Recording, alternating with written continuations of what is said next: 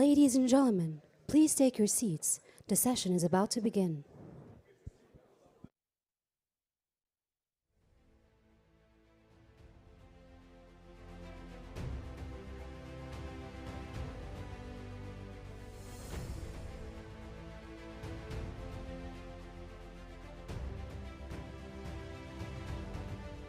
Ladies and gentlemen, please take your seats. The session is about to begin.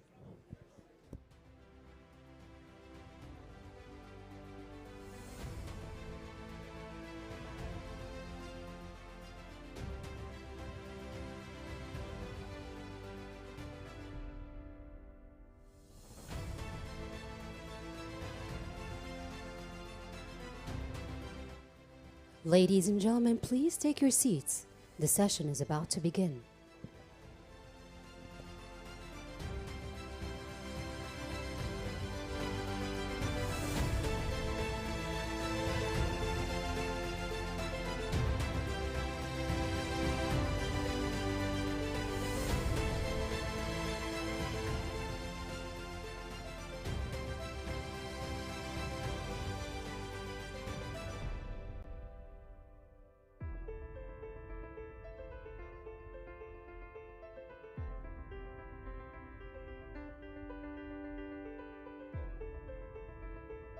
Ladies and gentlemen, please take your seats. The session is about to begin.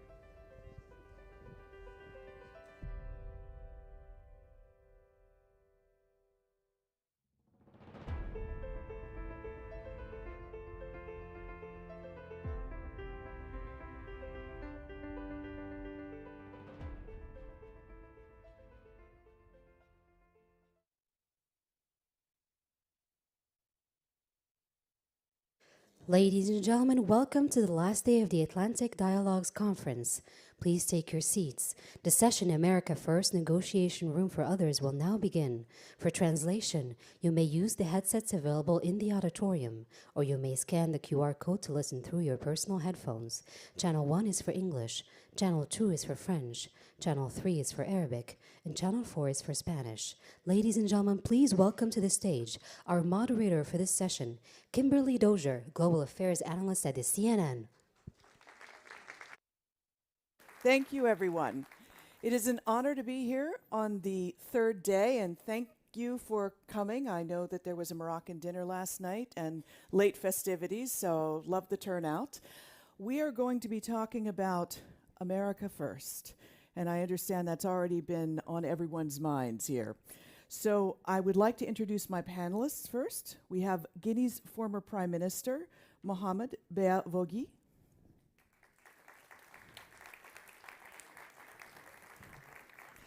And next we have Colombia's Ambassador, Carmen Jaramillo.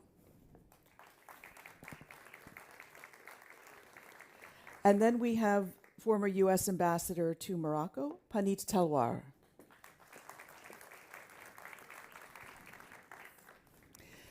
And as we get settled, I'd love to introduce a video. Give us a preview of what we're talking about. Used as a simple campaign slogan, America First soon became a new way of doing politics. By putting national interest above all, it transformed America's relationships with its partners and redrew the lines of global cooperation. Its impacts went far beyond Washington's borders, influencing everything from migration and climate negotiations to the way nations handle technology and artificial intelligence. For many countries, it marked a turning point, prompting them to reconsider their relationship with the United States and their place in today's shifting global landscape. How has the America First policy reshaped traditional U.S. alliances and global partnerships? How has it influenced global perceptions of U.S. leadership and credibility? How have nations leveraged these disruptions to carve out new negotiation spaces and influence global agendas?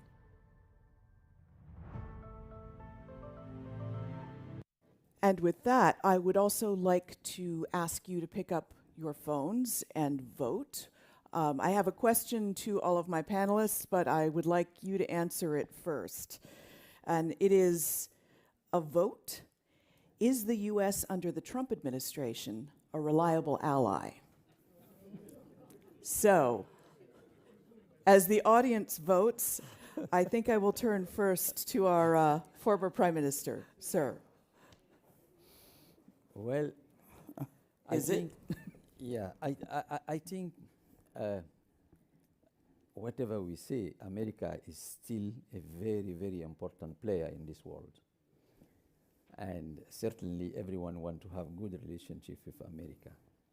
But with the evolving situation, I look at this from my southern shores, and people get a little bit confused at this stage. The country that used to function on rule-based, predictable relationship is now bringing a lot of surprises.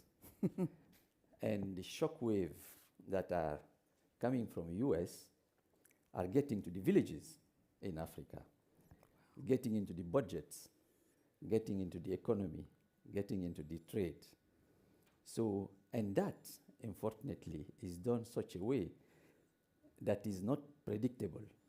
So therefore, today, America is certainly a very important partner, but it's giving some challenges with predictability. Giving some challenges. You were the Prime Minister, but you could be a diplomat. That's a very understated way to say it. Now we see the audience has voted, and something like 77% say no. We have some not sure, and some brave souls at 12% or so saying yes.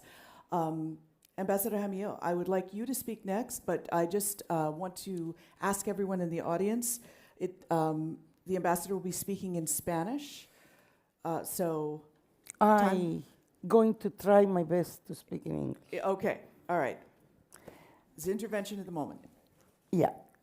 As the Prime Minister said, United States is a key place for all of us. It has been a partner for everyone. We have been dealing with them, like Colombia, for many, many decades. But the fact that he decided to do and to apply this American First has created a big problem around the world. Why? Because he is withdrawing from the main organization in the world. Secondly, because he's obliging the older allies, because he decided to think about America. But United States was a leadership around the world. What happened now is the place that United States is living is getting by other countries. But it was good because the countries decide that they have to do much more than they were doing before. They decide to work as another regions. Mercosur and European Union has been moving after the United States decide to leave all the organization abroad. So what I find is, even though if United States is very important for all of us around the world, the other countries are getting the place where the United States is living. So we need to have, it has been the leadership around the world, but now it's getting it's getting outside. When he's going to come back, it's going to be that the other area, the other regions, and the other countries that they are not necessarily their friend are taking the place. So you're saying, as the U.S. abandons various fields of influence, other countries, by necessity, are having to step into the gap. But once this space is filled and they have claimed ownership, independence, leadership, the U.S. will be left out in the future.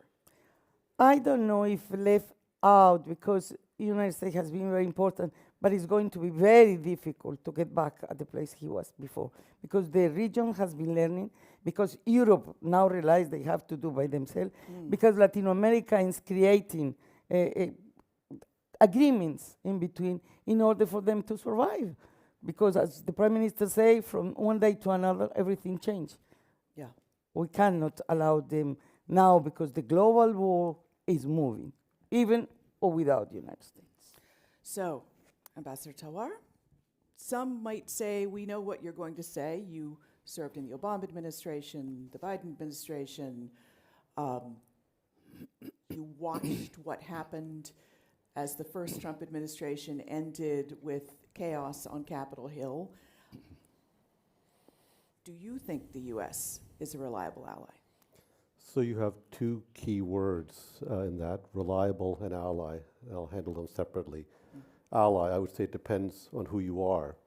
If you are one of the Gulf countries, if you are Prime Minister Orban, if you are President Milei, if you are in a right-wing populist party in Europe, if you're here in Morocco, you would probably say yes. If you are a traditional ally in Europe, if you are Canada, if you are India, you might say something very different. That's the ally part. The reliable part, I'll tell you from my experience, having been an ambassador here, having been on the front lines of some of the competition that we've seen around the world, particularly with China, work I did previously as an Assistant Secretary of State, where my responsibility was to negotiate security agreements with countries around the world, provide defensive equipment. One of my strongest selling points, one of the differentiators that I had with me, was to be able to say, to come to countries, sign the security agreement, buy this piece of equipment from us, come with us, because you will be not just getting this, what you're buying immediately, you're buying into a long-term relationship with the United States. You get the full faith and credit of the United States, and we will be with you even when the chips are down. To me, that's reliability. And yet, we've seen two administrations carry out major actions that the world has interpreted as betrayal. In the Trump administration, we had things like the cessation of USAID, which I want to get to next, but we also had the Biden administration withdrawing from Afghanistan and the continued stories of Afghans who worked with Americans, not able to get out, being assassinated, being hunted down to this day. How does that dent, having two in a row, how does that dent the U.S. reputation? Well, I think they're very different. Of course, the withdrawal from Afghanistan was pursuant to an agreement that had been negotiated, which was very controversial at the time. It certainly didn't help the way that was carried out and the after effects. And we've had this challenge throughout our history. We're not perfect. We had it in Vietnam afterwards, after Bay of Pigs. There are a number of things, historical events you can go through. But by and large, I still think, as the Prime Minister said, that the United States and the Ambassador, that the United States is an important country. People rely on us, and generally we have been seen as reliable. And yet, some might say, rather than reliable, we are a necessary evil.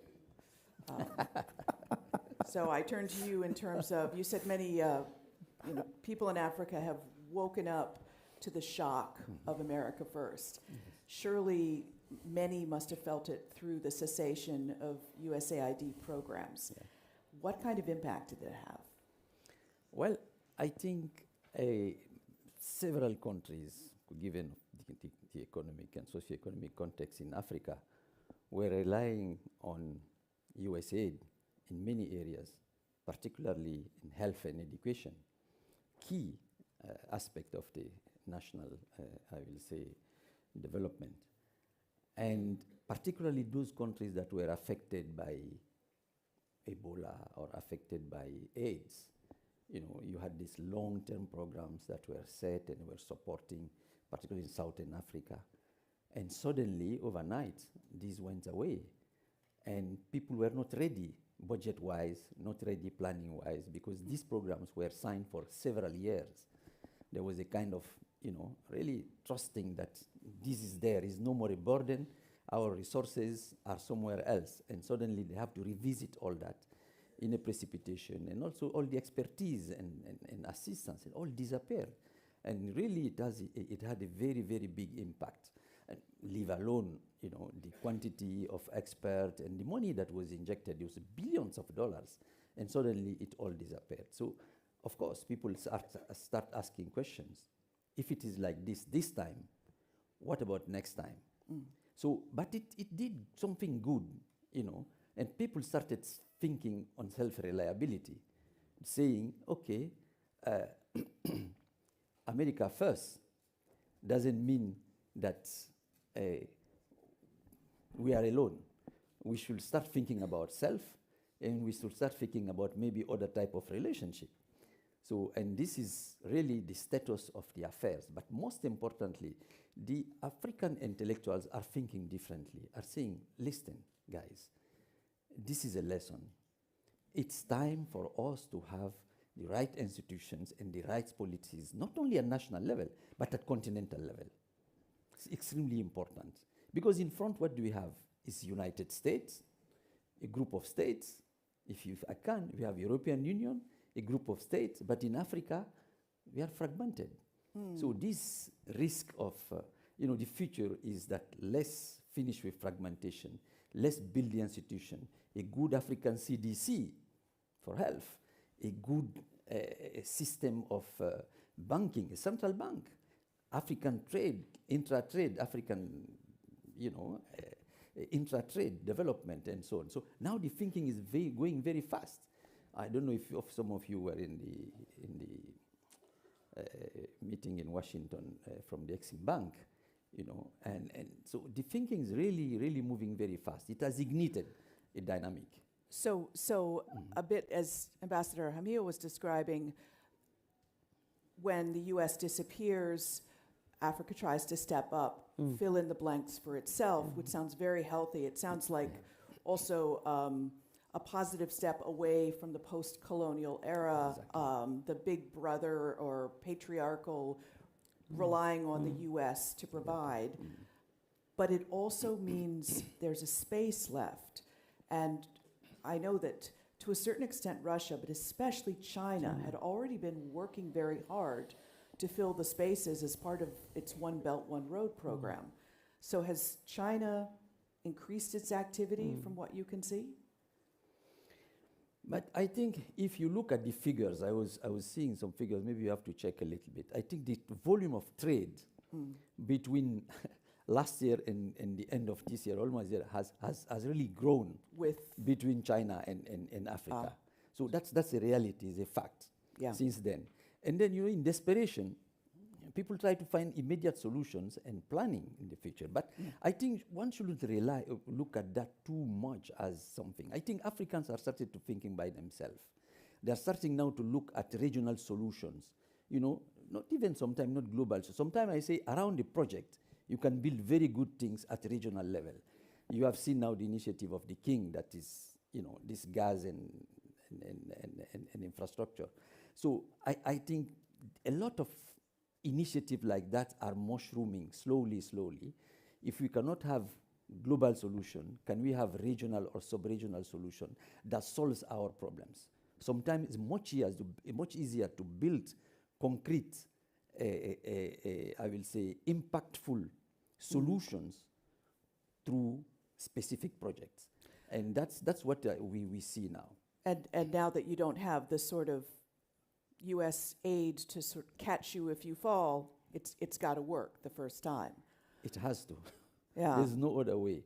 In my place, they say, if they push you up to the wall and your back is at the wall, there is nowhere you go. You have to respond. So that is the African continent. Yes. Ambassador Hamil, your Quite thoughts? similar. Latin America has been, as China has been present in Africa for so many years now, and it was present in some countries in Latin America. But now you can see much more, even in my country. For us, United States is very important because it has been the ally for decades and decades. But United States is moving back. Is thinking in American first. So what is the gap? The gap is the Chinese are coming. And people does not hate. They like because they come with the planning, they come with the projects, they come with the money, What are going to be the results later on? It has to be seen, because if you see Ecuador, and if you see Peru, and you see Argentina before, now Argentina is changing back. Brazil, who has been having, now is Colombia, they are planning to build the roads, to build the buildings. So whatever is the point is, China is covering the gap that the United States is leaving behind.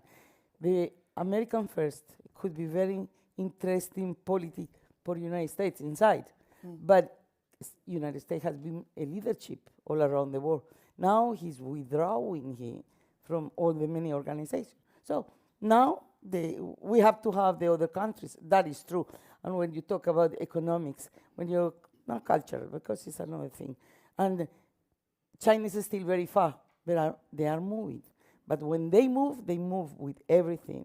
Money, platforms, people. So United States is not the case. The kind of long-term planning that organizations like USAID and certain UN organizations, when they were better funded, are able to do, that has now disappeared, and we're only in the first year.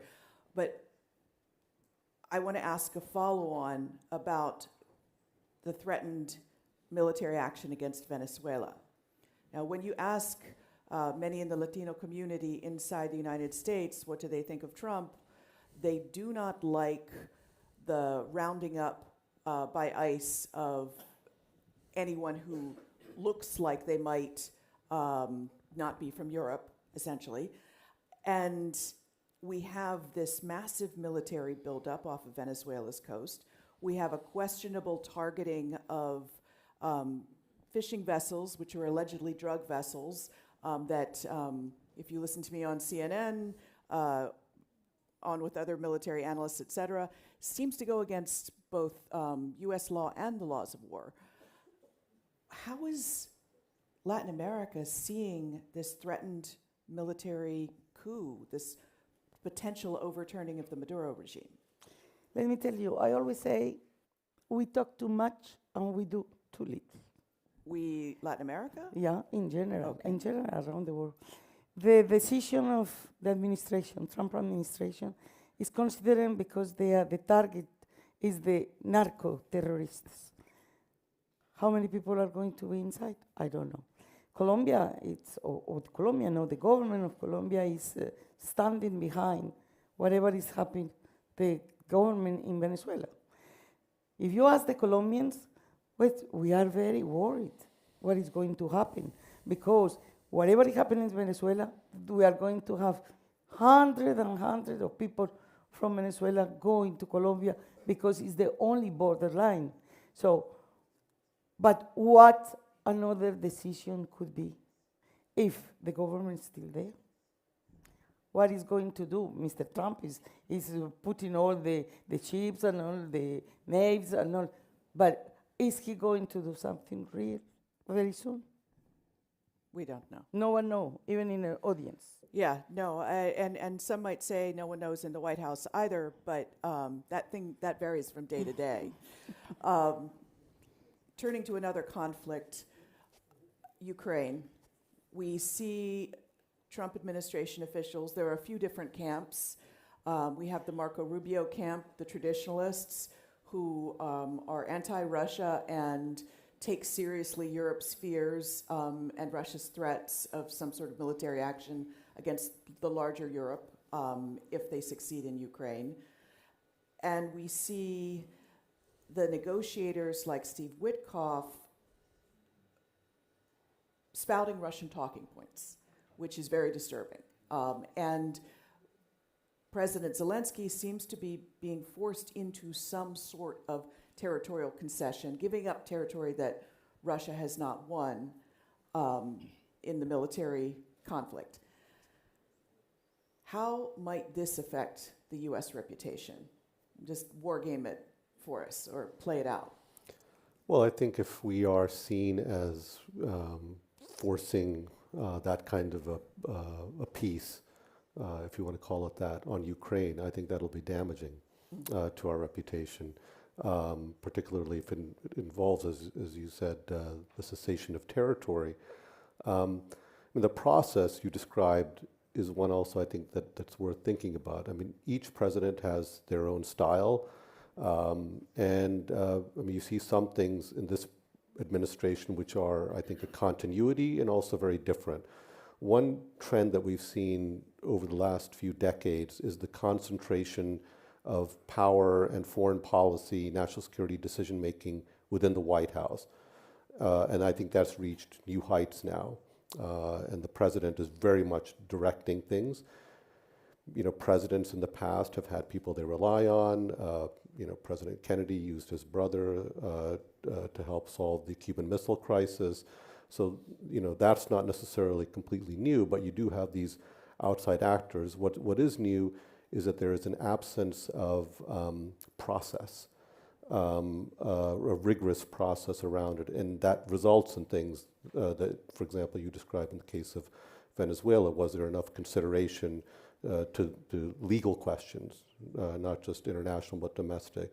What did the intelligence community think about various things? What did the intelligence community think would be the reaction of Ukraine to the 28-point plan? And this is the kind of thing that you used to do at the NSC. Yes. You would corral all of these opinions and make sure the president was briefed. Exactly. The job of the National Security Council staff was to present a wide range of fully vetted options to the president. The president would decide, and then you would oversee the implementation with the agencies. I witnessed, actually, cabinet secretaries going into the Oval Office, trying to do an end run on the process. And President Obama said, "Great idea, run it through the process now." Now, But he sometimes, liked process. yes, sometimes, that can be, you can have too much process. Yeah.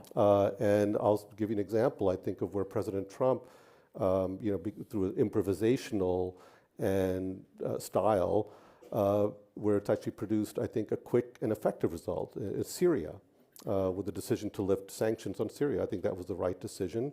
And had that gone through a process, you may have ended up with something very different at the end of that. So there are pluses and minuses to it. I prefer some degree of process. I think there has to be a balance, but there should be also space for presidential initiative. Well, I would like to warm up the audience, start thinking of your questions. I'm about to run the mics to you, but before we do that, Mr. Prime Minister, I would like to give you a phrase that apparently earlier in the dialogues the audience came up with to describe Trump, a transactional supremacist. Now, you were the prime minister who came in Guinea after the restoration of a government following a military coup. How do you unseat a transactional supremacist?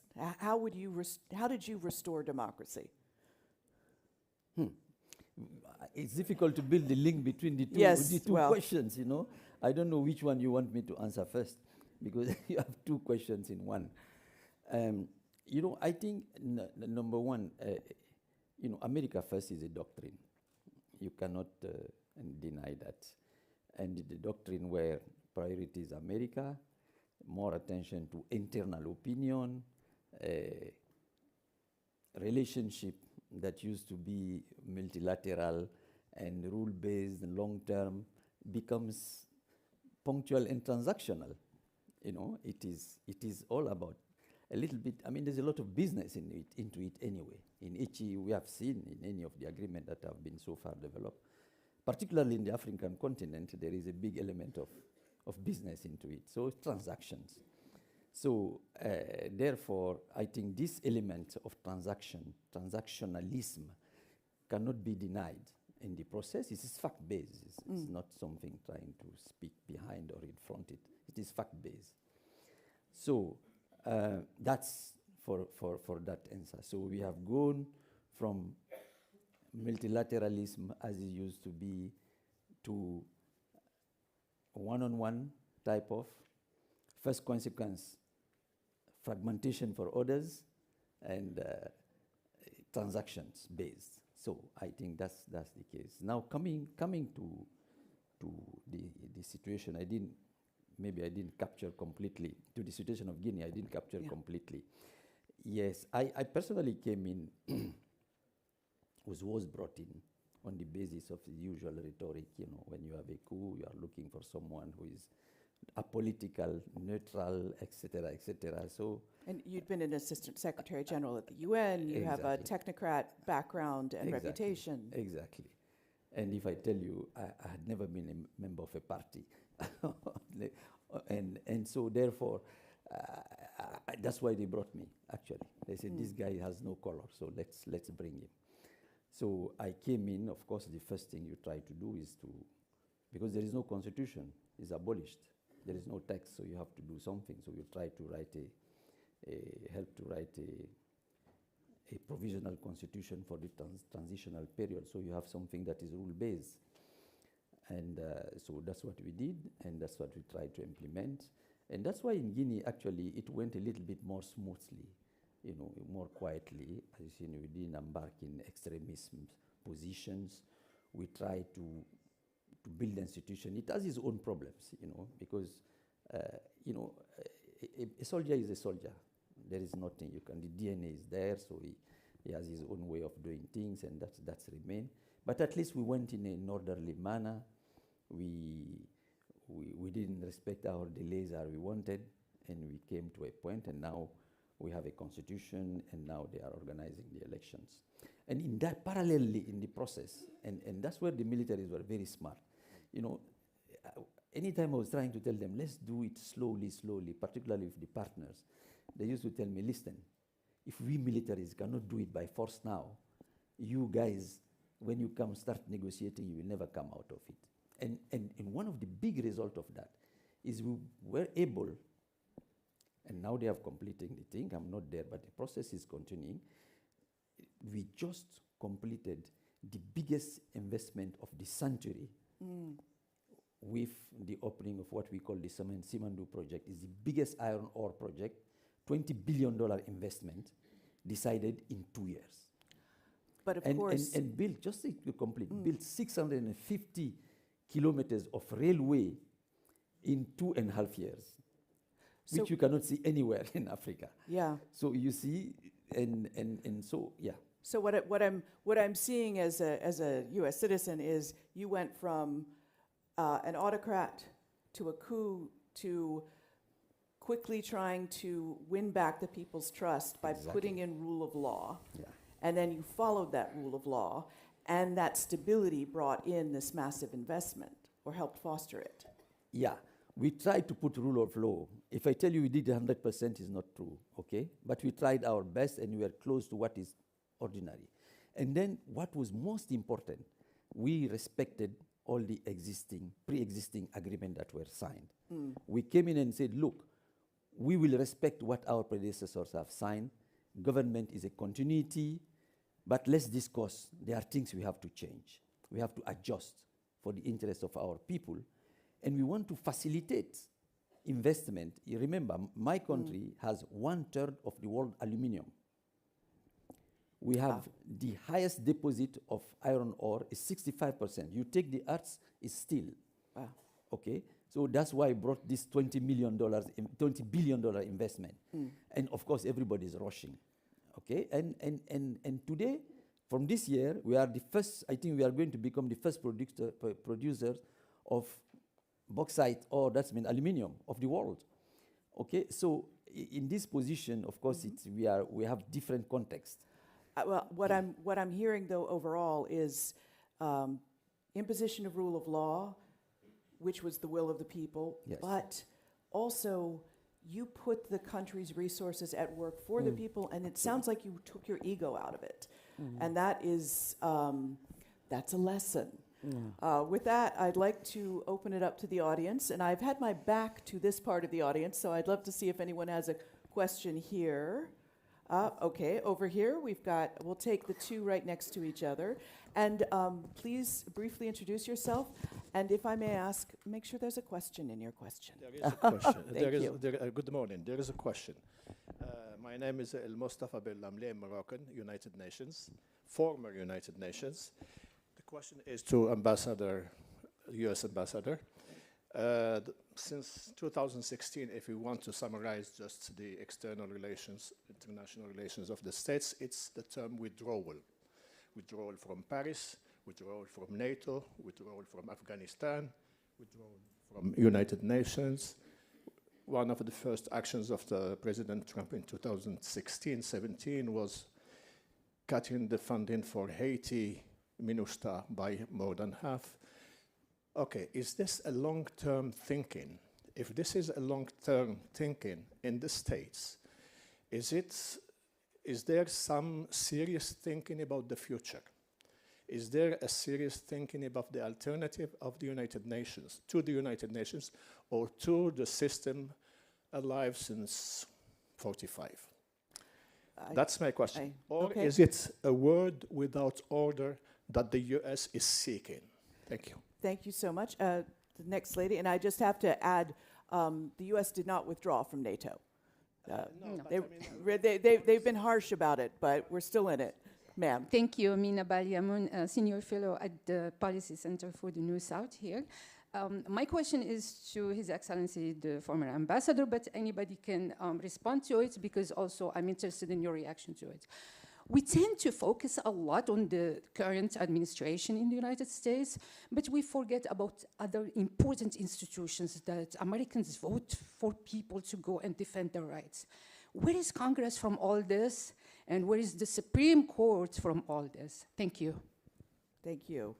Yes, where are those checks and balances that we're supposed to check, the presidential power? One here. I'll take these two, and then we'll go to answers. Do I have microphones, just a second. Okay. No, you go first. Okay. Trying to be a gentleman. Marcus Freitas, Senior Fellow at the Policy Center. My question to the panel is this. Trump has been considered in China the builder of the nation because all the measures that he takes has forced the Chinese to adapt, build new things. One of them is the chips, right? With the whole situation with NVIDIA, we are hearing that. So Trump is a temporary personage in history. But we do see that some of the things that he's doing will have long-lasting problems, like the action in Venezuela, the way he's handling the whole process of global governance. My question is just this. Are we losing the opportunity to build something new, G20 -1, understanding that it is an important player, but from time to time, it wants to isolate itself. That happened with the Clinton years. The U.S. became more isolationist. So that's my question. Thank you. So, I mean, some could say that the resurgence of other nations at the UN is already a consequence using a current institution, but expressing it in a different way. Ma'am. Thank you so very much. My name is Len Ishmael. I'm a senior fellow at the Policy Center, and of course, this is my colleague and gentleman. Just very quickly to say that I'd like to just pull the conversation back a little bit to what's happening off the coast of Venezuela. Mainly for several reasons. One is the fact that Venezuela, of course, is a country that has been under sanctions for quite some time.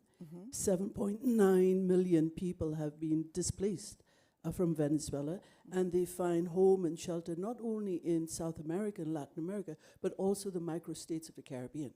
Trinidad and Tobago shares an oil field on which its economy depends for natural gas and oil and its economic buoyancy. Indeed. With Venezuela, okay?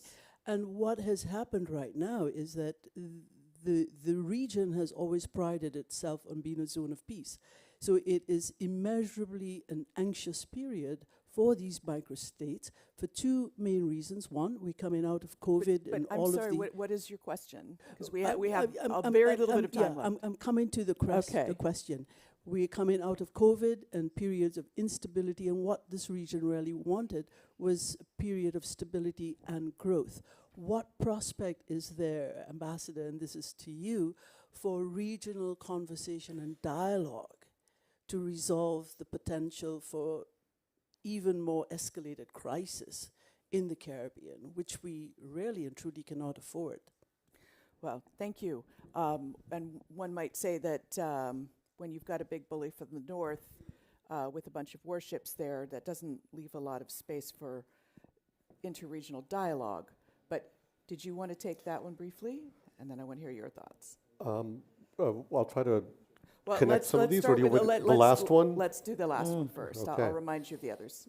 So on the region, I think what we saw in terms of my honest opinion is that regional dialogue it won't be in its traditional format. That there will be probably some degree of discussion with like-minded actors, but we don't know what's going to happen there in Venezuela either. We don't know what the administration is going to do. I would say that it's also not a resolved issue in the United States. There are a lot of people, including in the president's coalition, who are not crazy about the prospect of another regime change operation and what that might entail, and becoming responsible for the daily lives of another people. That's not a popular prospect in the United States, and much less the region. Now, so the OAS, traditional structures like that, what role will they play? Will they be asked to do something afterwards? I can't tell you. I can tell you what's interesting, and this maybe does link back, if you'd be okay with this, with the previous question on the role of the United Nations. The administration did actually go and have the peace plan for Gaza blessed by the Security Council after the fact. And so it's not as if the traditional institutions are being completely dismissed. And of course, here in Morocco, people are very familiar with a subsequent Security Council resolution on October 31st on the issue of the Sahara. So do you think this is an opportunity for interregional dialogue? Can the OAS do anything? Opportunity, yes. Opportunity, yes. But they are going to do it. This is another thing. The polarization in the continent is very, very tough. And I don't see that they are going to sit all of them, because it has to be all of them. It's going to be bad for all the continent. But I don't see that which all the leaders in the region are going to sit down and talk about the situation. So is this a matter of nobody wants Maduro to stay in power, except Cuba, perhaps, because they are so reliant on trade and oil deliveries. Therefore, the U.S. is doing them a favor. So no one's going to object to this stepping on to Latin American sovereignty? No, perhaps it will be an objection. It's true. What we want is that Venezuelans could live in their country, Venezuelans could enjoy the place, but the situation is very difficult. So the regime, I don't know if it's going to happen something. But at the same time, we don't want to have a war because it's going to affect all of us. Especially Colombia. This is the problem. But we would like that Venezuela will have peace back, for sure. How about the larger question of the reestablishment of the Monroe Doctrine, as the Trump national security strategy described it, where they think it's their Latin Americans' business is the White House's business? Is that offensive? I think it should be the both. I work in Miami, and I saw what it was the South Commander. And it was a time with the South Commander has a meeting with all the countries. Agree or disagree with the United States, but they were running. Now, there is not possible to do that.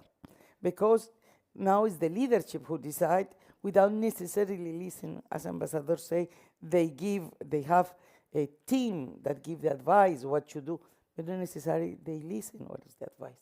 So for us, as the Prime Minister say, it's very important to keep having relation and important relation with United States.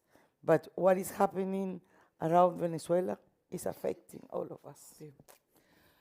Prime Minister, this idea of, is there an opportunity to build something new, especially with this new era of U.S. isolationism, as your former UN colleague described? I mean, does the UN, as opposed to tearing the UN down and creating something new, can the UN, with other nations stepping forward, become more representative of what the world wants as opposed to what the US wants? Well, it's a difficult question. But, what the new doctrine is saying, Trump doctrine is saying, they want burden sharing. Okay? They say we don't want to do it alone. Mm-hmm. But then if you say burden sharing, it means also you have to accept some power sharing. Mm. Okay? And what does it mean? It means that we have to set the rules together. Number one, we have to manage our institutions together in a different way. And then we have to share the benefits. I think these are three principles that have to be there. If you say the responsibility is no more mine alone, we are doing it together, it's fine. Then let's manage together and let's share the product together. That does not seem to be... I think that should be the principle. That it goes with America first. Yeah, but that should be the principle. And I think with this fragmentation that is happening now, I think it is time that institutions, or let's say gathering like the Atlantic Dialogues, start thinking about it. Particularly, we are all, Latin America, Europe, United States, and Africa. This Atlantic shores.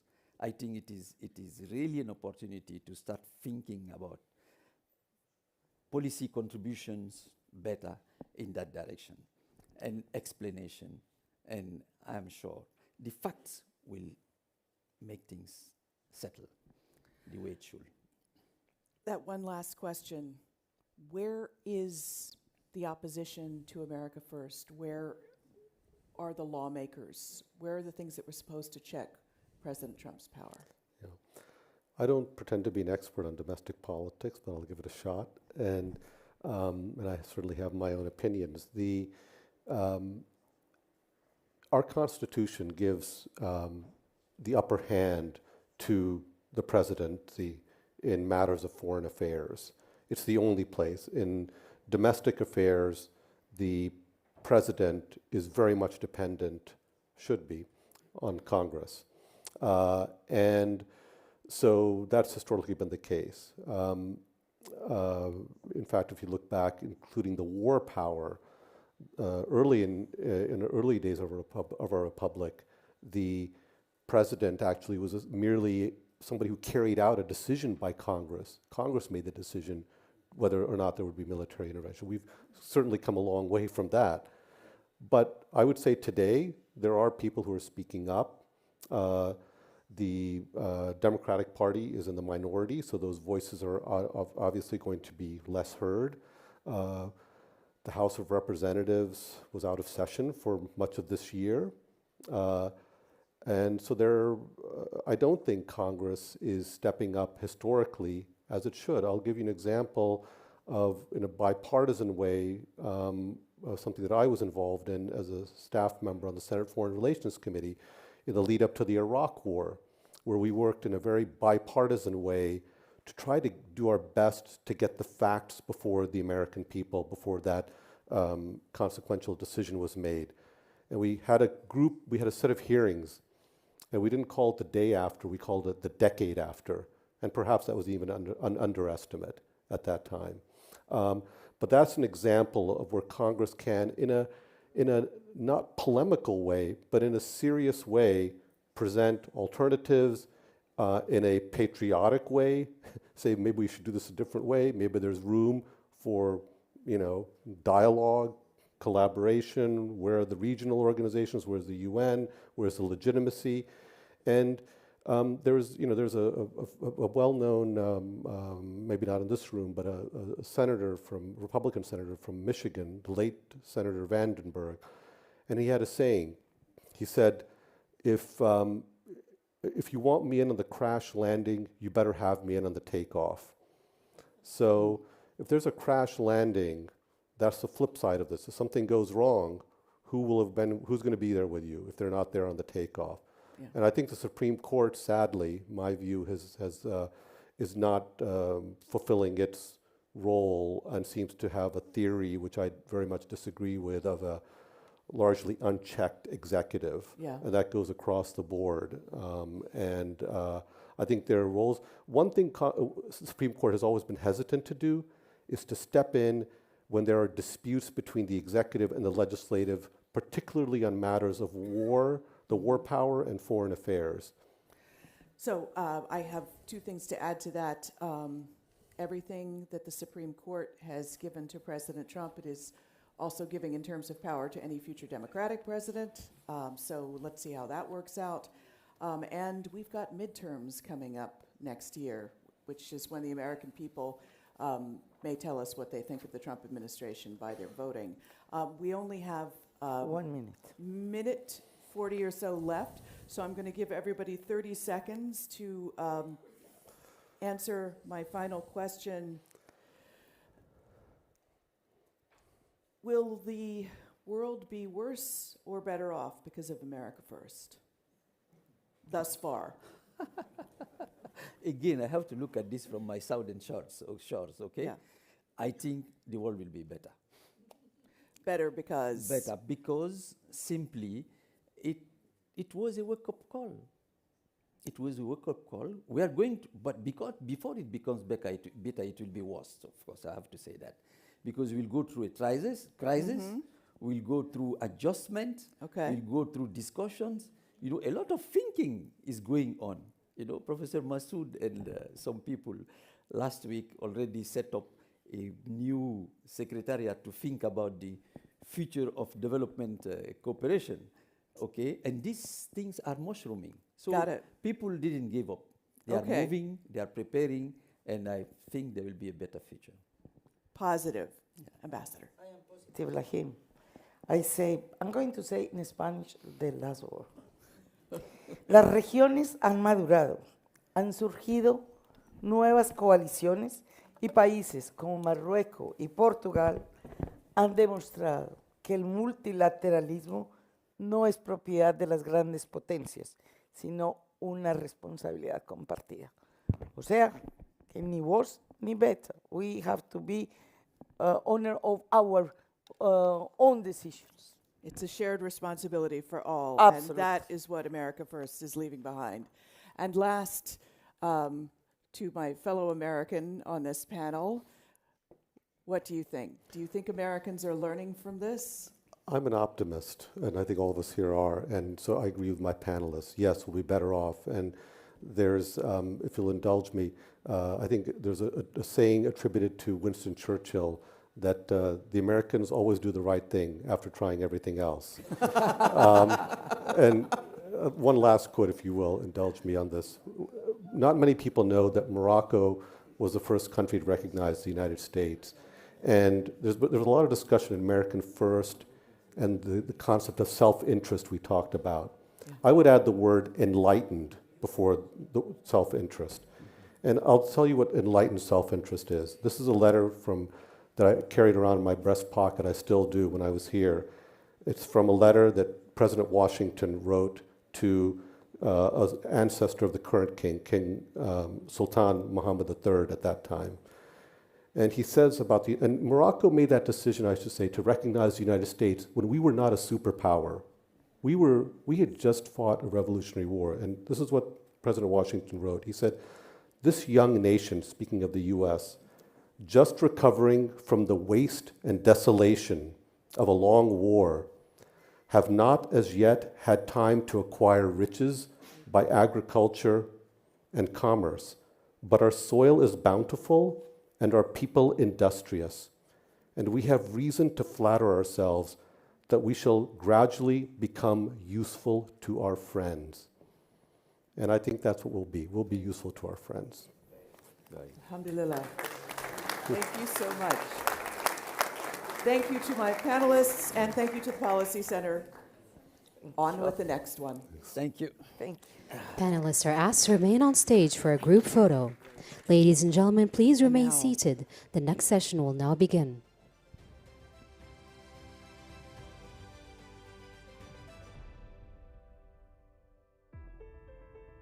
Ladies and gentlemen, please remain seated. The next session will now begin.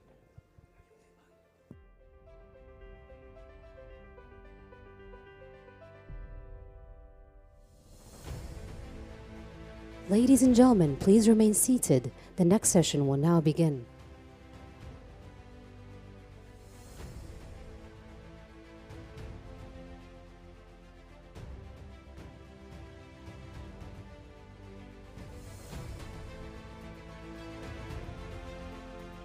Ladies and gentlemen, please take your seats.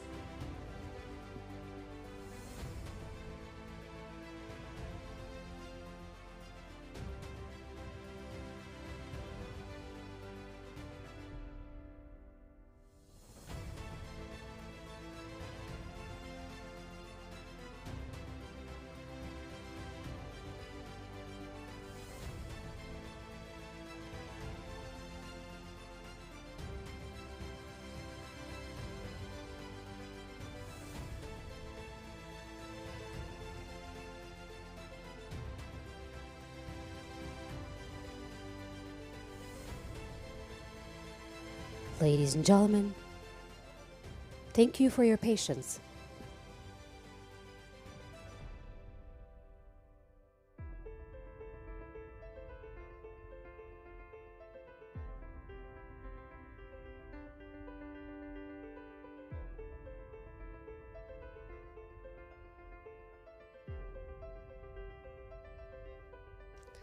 Ladies and gentlemen, please remain seated. Thank you for your patience.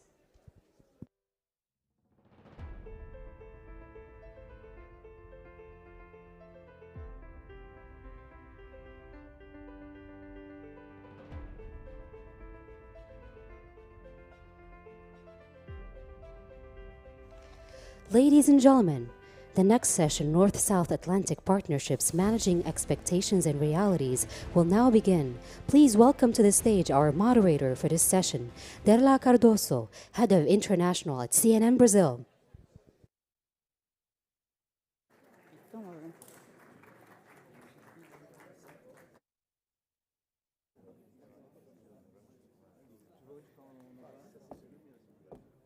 Morning, dear colleagues. Welcome to our next session, which will be about North and South partnerships. We are indeed living in a world where geopolitics is shifting. And those changes are not just visible in the news. We can feel them in our pockets. For some people, including in their way of not achieving their dreams through working, studying, or traveling.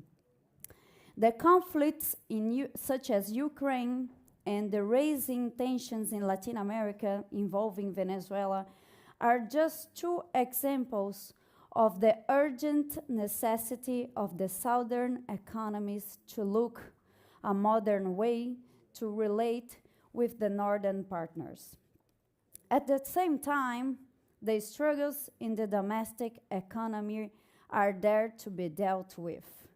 But how to move from a historical alliance based on exploitation to a relation with truly mutual benefits?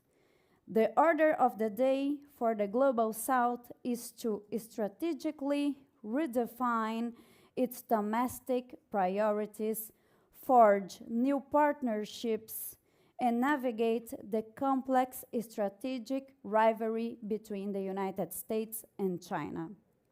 At the time of a critical interdependence, traditional North and South relations are facing unprecedented time of pressure. With our attention on this, which will be the future of North and South relations? Well, we'll try to give some answers in this panel, and in order to do that, I will introduce you 4 distinguished panelists, beginning with Her Excellency Dato Astana Abdulaziz.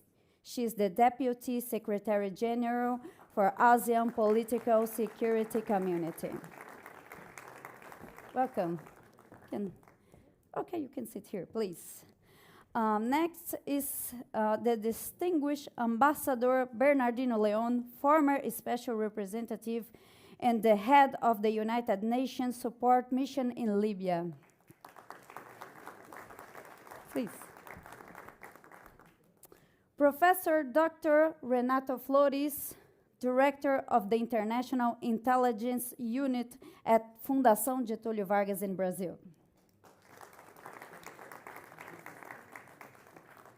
His Excellency Omar Hilal, Permanent Representative of Morocco to the United Nations. Welcome, please. Well, and before we start this plenary, I will invite you to see a video from the organization. North-South partnerships remain crucial for addressing global challenges, from sustainable development to energy and digital transformation. These partnerships often face asymmetries in power, finance, and influence, where expectations clash with strategic realities.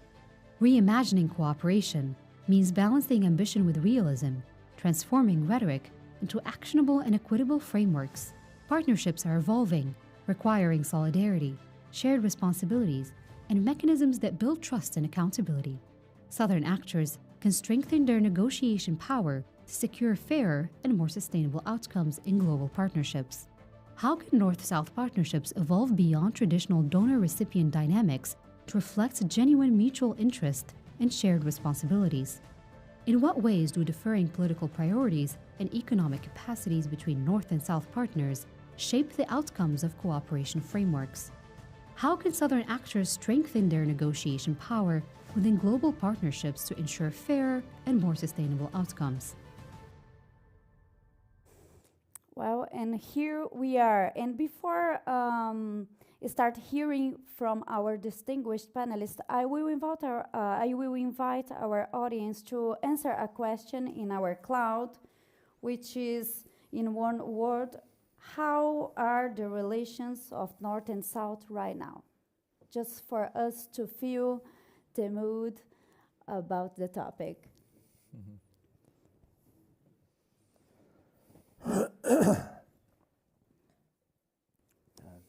Tense. We are not seeing the T word, as our moderator friend said yesterday: inequality, changing, inequality, tense, unbalanced. Okay, complicated,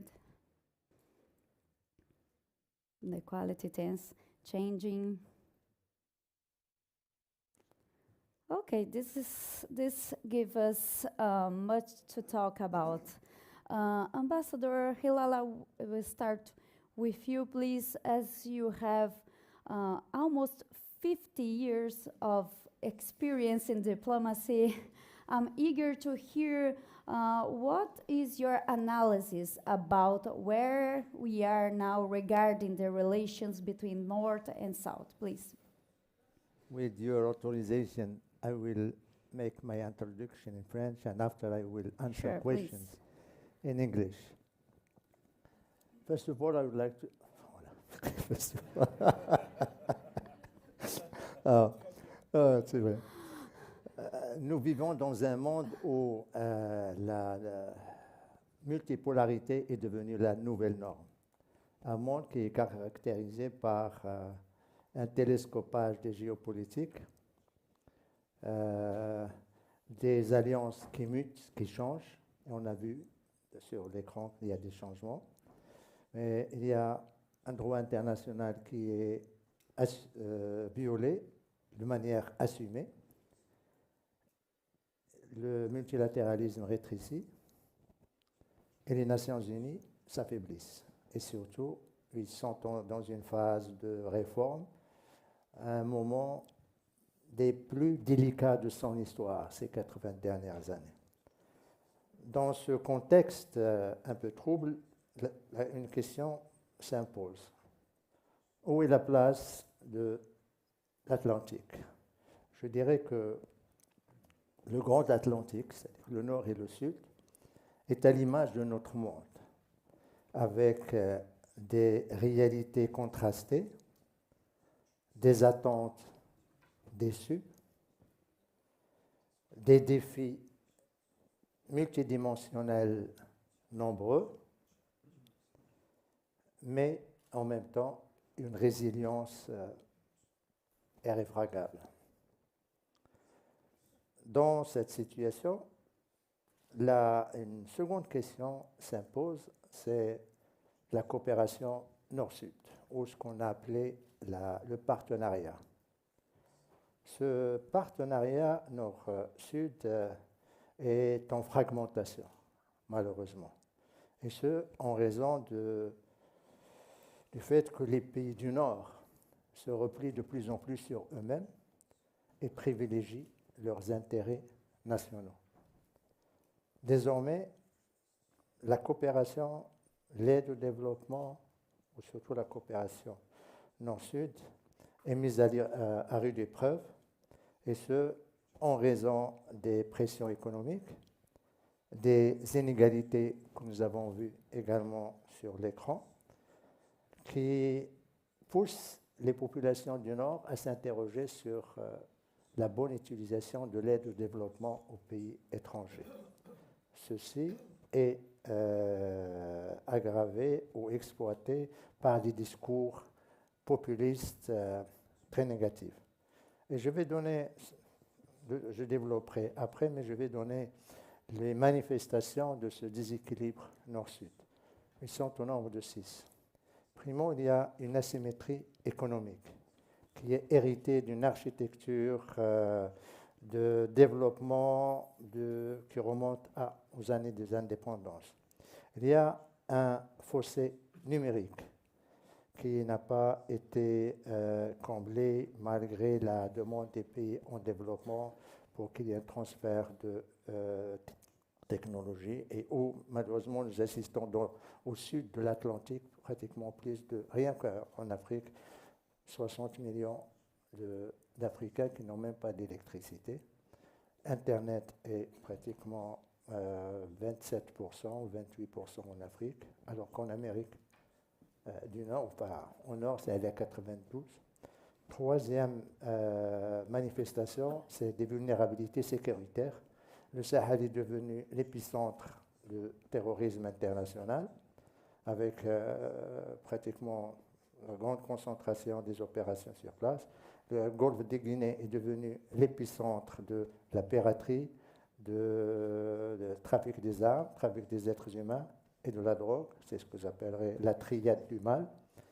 L'autre manifestation, c'est la gouvernance. Il y a une gouvernance internationale qui est verrouillée. On ne laisse pas les pays du Sud avoir leur place autour de la table pour pouvoir également participer à la prise de décision, notamment en ce qui concerne leur destin, leur développement économique et les choix macroéconomiques qui doivent s'imposer et surtout avoir accès à des facilités de crédit.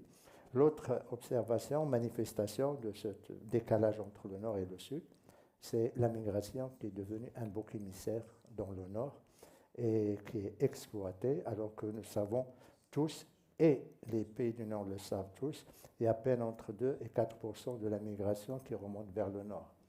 Or, c'est devenu maintenant un thème dans les programmes politiques, des sujets quotidiens dans les télévisions, et cela crée un sentiment c'est-à-dire de rejet de l'étranger, alors que normalement l'Europe a plus, le Nord en général a plus maintenant besoin de la migration que l'était auparavant, parce que la chute de la démographie, la main-d'œuvre et surtout avec ce qui se passe actuellement, le besoin.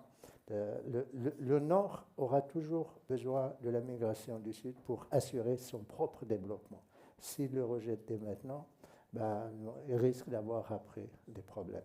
Voilà les manifestations que je tenais à exposer, mais je serai disposé à développer par la suite, si vous le souhaitez.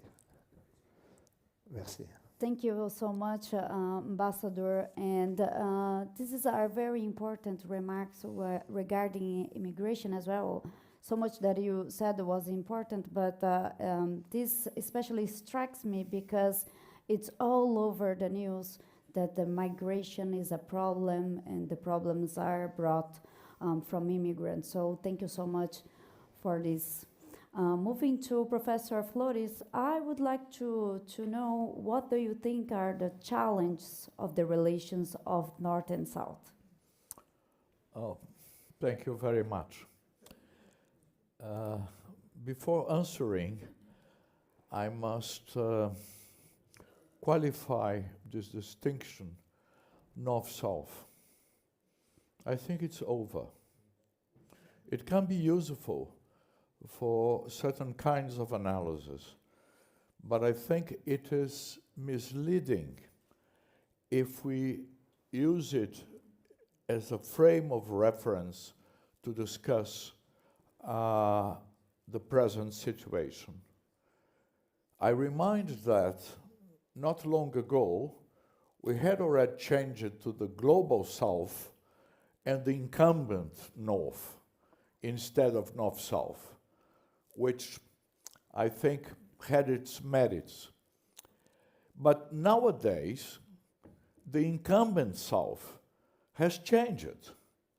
Europe is in a state of flux, and will continue like this. Of course, it will find its way someday, but not in the near future. So what we have now, and I invite everyone in the audience to read the November this year National Security Strategy of the United States of America. What you have nowadays is a hegemon who feels that or fears or doubts about its power. And then you don't need to be Freud, you don't need to be, if we speak in English, in Français, Jacques Lacan, to see that if one publishes a document with 30-something pages, and in every page says, I'm powerful, I'm good, I'm strong, well, you have a problem. You should go to the shrink, okay? So we have a hegemon, but he still is the hegemon. Let us not forget this. With in decline, so he wants to show that he's still powerful, and we have the rest. I think it's better to think in these terms. So the solutions, not solutions, please, but the suggestions I'm going to present to the three questions which were made will be under this context. How does the rest act to live in this present reality? And if I could be dramatic, forget North-South. Let us think about this, because the reality is completely different. It's no wonder, and I liked it very much, that the word tense appeared in your short survey. Mm-hmm. By the way, not statistically reliable, but that's another point. But tense appeared several times here. And this is no wonder, because now we are reasoning under a narrative of fear. And this is very bad. If you take decisions out of fear, you are going to take bad decisions. So my points will be, get out of this narrative of fear, and let us try to see how we manage a complex, another word which appeared, a complex relationship of the rest with our dear hegemon. That's the point. So maybe I stop here, no, and then I have my suggestions that I would like to give, but I'll give them afterwards. Thank you so much, Professor. Grazie tanto. Well, moving on to Ambassador Leon, in September, you stated that international relations are no longer the same as they were during the Cold War. So I'd like to hear from you, how does this idea dialogue with our topic today?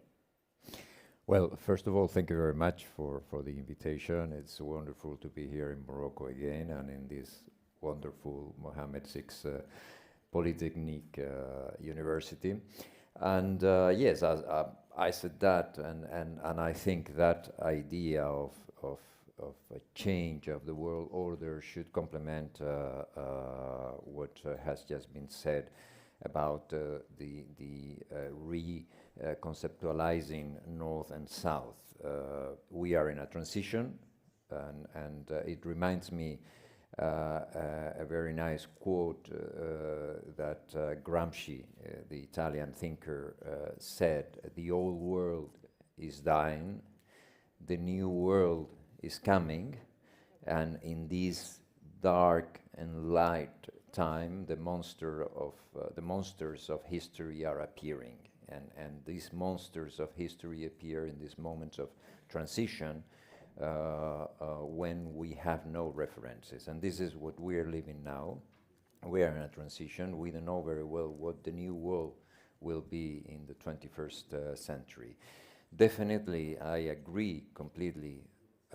We need to change the concepts, and I'll give you an example. After I left Libya in 2016, I was for a few years creating and developing a diplomatic academy in Abu Dhabi in the Emirates. And I think the Gulf states are the best example because they used to be linked to the North in the past, and we used to see Saudi Arabia, UAE, Qatar as strongly linked to the United States, to the Western countries. And last year we have seen them joining the BRICS and saying we are not North anymore, we are rather South. But so this old divide between a rich North and a developing South is changing, and so we need to understand this new world, which we don't know how it is going to look like. So that as a general answer. In the meantime, we are facing serious problems, and we cannot afford waiting for this new order to be defined by all of us around the world. We are facing problems. Migration has been mentioned. We are facing problems with energy. We're facing problems with international trade, and we need these solutions now. We are all losing from this lack of understanding. So we need a new agenda, and the agenda is completely fragmented at the moment.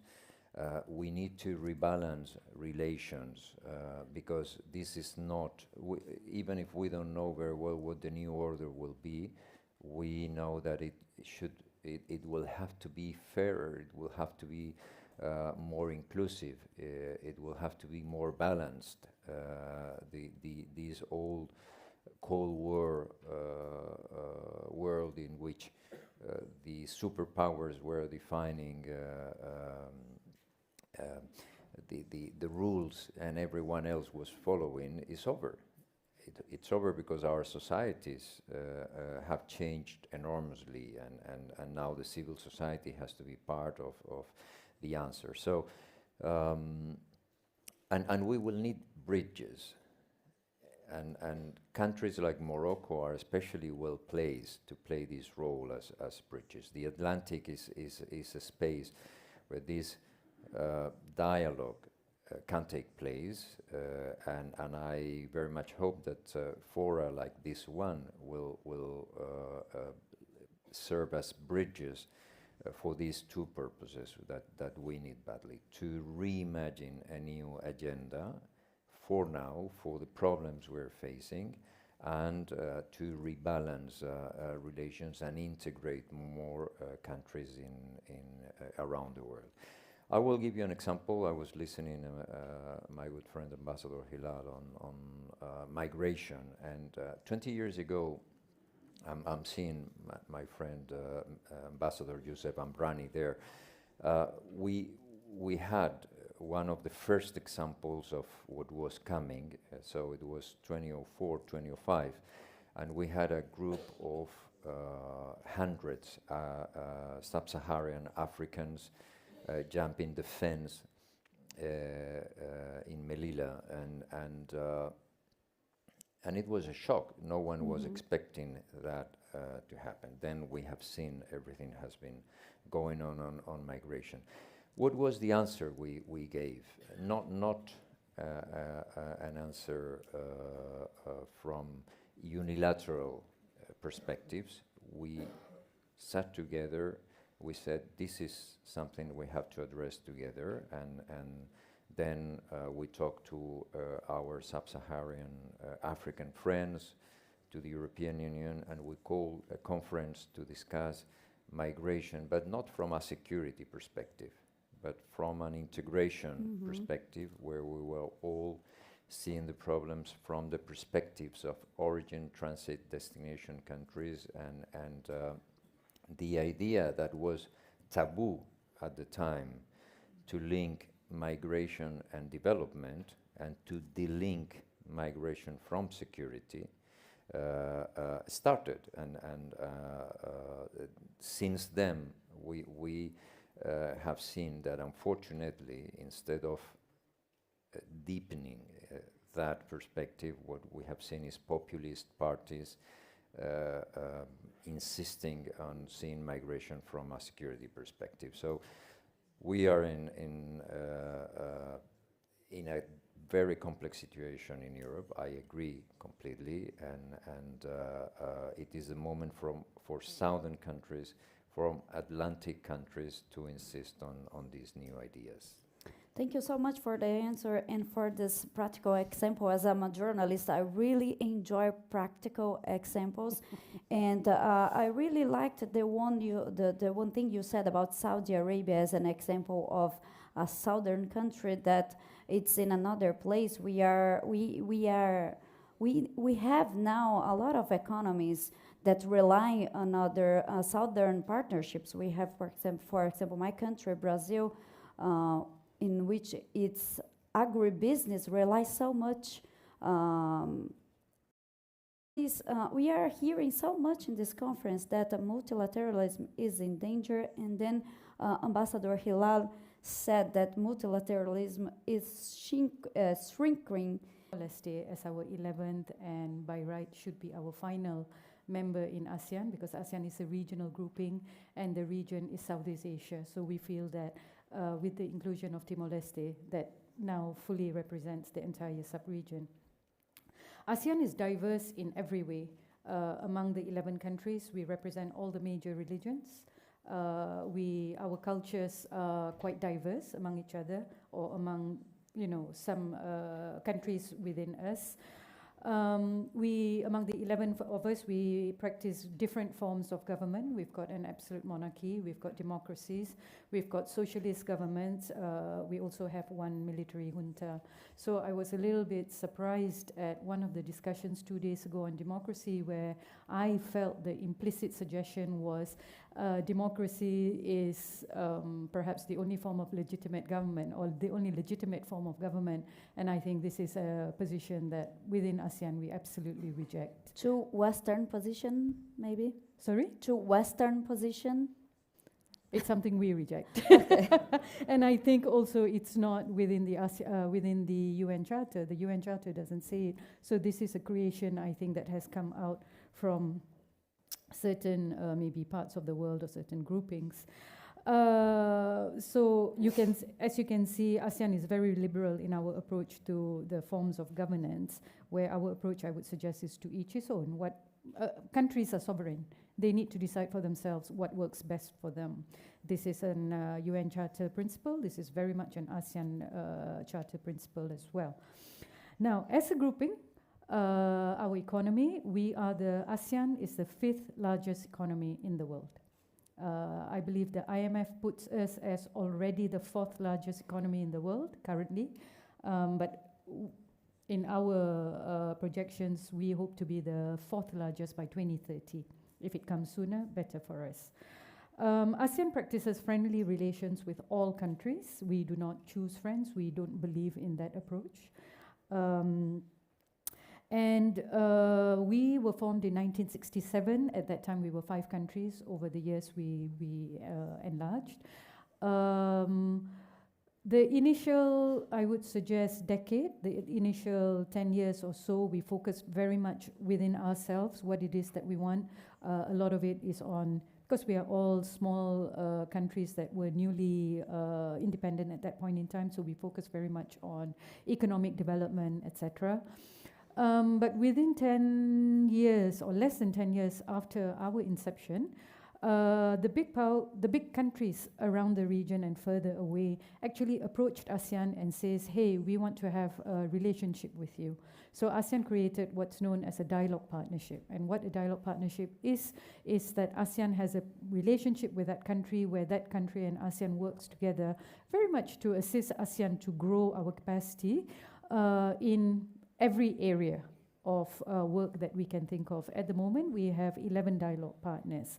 Many of them are developed countries, but some among them are also the higher level of developing countries. Some of them are, let's say, China, Japan, Korea. We've got Australia, New Zealand. We've got India. We've got Russia. We've got the US and Canada. We've got EU, and the last dialogue partner is the UK after it broke off from the EU. So what is it that, maybe before that also, so ASEAN focuses very much on the economy. We are Asian after all, so we are very pragmatic. We look at how we can grow the development levels of our countries. So after looking at internal economic development among us, we then looked at doing FTAs with some of the countries that we are more economically connected with. And then as that grew over the years, in 2020, we finally set up the RCEP, the Regional Comprehensive Economic Partnership Agreement. That is essentially an FTA of 15 countries. It is the largest FTA in the world by way of GDP, by way of population that it covers. Currently, ASEAN is working on DEFA, a digital economy framework agreement, looking at how the digital economy is just really prevalent across the world. So we are sort of like taking the bull by its horns, and that's something that we are looking at. We are focused on our rapid digital transformation, boosting digital trade, enhance interoperability, secure data, and support our micro, small, and medium industries. The intent is to double digital economy to $2 trillion by 2030. And then we are currently also working on an ASEAN power grid, which is to connect all the power grids among the 11 ASEAN countries so that that would assist us to also grow much faster. In this, it's interesting because among our membership, we've got very rich countries, Singapore, Brunei. We've got different levels of middle income countries. I think we also have among us 1 or 2 what UN would classify as a least developed country. But within the ASEAN Power Grid project, this least developed country will become the powerhouse because it will be very rich in hydropower and other sources of power. So that's where it can actually play a big role in assisting the rest of us. So this is what ASEAN is doing within ourselves. We are making sure we work on ourselves to make ourselves a going concern, that we are economically vibrant, politically stable, sociocultural. We are working on that to make sure we bring the best for our peoples. In doing this, we don't feel the need that we need to work on it just by ourselves. So where countries have said that they want to partner with us, we open our arms, we welcome them. The relationship is where it is mutually beneficial. So many of these countries, of course, bring money, but that money is not in the form of cash, it's in the form of projects, programs that they work with us.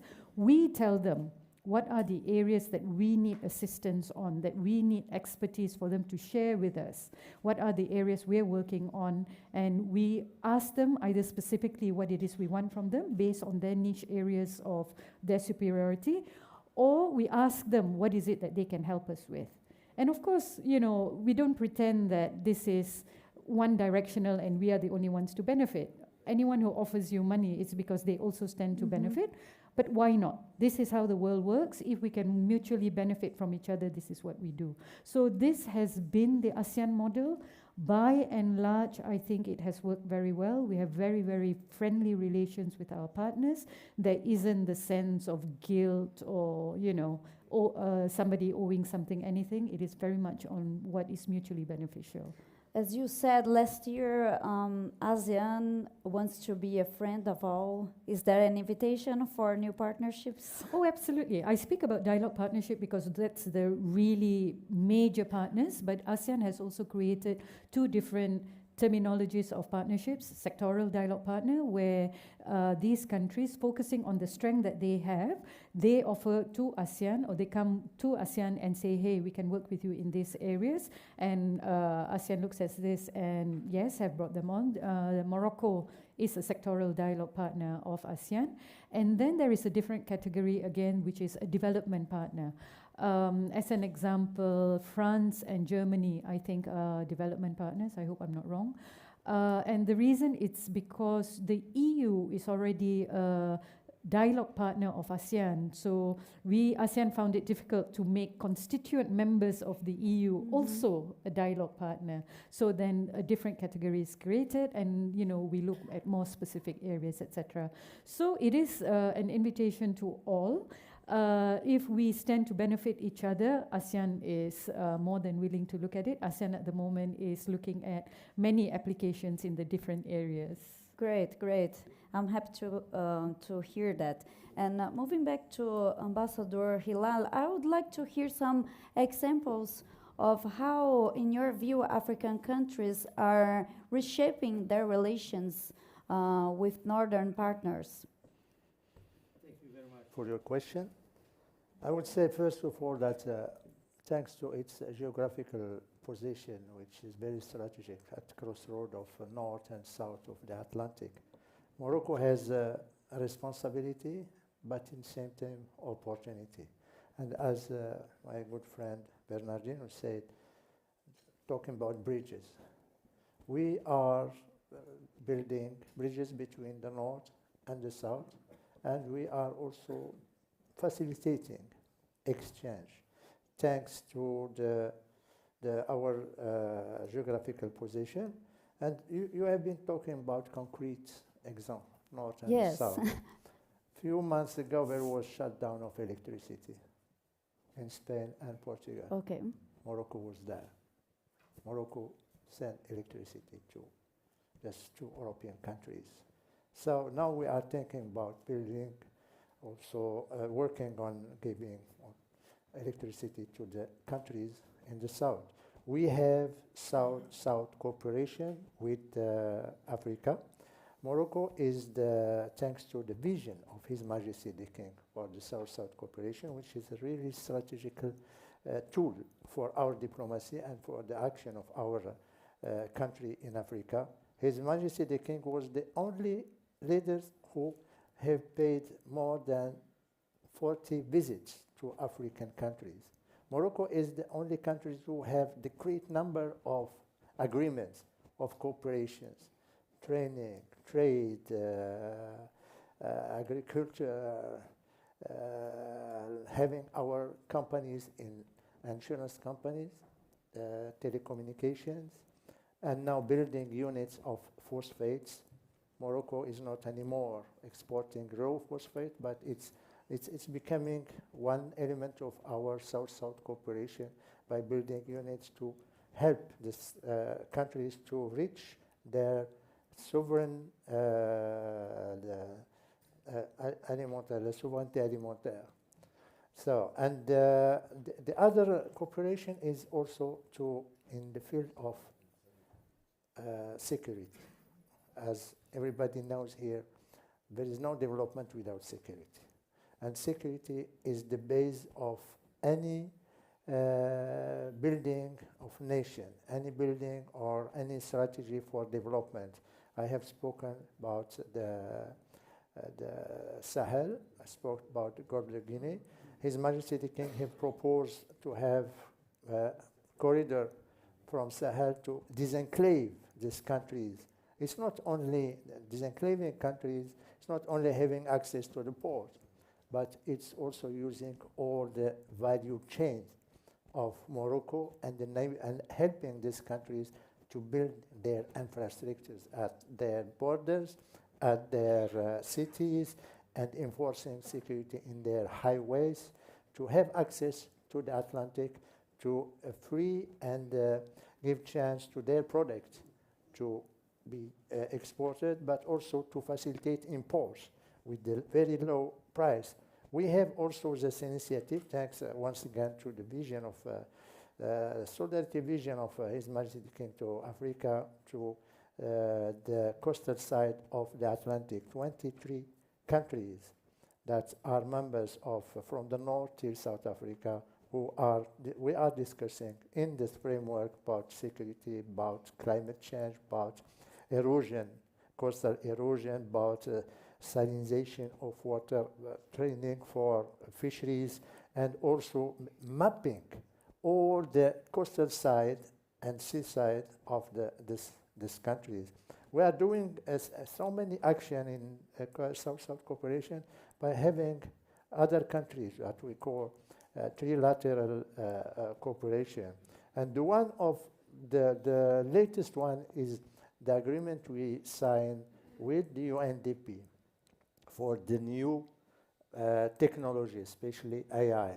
For Africa, Morocco, the UN have chosen Morocco to be the hub of cooperation with Middle East and Africa. So because we have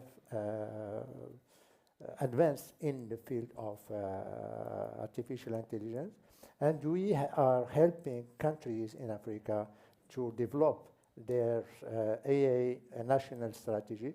As you know, in Africa, there's only 3 countries who have, 4 with Morocco, who have their national strategies for AI. We are trying to help them because we believe, like the North, and here the North is also helping because we need technologies from the North, we need also finance from the North. But we have electricity, we have the new renewable energies that help us to have data, we help us also to train engineers. This is an opportunity in having the cooperation helping Africa and African countries to count on themselves, not to be prisoners of the money or the assistance that is coming from the North.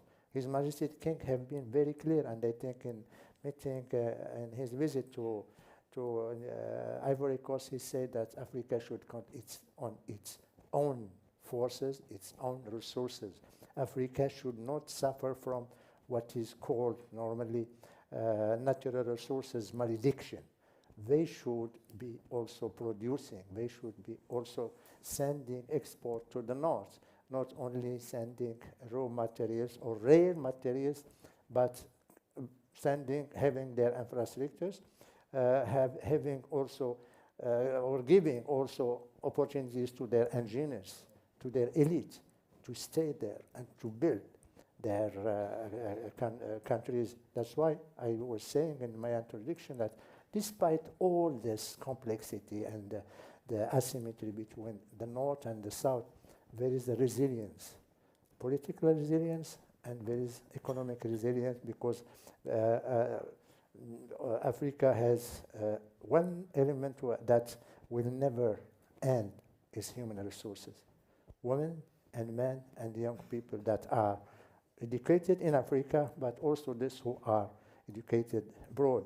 And because of the xenophobia, more of them are coming back. And that is an opportunity for Africa to count on its own people to build its future and to give better future to its population. Thank you so much, Ambassador. And you made me very happy with so many practical examples about the Atlantic Initiative. This called a lot my attention because it's an Africa solution to an Africa problem. So thank you so much for your answer. As you talked about the raw materials, I would like to move to the Professor Renato Flores because I want to bring up this matter that has been in the hotlines for the last few months and even here in the Atlantic dialogues, which are the deals involving rare materials. And the Brazilian president, Lula, traveled to Mozambique 3 weeks ago. And Professor, he said, we need to talk about sovereignty when we talk about critical minerals. He asked for investments in shared social and environmental responsibilities from the northern countries. And we know there is a clear dynamic between North and South regarding natural resources.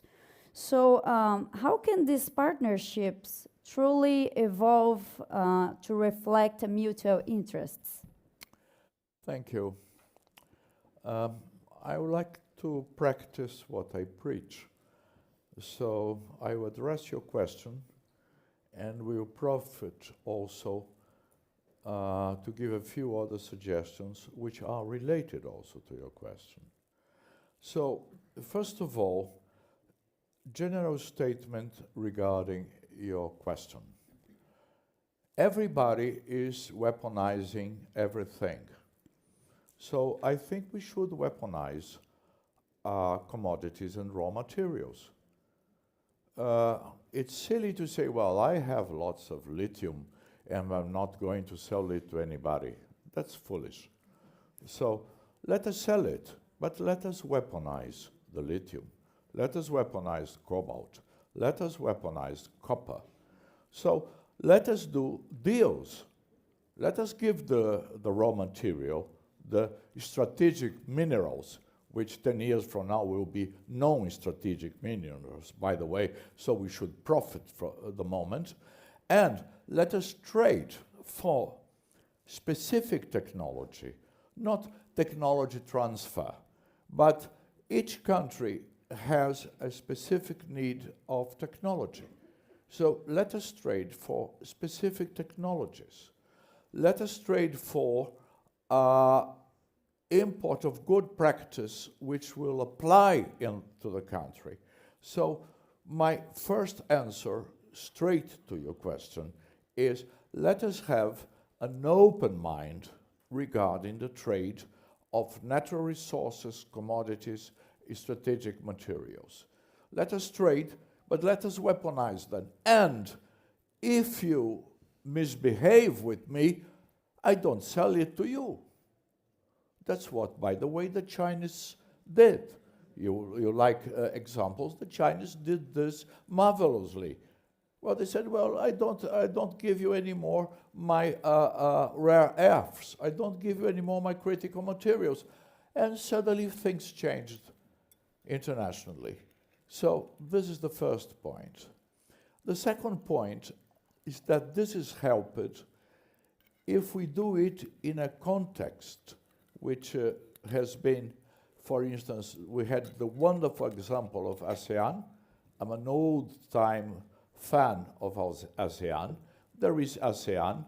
There is BRICS, which is something unknown. People criticize BRICS and say, well, I don't know what BRICS is. Wonderful, that's what BRICS wants. BRICS is something loose, but which works. Let's not make BRICS into something rigid, but BRICS is important. Shanghai Cooperation Organization is important.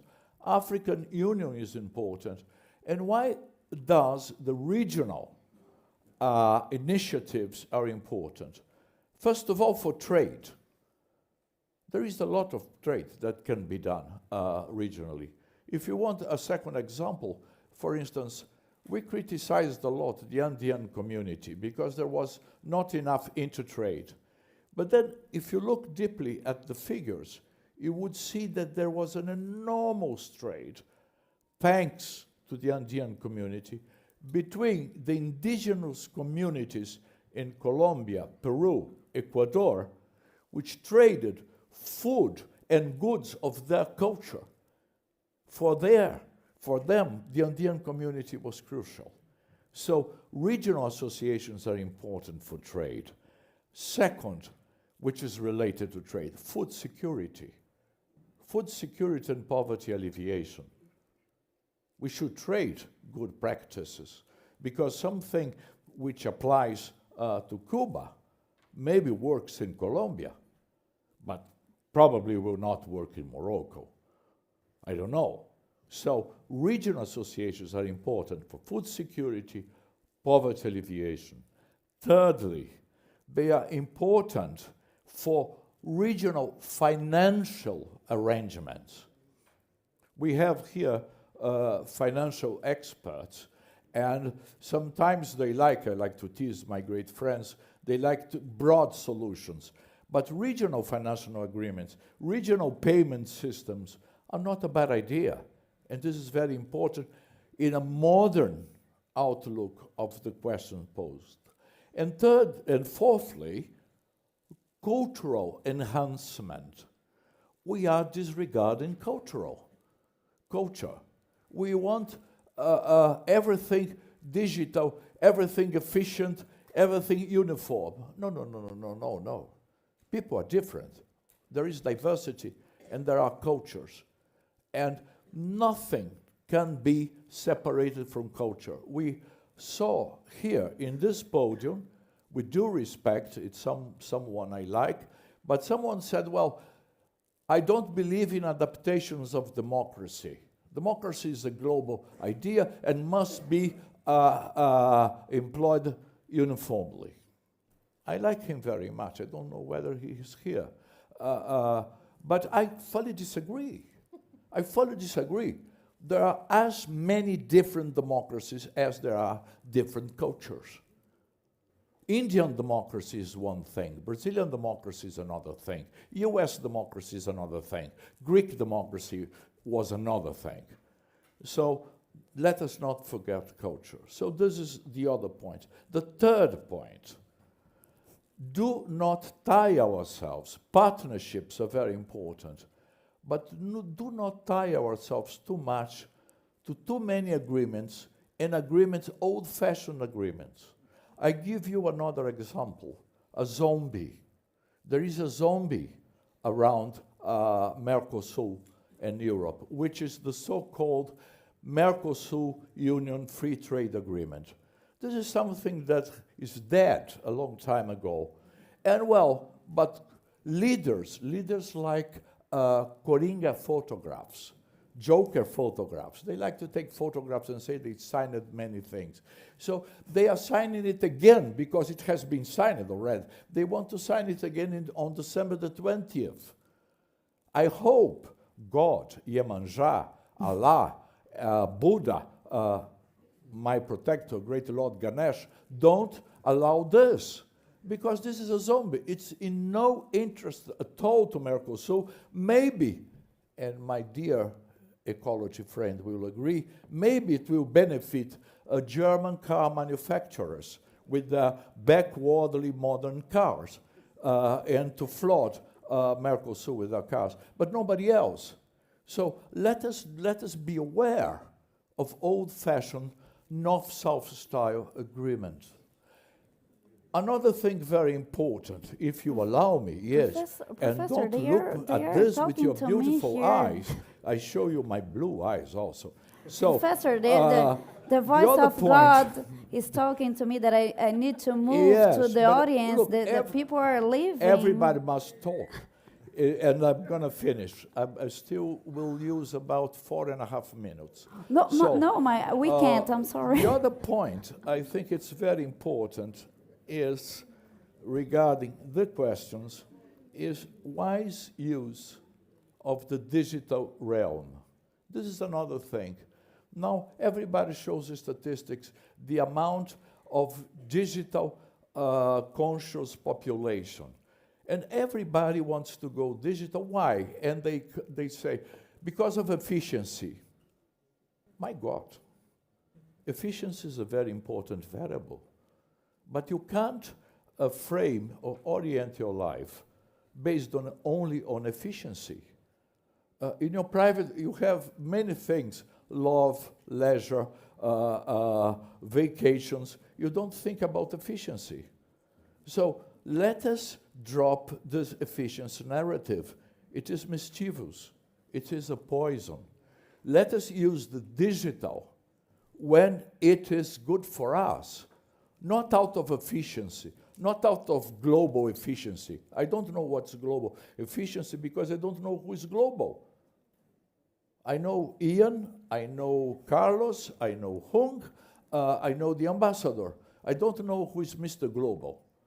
So let us use the digital wisely, and let us use the efficiency variable wisely. Otherwise, we will be also trapped in this north-south dependency, because the producers of efficiency, as said my great friend Alfredo Valadão, and Ian remembers this, are the masters of algorithms.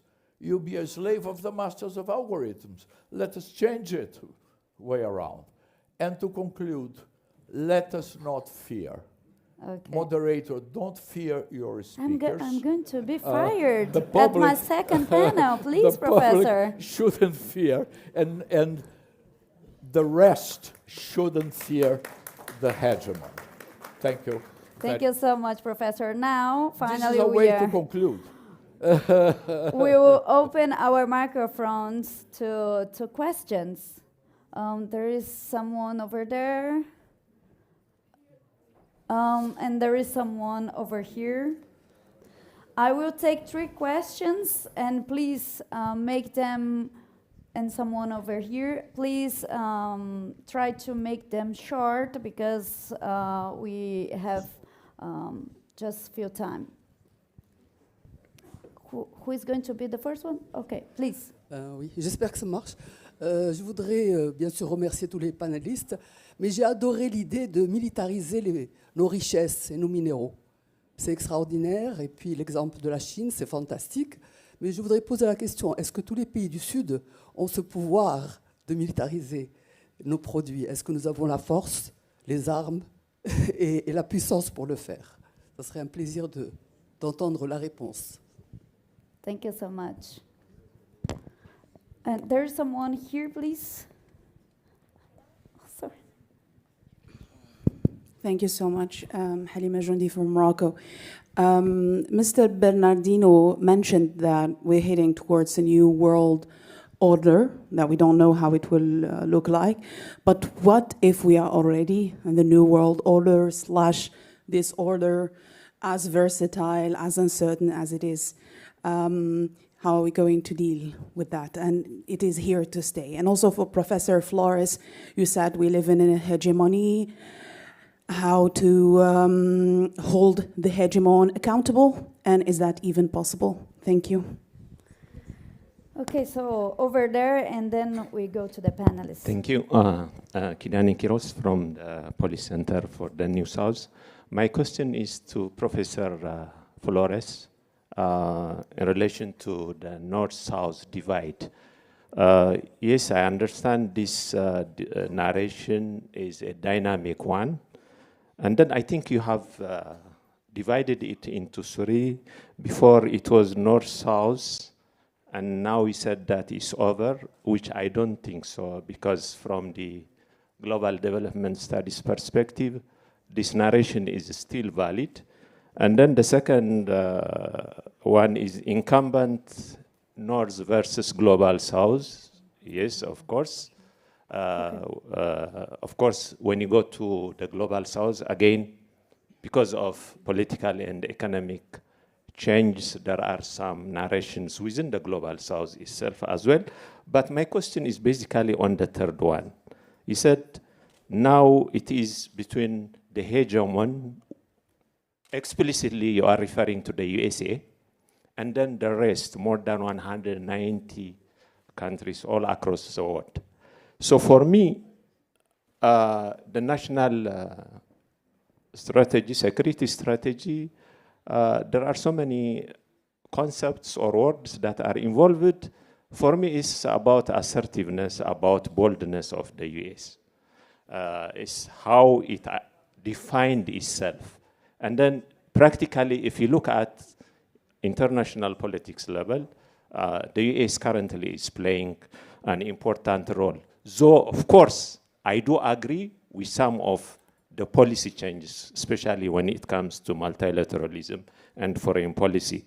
So do you think that Russia and the European Union are all together when it comes in terms of alliance with what you call the hegemon? So does it work? Is it real? Thank you. Thank you. I'm going to take one more question. The lady over there, please. Make it short, please.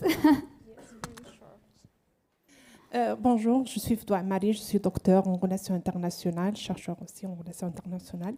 Alors maintenant qu'on est bien d'accord que les relations, le partenariat nord-sud atlantique est déséquilibré, je me demande est-ce qu'il faut et comment institutionnaliser une voix collective du Sud au sein des instances atlantiques, mais aussi d'autres instances internationales, d'autant plus que l'ordre international contemporain, maintenant, il est fondé sur un certain nombre de valeurs, on va dire universelles, mais qui ne le sont pas finalement. Je pense ici à la démocratie, aux droits de l'homme. Donc, cette voie collective, est-ce qu'il ne pourrait pas remédier, concilier cet agenda, donc agenda international, à la condition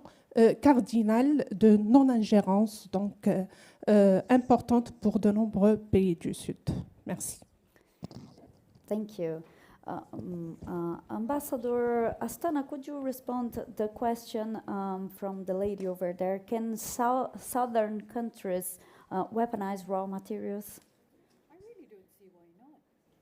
I really don't see why not. But the thing is this, first you've got to see where you are. You've got to strengthen yourself economically. You can do it by yourself, you can do it by a grouping of countries. Because it's not as easy as it sounds. But neither is it impossible.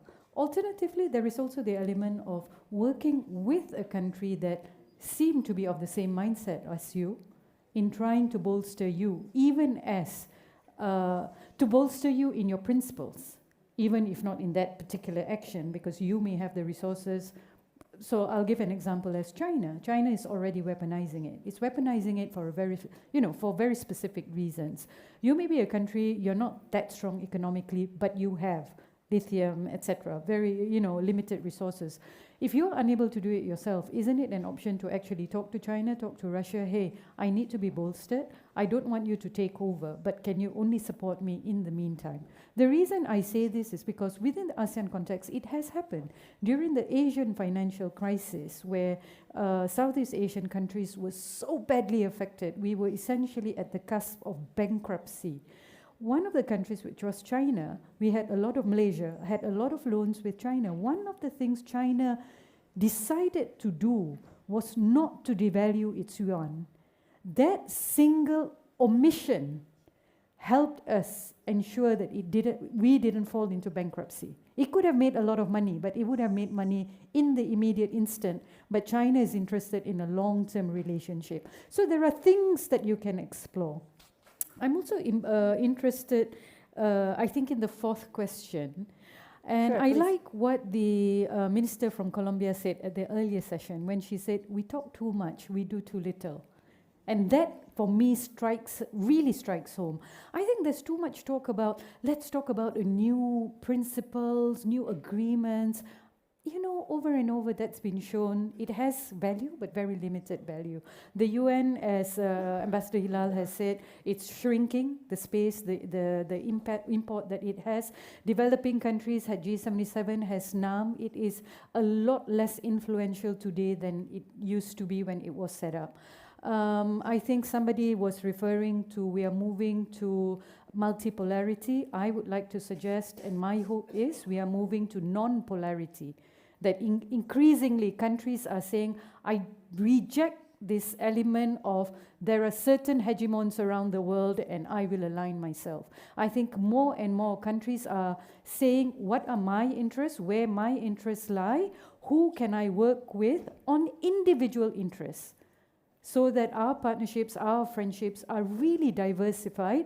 We work with who we need for that particular element. On another element, we work with somebody else, etc. So I would like to think the world maybe is not moving towards multipolarity, but non-polarity. So I think the third question is being asked even as we are moving to a new world, but I think he is still asking it from a mindset of current realities, and I think that doesn't work. That will hold you back. You've got to really free your mind. We haven't landed yet about whether we are already at a new world order. I refer to Gramsci very often, and it is absolutely a time of monsters now. But I also like, I think, an statement made by a chap from South Africa yesterday that this is really an opportune moment. South Africa missed the boat in 1945. Let's not miss the boat now. It is a time of monsters, meaning that everything is in a state of flux. This is a time all of us have the opportunity to write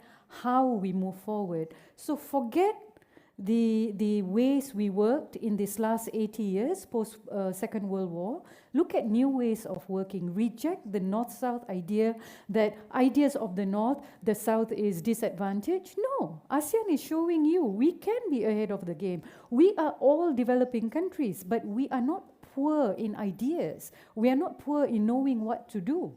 We've just got to make sure we do it, but then get the rich countries in with you. So there are many ways of working. Thank you so much, Ambassador. And Ambassador Leon, could you answer the question for you? And please, they are calling me a lot here, so can you make it short? So very quickly, Please.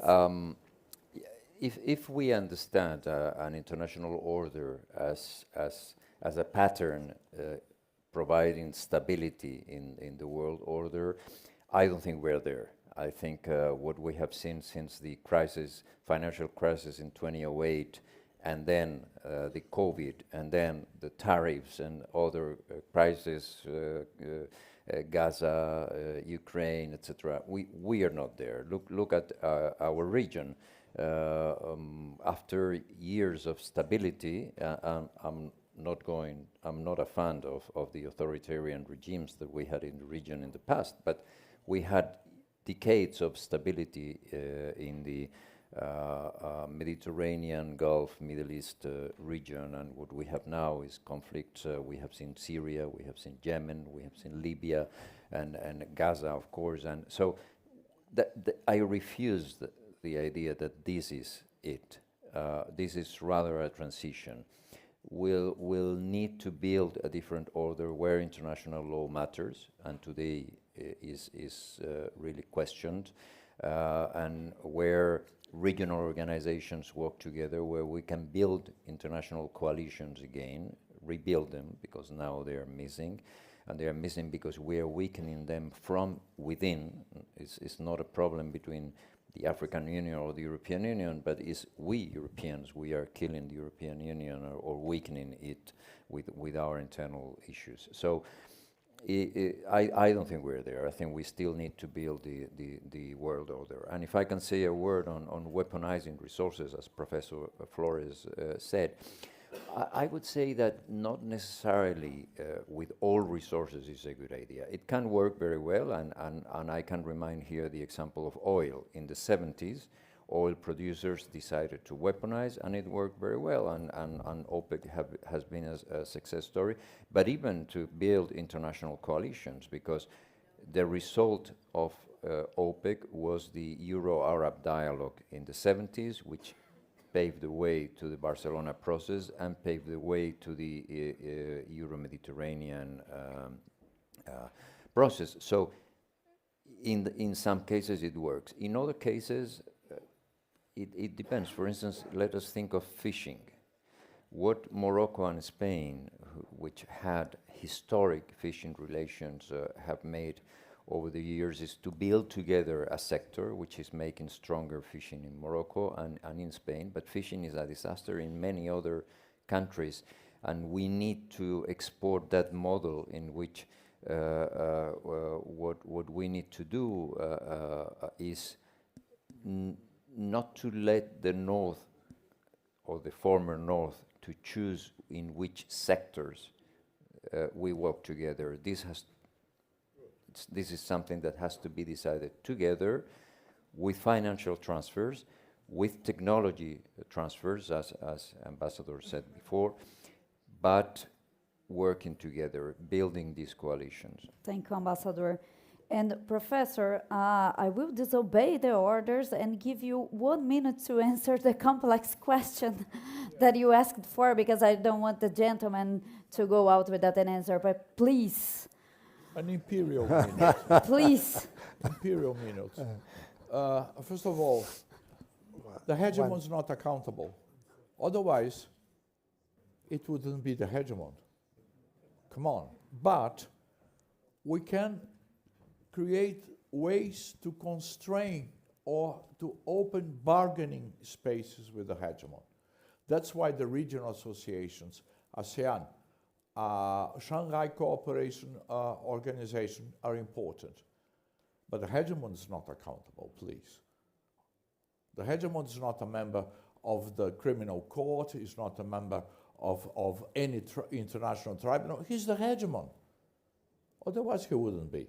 But we can create bargaining spaces. North-South, incumbent North, crumbling.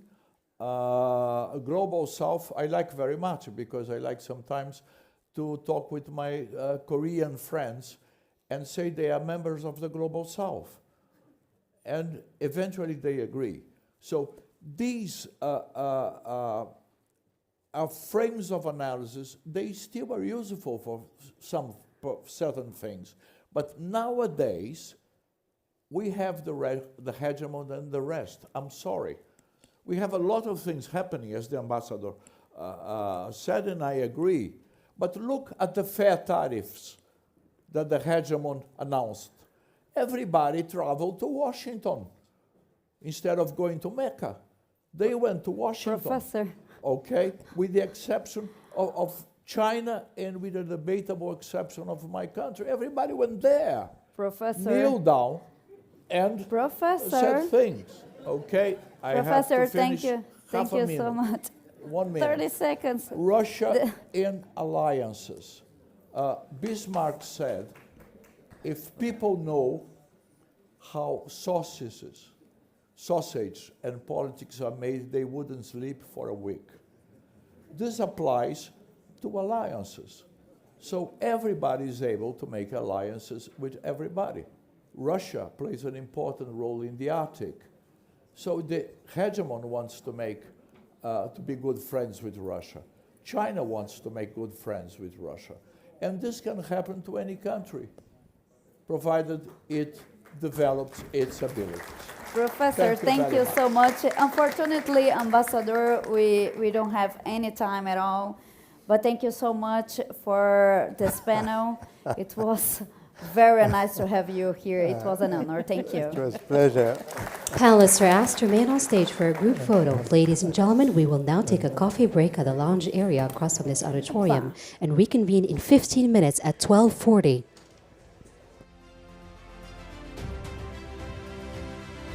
Ladies and gentlemen, we will now take a coffee break at the lounge area across from this auditorium and reconvene in 15 minutes at 12:40.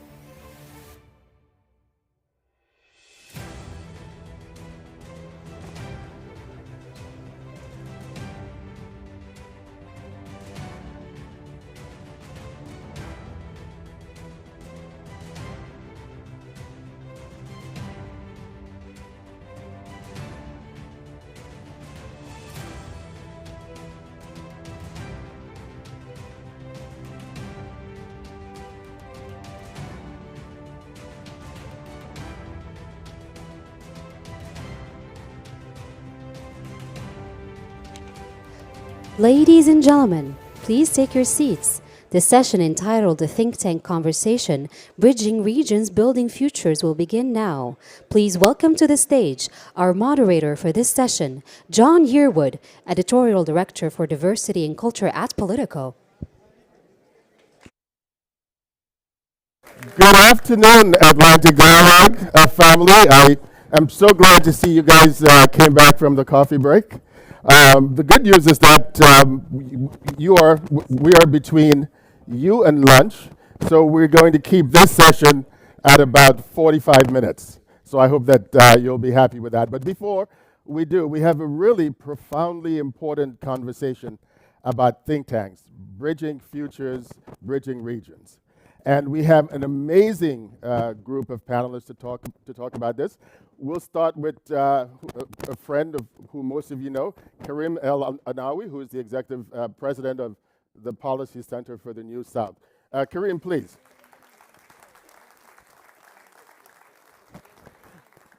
Then we have Sanjoy Joshi, the chairman of Observer Research Foundation in India. Sanjoy, please. And last but certainly not least, Elizabeth Sideropoulos, from Chief Executive Officer of the South African Institute of International Affairs. Before we begin our conversation, we have a short film that we would like to show you.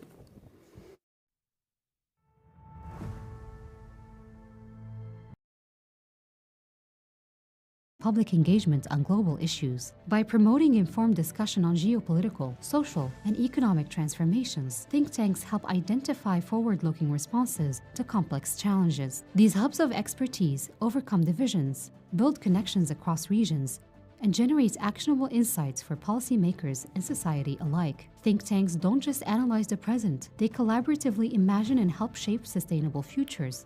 How can think tanks effectively bridge regional divides and create dialogue between diverse actors in a world of rising unilateralism? In a world where multilateral institutions are struggling, can think tanks drive real change, or are they limited to advisory roles? What concrete strategies can think tanks adopt to transform regional dialogues into actionable policies that shape the future? In the late 18th, 19th, early 19th century, and they have been really pivotal to a number of events that have happened in terms of shaping discussions around the world. Let's start with a question for you in terms of whether you think that think tanks at this point in time are meeting the moment. So if you would take out your interactive devices and try to answer the question, are think tanks meeting the moment? We've talked and you've heard a lot of conversation at this conference about what's happening in the U.S. There's talk there by some about the threats to democracy. We've talked about what's happening in Asia. There are a number of issues there that people wonder whether or not think tanks there are meeting the moment. And of course, certainly here in the MENA region, that is an important question. Are think tanks meeting the moment? Now, before we go to the panelists, I'd like to go to the audience. Appreciate your thoughts. And you're still voting, and thank you. Does anyone want to answer that question in the audience? I know this audience is full of think tank representatives, as well as people who run or senior fellows who are engaged with think tanks. So we'll start with the audience, and then we'll go back. We'll go to the panel. If you could please identify yourself and your first name. Yeah, my name is Tembisa Faguda. I'm a senior research fellow and director of Africa-Asia Dialogues in South Africa. Unfortunately, I'll have to say no.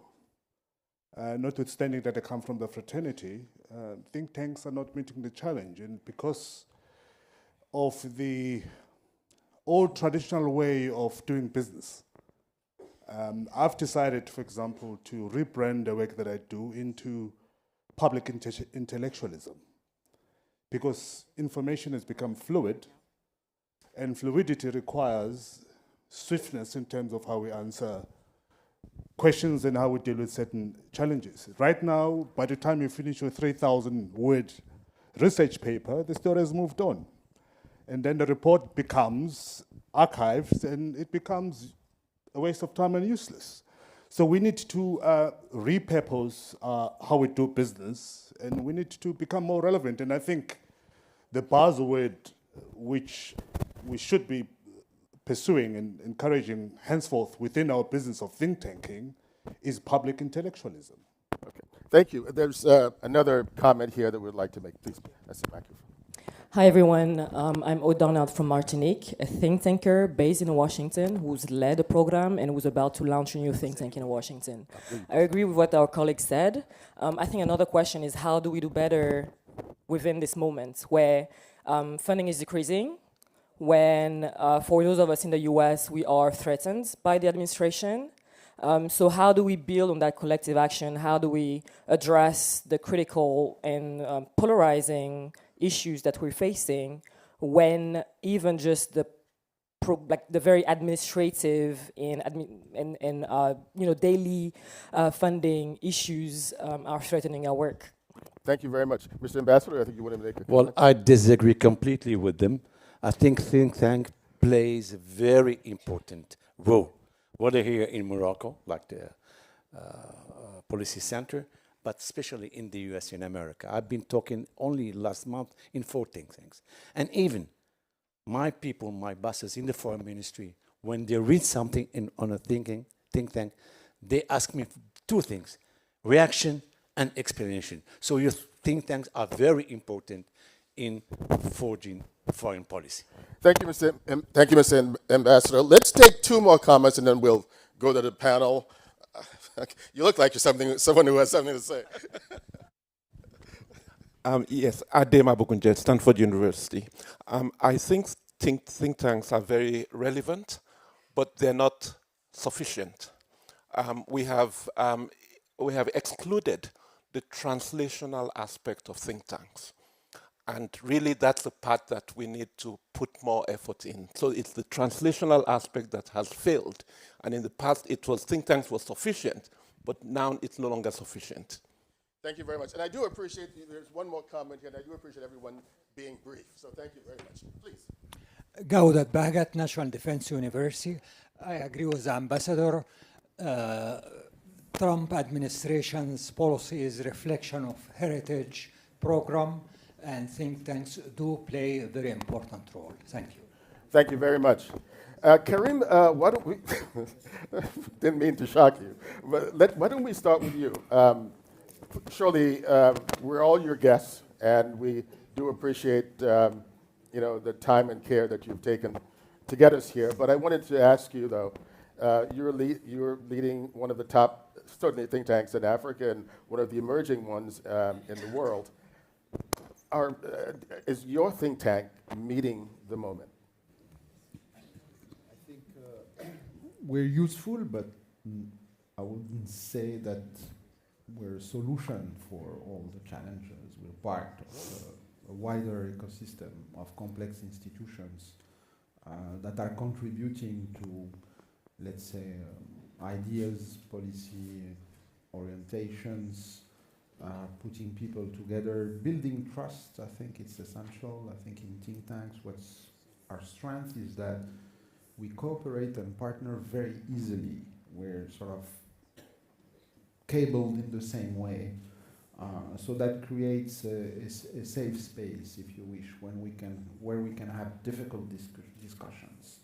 And we have many instruments. I mean, publication is one, but at the heart of what we do, and for ADE, there is a knowledge that is sort of crafted in a way that is digestible for policymakers. What you do with this knowledge, the experts are very much attached to writing, because the discipline of writing is unique. Speaking is a different kind of exercise, but the discipline of writing, so it's anchored in science. But with this knowledge, you can do many things. What we're doing here today, and for those 2 days, is an exercise, which is, lots of interactions. I mean, I'm amazed. You guys never stop talking. It's very difficult to discipline you, but it's great. It means that there's an appetite to understand, to relate to each other, etc. So that's precious. In a space where we can say things, it's serious, it's agreeable, it's courteous, it's civil, but it's serious at the same time. You're serious people. This knowledge, we can share it in very small format, on a face-to-face with someone that is interested. We can share it with groups that have very opposing views, and we do these kind of things in closed-door formats. We can write short briefs. We transmit it to students. These guys, they all speak in university, in academia, through the press. So there are multiple instruments. Here we have the Atlantic Dialogue Emerging Leader Program. We transmit it to the next generation in a different way. So you see, this is much more complex, but for sure, we're just part of a broader ecosystem, and in no way a solution to the challenges of today's world. But I think these are efficient institutions in the way I tried to describe it very, very, very briefly. So they have their place, provided that they are good, expert, efficient, at scale, etc. There are conditions. Great. Thank you, Karim. Let's go to Elizabeth. Let's hear from South Africa. There are a number of issues, and I know you head of one of the top think tanks there. How about in your case? Is your think tank at the cutting edge of what's happening not only in your country but also in Africa? Karim said, we're part of a broader ecosystem, and there is while when we do projects, people expect us to be able to attribute something specifically to how you made a difference or how you affected change. It's much more complex than that, and you have to factor in the politics behind particular recommendations, proposals, etc. So it's much more complex. But if I look at my institute and more broadly sort of the South African context, I think, and this is relevant outside as well, one of the things we have to be very conscious of is the fact that there has been a movement that sees institutions such as think tanks being sort of operating in a rarefied space, disconnected not from the policy-making environment, because sometimes the policy-making environment is very elite-driven, but you are connected to it, but actually from what happens down below that. So, somebody said relevance. Relevance is important. Relevance is not only important in the way in which the policy community might see think tanks as useful, and I would agree with the ambassador, think tanks are useful. We saw that also in the context of how the South African government this year engaged with the broader think tank community in the context of the G20. But that's not enough. And I think the world we're living in today requires us to actually broaden how we understand and engage with stakeholders, that it's not just about bridging the gap between the research community and the policy-making community, which is an important dimension of it, but also being very conscious of how you make the case for why the work that you do, why the evidence you produce is so critical for the kinds of policies and actions that are taken. And sometimes that there is a disconnect. So if I just reflect on the discussions we've been having this year around the G20, and everything from international financial architecture to illicit financial flows to climate change. So an ordinary person in the street may say, but you guys are spending all of this money. What for? How is it impacting me, a country that has one of the highest inequality rates in the world and really high unemployment among youth? And you need to be able to make that connection. We've tried, certainly, and I don't think anything is perfect. But the last point I want to make is really the engagement with the youth in many of these discussions is also critical. If I can push back for a minute on the whole question about it being complicated. No doubt it is. And in a room full of mostly, well, not mostly, a significant number of think tank folks, they're still telling us that more should be done. How do you do that?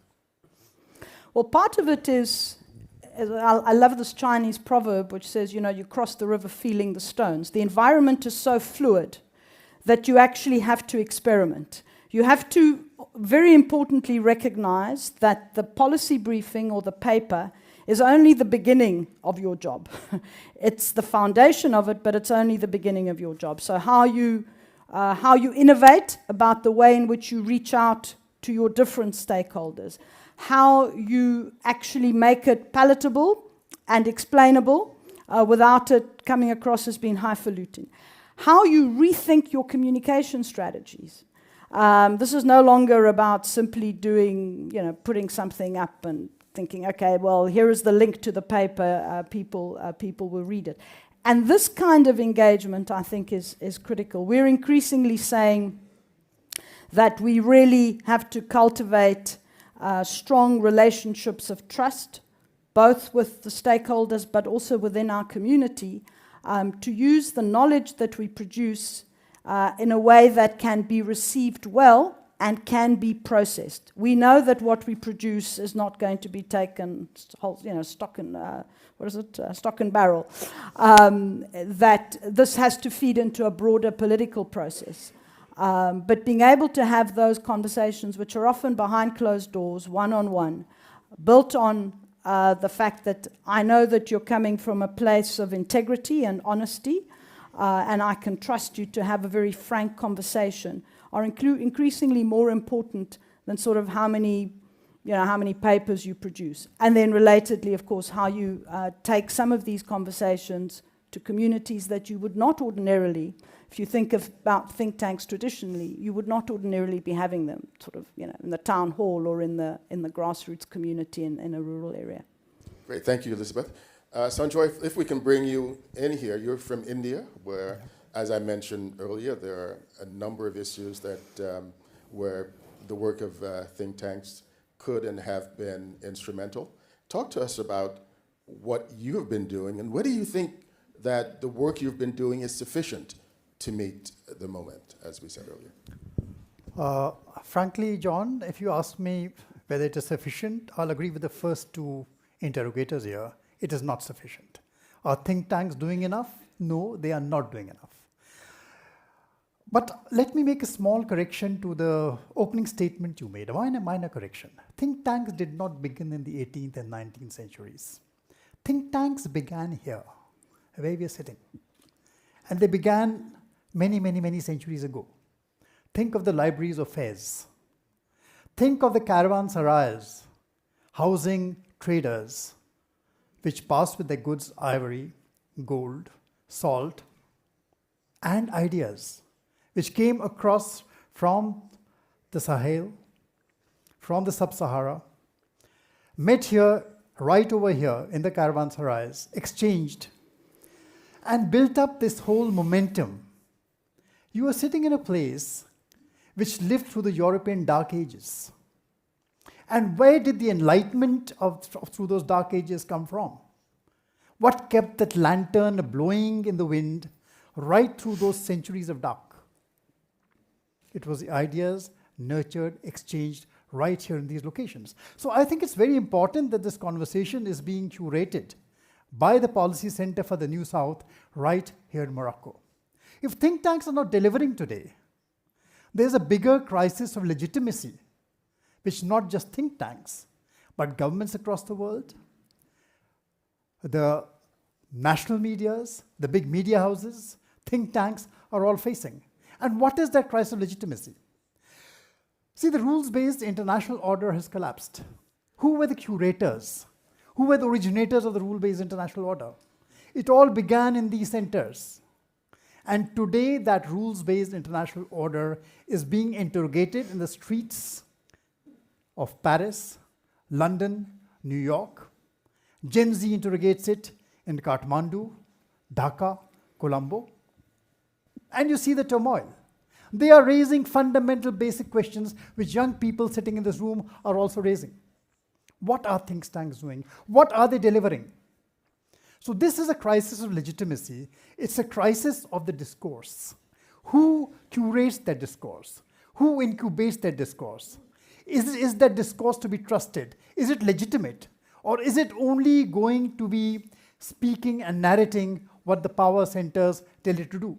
But those are bigger questions which are being asked. So the real crisis, if you really ask me, the big disruption is not Trump. The big disruption is not even a geopolitical disruption between China and the United States of America about trade, about technology, and what is happening. The bigger disruption is this crisis of confidence in a rules-based international order which lasted from 1945, and then at the height of its moment, after the end of the Cold War, when it actually reached its zenith, came to be questioned by the very powers which initiated it, because it no longer suited their purpose. So today there are you don't find any globalists anywhere in the room, they're all in hiding. It is being questioned from two sides. The first side says it did not work for us. It ended up deindustrializing the West. The other side says, sorry, that is not true. It had no moral underpinnings. It was just a cartel of convenience which was made up to justify actions, interventions in certain parts of the world when it suited. So now this is the crisis which has arisen. Now how do we get out of here? How do we move out of here to create a new discourse, to create new knowledge centers, exactly which happened? So we are in dark ages. We are in the digital dark ages maybe.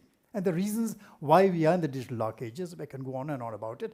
So let us take these learnings from the history of the place where we are sitting on and see where the solutions arise. And yes, we are all parts of the discussions. We came into this room from 3 different sides, from 3 different corners, all arriving at the same point. So now let us move ahead into the next round. Excellent. Thank you, and I do appreciate the clarification. Thank you. And lanterns blowing in the wind. I love that. And I'll take that to Karim. Do you agree in terms of the work that you're doing? Yeah. That's one thing. And the other thing I want you to think about as well, in terms of how do you get all of these lanterns in the region to blow together? I would add one thing, is that we are also a talent factory. Like for the policy center, on average, young staff will spend 5 years and go somewhere else, equipped with the culture. For youngsters, 22, 23 years old, seeing every day former minister, former ambassador, former top policy makers in their daily job is very special. At the crossroad of civil society, public policy making, and academia and science, it creates very special type of people. One of the mission of the Policy Center is to create this talent factory.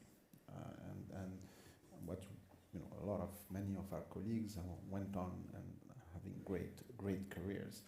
The other thing is that we're structured also the transmission of the knowledge of a former ambassador, former minister, former top policy maker. It continues to work in a structured organization such as a think tank, which is completely different than doing consulting work. And there's the spirit of a public good. And its transmission, it's very valuable because that's the correct way, in fact, to transmit across generations. So you allow this transmission to happen without, managerial jobs. They're completely available, and they love to do that actually, and they can. So this is in the US. You have this revolving door mechanism. It's a little bit starting on our continent, not yet fully organized like in the US, but I see this already happening. So that's essential. On the more spiritual sort of thing, I mean, that's your posture. There are transactional think tanks. Sanjoy comes from India, so in India people they have light inside. So like we do in Morocco. So it's the purpose. So that's the sense. That's the vision. And the purpose is to nurture. In the introductory word, I say we're just custodian of a long term and a long sort of history behind us, mindful of that sort of, I said in Arabic, amana, the depository of something, to transmit it to the other generation. And that's the think tank I like to see. If think tanks behave like policymakers, they're not. If they're always busy.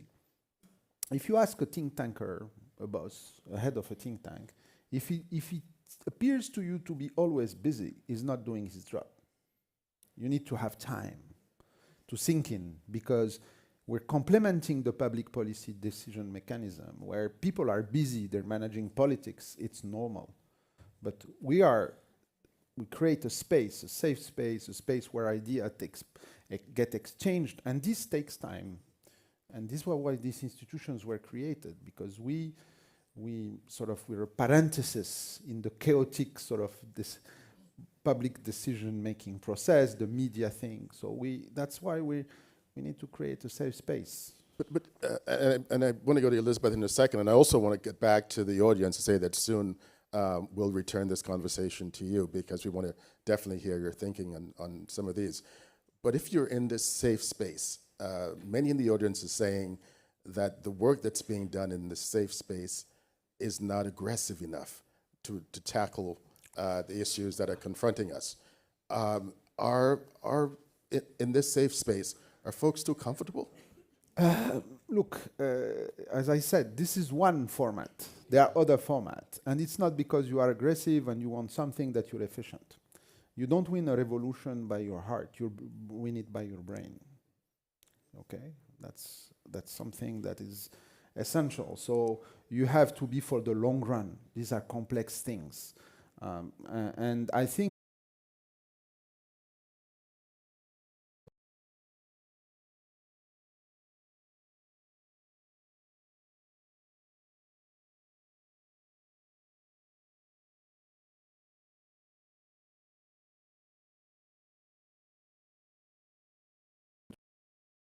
it takes for us the space to do it, which is not granted everywhere. So there are many preconditions there. But I think I would summarize it as I said. It's your deposit.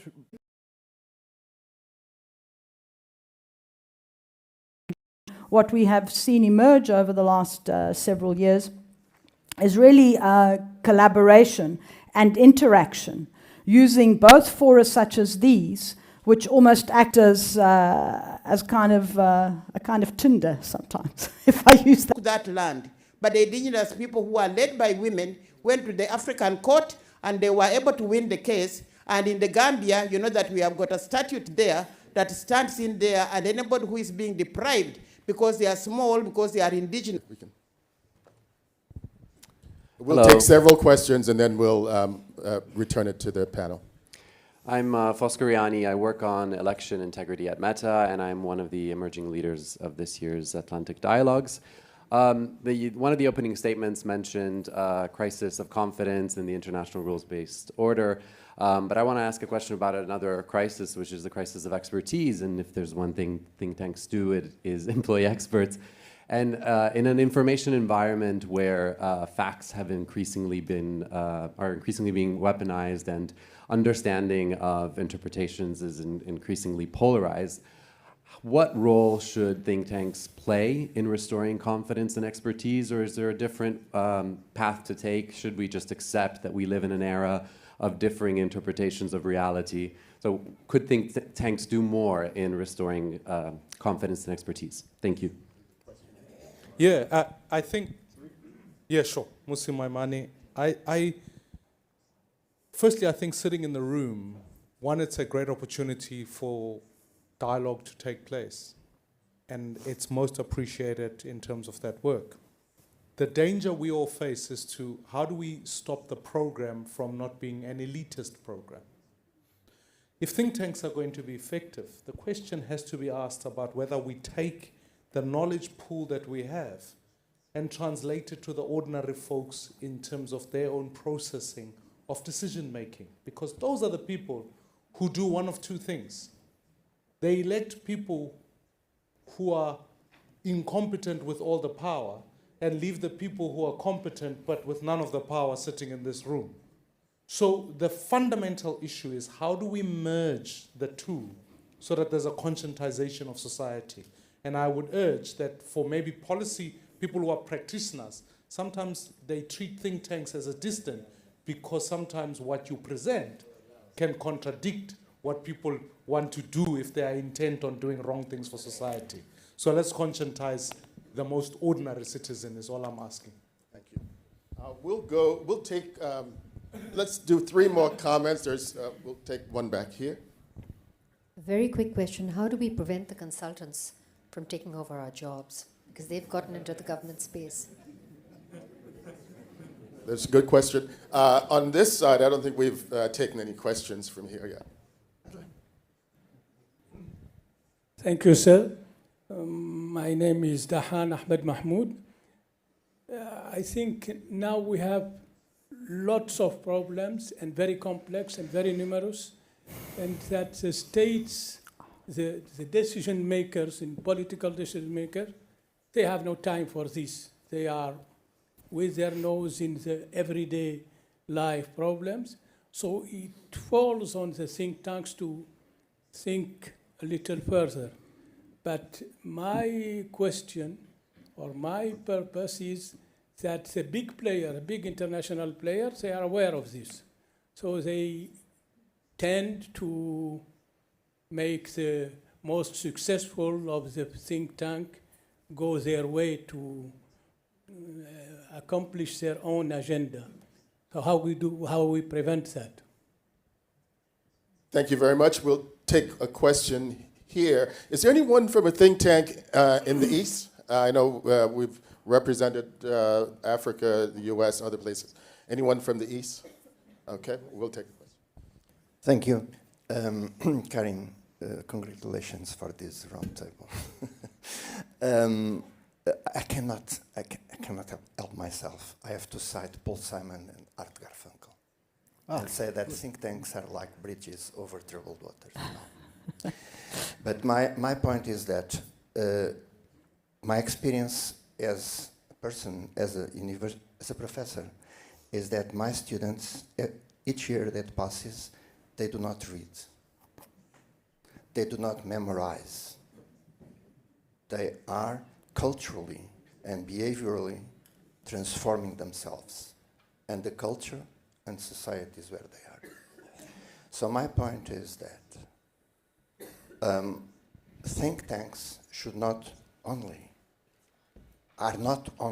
important for policy making, they are very much important to develop the habit of conversation between people, everywhere, every place. That's my point. This is not the question. Thank you. Thank you very much. If I We have may- one more comment here. We'll take this one. We'll take yours first, please. Yeah, thank you. My name is Naima Kourshi, and me, I'm working. I have an NGO, and I work a lot with think tanks. My point is about the credibility on the power of think tanks from the global south. When I was working in international organizations, and of course we read what is great think tanks, but the majority, what our analyses are based off think tanks from the north. When it's the US, it's like, oh yes, it's credible.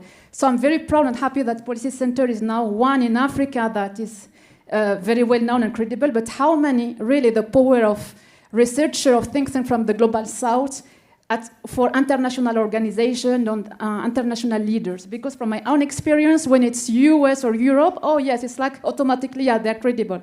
But we don't pay attention enough to the think tank from global south. Thank you. Can you do this in 20 seconds? Yeah, okay, for sure. Leonardo Paraga from the Colombian Coalition on YPS. So there was recently a report by the UN about how these reports are never read. And in general, when it comes to think tanks, well, there was the discussion how to be more effective and how to translate this into real-world results. So what do you see as some next steps that think tanks could take to really materialize some of these findings into change in societies? Great, thank you. And you promised 10 seconds. 10 seconds. Yes, I'll be very short. Professor Dainawi said that it's a factory of talents, and I would add also a factory of an idea. And linking it to the previous discussion, wouldn't think tank be, I would suggest that think tank become, if it's not already, a component of South-South cooperation or just cooperation. That's a place where people are sharing ideas. It's not between expert and non-expert, it's between people with same level. Okay, so we'll come back to the panel. I think there was someone, was there someone there? can you do this really quickly? Yes. So, 'cause I know your hand is up. Yes, hi. I'm Vemba Pezo Dizolele, former senior fellow and director of the Africa program at the Center for Strategic and International Studies. One of the biggest challenges for think tanks is, one is the funding, two is the narrative. As long as Africa does not drive its own narrative, we'll continue having problems. OCP, a new center here, is important because they get the funding. We have SAIA, we have ISS, but the rest of the continent is pretty much a void, and we cannot do that without that help. Thank you. I appreciate for all the everyone in the audience for keeping your comments brief. We have about a minute left for each panel. We have about a minute left for each panelist to summarize and give their closing thought. We'll start with Sanjoy. I'll just address the question on narratives. I think we've moved beyond narratives now. See, this conflict of narratives that every fact has a counterfactual to it and which fact do you believe in. The think tanks are here precisely for that. That this is not about narratives. No, there are deeper underlying truths and which need to be debated. The whole purpose of getting 20, 30, 40 different voices into one room, like we do here at the Policy Center for New South, or we do at the Observer Research Foundation's Rice-Na Dialogues, or we do it at Cape Town in the different conversations we have, is to exchange conversations which are not being had in other important corners of the world.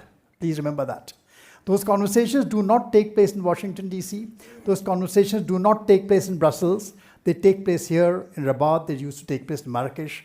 And they happen where Elizabeth comes from. So the idea of getting these people in to have these voices heard is extremely important. To create these platforms, it is not just about writing papers. It is about disseminating. We all think tanks, including the Policy Center of New South today, are very much in the public intellectual space. They are on social media, they interact. If you start looking at actually the websites, the YouTube channels of some of these think tanks, look at the Observer Research Foundation, there are over 1 million views to go to conversations. It is not that they are not being heard, they are being heard. How much action is being taken on them is a different matter, because action also depends on the capacity of the organizations meant to take those actions, and today that space is very limited. Thank you, Sanjoy. We'll go to Elizabeth, about a minute. So to pick up on the point that Musi made about elitism and that disconnect, I think that's where initiatives like the one we have around young people and making them more active and aware in preparing to be part of policy discussions is one dimension of it, because we have seen them take it back into their communities. These are young people who've been involved with the Institute coming from very, very varied backgrounds. But more importantly, they have come to us and said, we want to make a change in our community because of what we have been engaged on in terms of the policies we've recommended. And they have actually gone back, and we have a sort of a mini project that's called Implementers, Youth Implementers for Change. They've gone back and developed mini projects, whether it's on recyclables or renewables or whatever, in their communities, working together with their communities. And this is one bridge between some of the work that think tanks are doing and sort of taking that into, beyond the elite, into areas that really matter. Thank you, Elizabeth. Karim, final comments? About 45 to 50 I see seconds. PhD students that are invited here, and I had some of them in classes. You don't have to intervene. I'll do the ambassadorship for you. We don't have time. And you see it's 0 there, so we want to finish. But I can tell you they read. And we make them read. Okay? They are very smart young people here. They read. I mean, I'm enthusiastic about the younger generation. I mean, let us be careful. The second point is that it's, as the discussion has shown, is a sophisticated institution. It's about culture. It's about trust. It's about social interaction. The best contribution we can do is the transmission. The transmission and the development of two brains, fast and slow, like in Kahneman, analytical and transactional. The best people in policy making are intellectual technocrats. capable of thinking and strategizing and having a culture and thickness in terms of understanding what human beings are to craft the best policy with reason and wisdom, with passion and ethics. So we carry those values, and this is what maybe the most transformational things we're doing. If I want to be more operational and invite all here, you have kids, or they are youngster here, but you have kids, go on the webpage of the Policy Center. Sorry, France. There are 7 instruments to reach out to the younger generation. It's called the Youth Leadership Initiatives. And we have a young professional program, we have internships, we have debates in regions of Morocco to avoid that elitist sort of bias. But that's what we do, transmission and contributing with the ecosystem, with the education system at large, and this is not by accident that we're hosted within a university. The challenge of a country like Morocco to move from middle income to high income is a challenge of the quality of the education of the people we have. That's how you get productivity, and when you have a strong growth in productivity, you are off the hook. That's the challenge of Africa in general. If we have smart people, we're good. So we should invest in that. And that's the small contribution, the modest contribution that we're trying to do as think tanks, which are small institutions in the end. Thank you very much. Thank you, Karim. Please, everyone, please join me in thanking this outstanding panel. And then I guess lunch will be served. Thank you. Thank you. Panelists are asked to remain on stage for a group photo.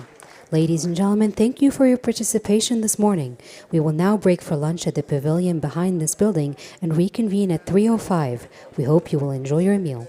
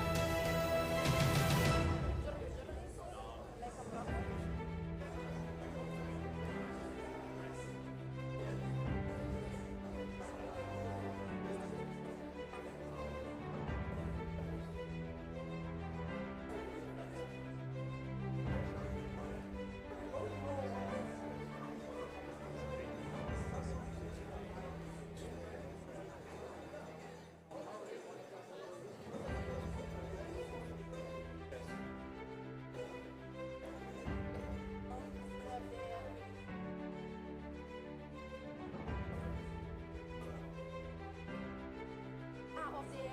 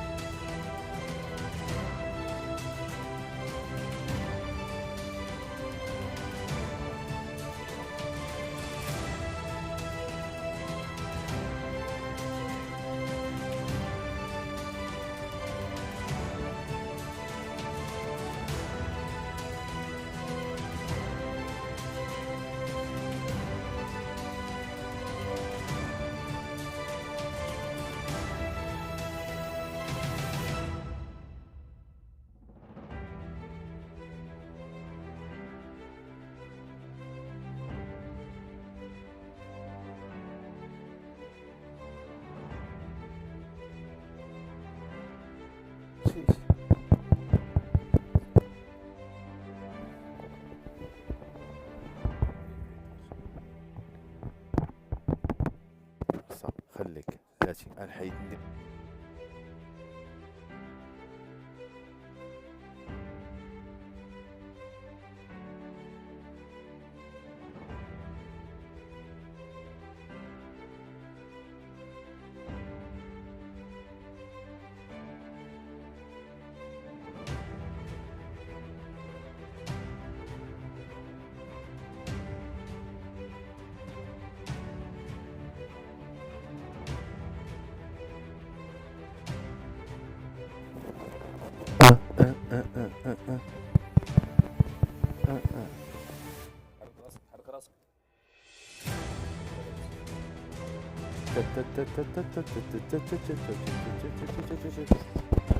الدقة ماشي هذيك الكراش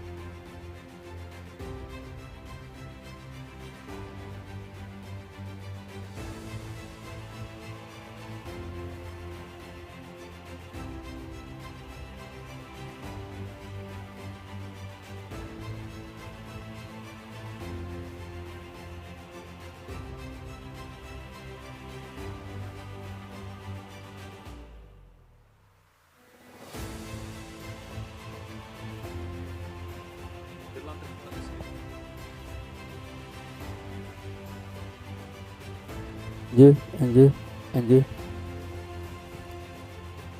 un, deux, un, deux, un, deux.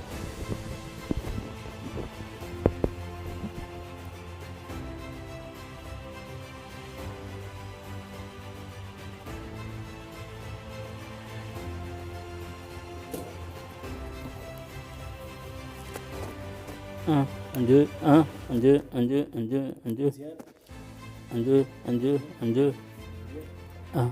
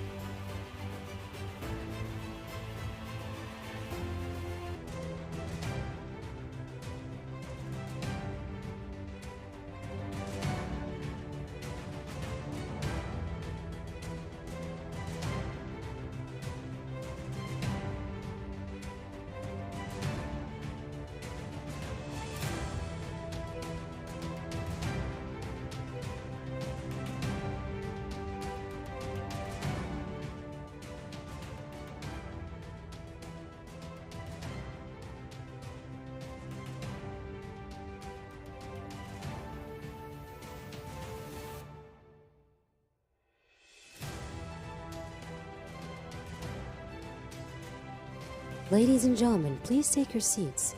The session will now begin. Thank you for your patience.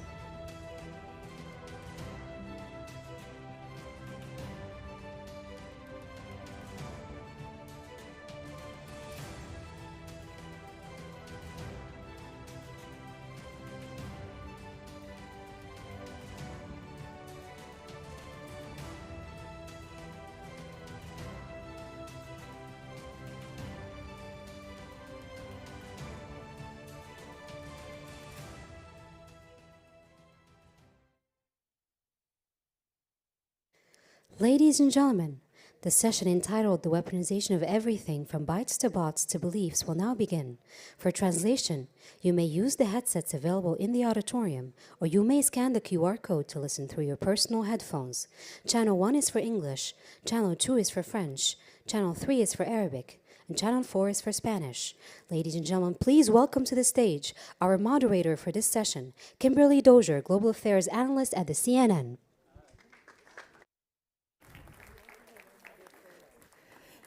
Thank you, everyone. And I appreciate so many people being here to listen and ask questions after an excellent lunch. We are here to talk about the weaponization of bytes, bots, and beliefs. In other words, how are messages reaching us now? Disinformation, hacking, AI. We used to know when propaganda was being aimed at us, and now it's being aimed at us in multiple different ways. So with that, I'd like to introduce our panel. First, we have Fonte Yakun, the Executive Director of the Institute for Security Studies.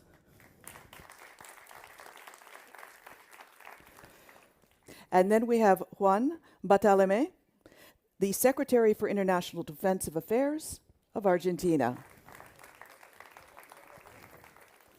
Next, we have Manjit Kripalani, the Executive Director of Gateway House.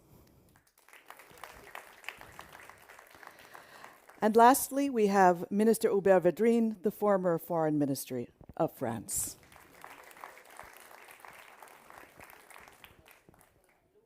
And now as we take our seats, the organizers are going to play us an introductory video to preview what we're talking about.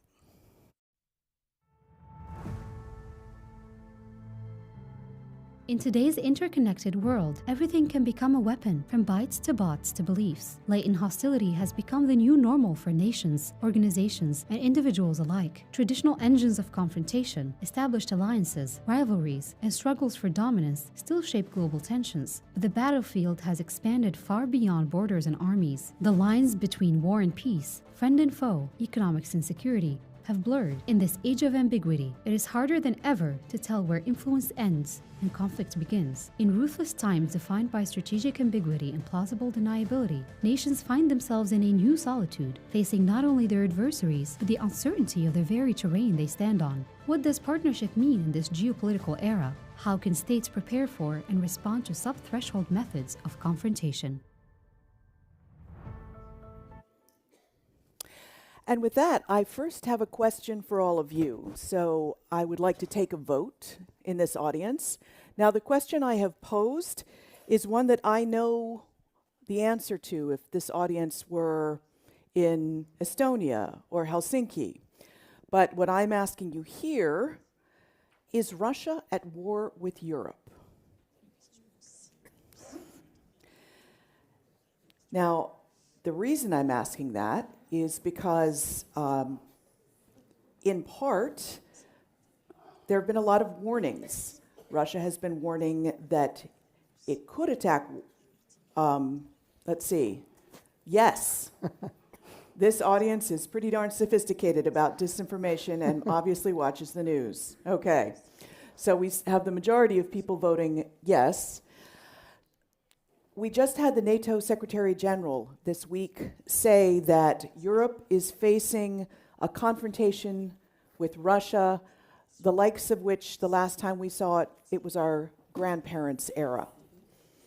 We have a campaign going on beneath the threshold of war in what is often called the gray zone across Europe, where information is being pumped onto social media, spreading certain messages. We have also sabotage that has been tracked of various factories that are making weapons for Ukraine. Executives who are running those factories have been targeted. Officials have been targeted.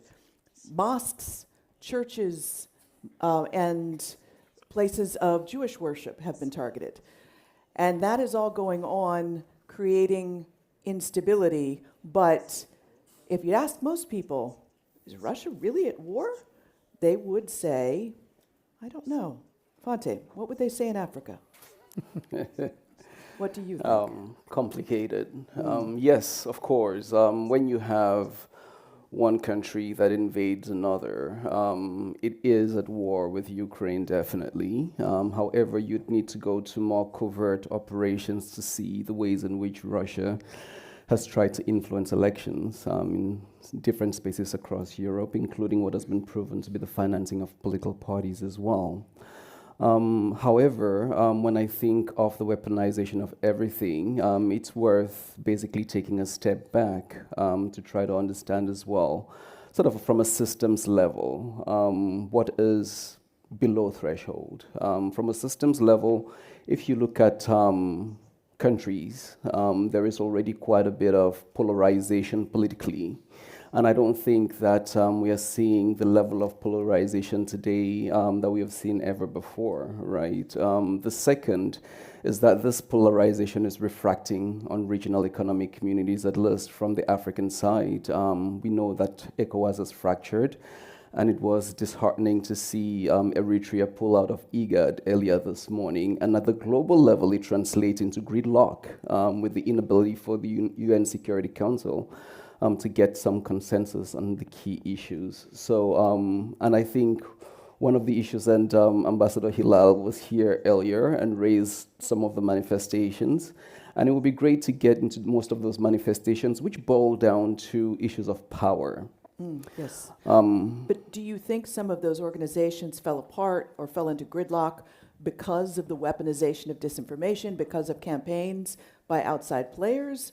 Or does it make them more vulnerable to it because they're not unified? Well, I think some of those organizations fell into gridlock because the global power landscape is shifting and changing. Of course, we have a renewed bipolar rivalry between China and the US at the same time that there is the rise of a number of middle powers, which basically translates into the assertion of foreign policy agency by players who are not traditional actors. That's translating into discussions that we have heard here before about tariffs, trade, which comes down to chips and manufacturing, right? Because that's setting the stage for power in the future. So power confrontation. Before we get onto that larger subject, Manjit, I would like to go to you for what I suspect might be a counterpoint. The time I spent in India in 2023, which was the second year of the war, I found a very different attitude on the streets towards Russia for lots of historical reasons. I mean, Russia is the country that never let India down, and the US has time again. So do Indians see Russia at war with the West or with Europe? I think, can you hear me? Try again. Hi, can you hear me? Yes. I think we would say that Russia is at war with Ukraine, but really it is the West at war with Russia. So what you're seeing is reflected absolutely in the way Indians do think, and you're right. Russia's been a friend. President Putin was just in India last week, and the friendship has been reinforced. It is going to get deeper because all the manufacturing that we need in order to grow our economy, which is now, the new numbers have shown at 8.2% growth, this is at the exact same time that the US has put 50% tariffs on us. And 3 days ago, Mexico did too, following the US. So you can tell geographically where the chips lie and where your interests lie. So I would say yes. But that point that you made, that Indians see it as the West is at war with Russia, yes.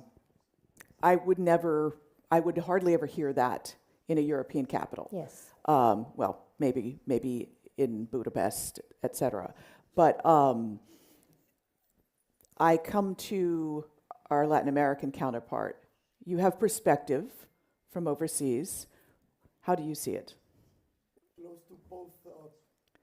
Close of both opinion, because in a way the problem in Latin America is how we consider Russia. Is Russia a partner? Is Russia a threat? Whatever.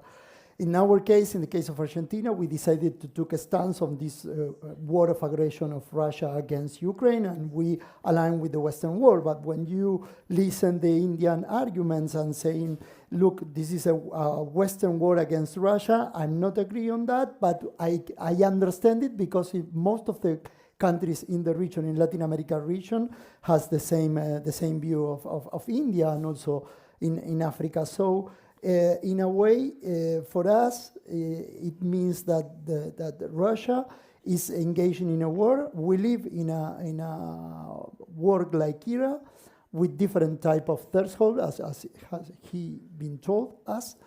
But you have to find how to manage in this situation, how to manage that situation. So in Latin America, they also see this as, it's more of a war of influence for markets, for political decision making.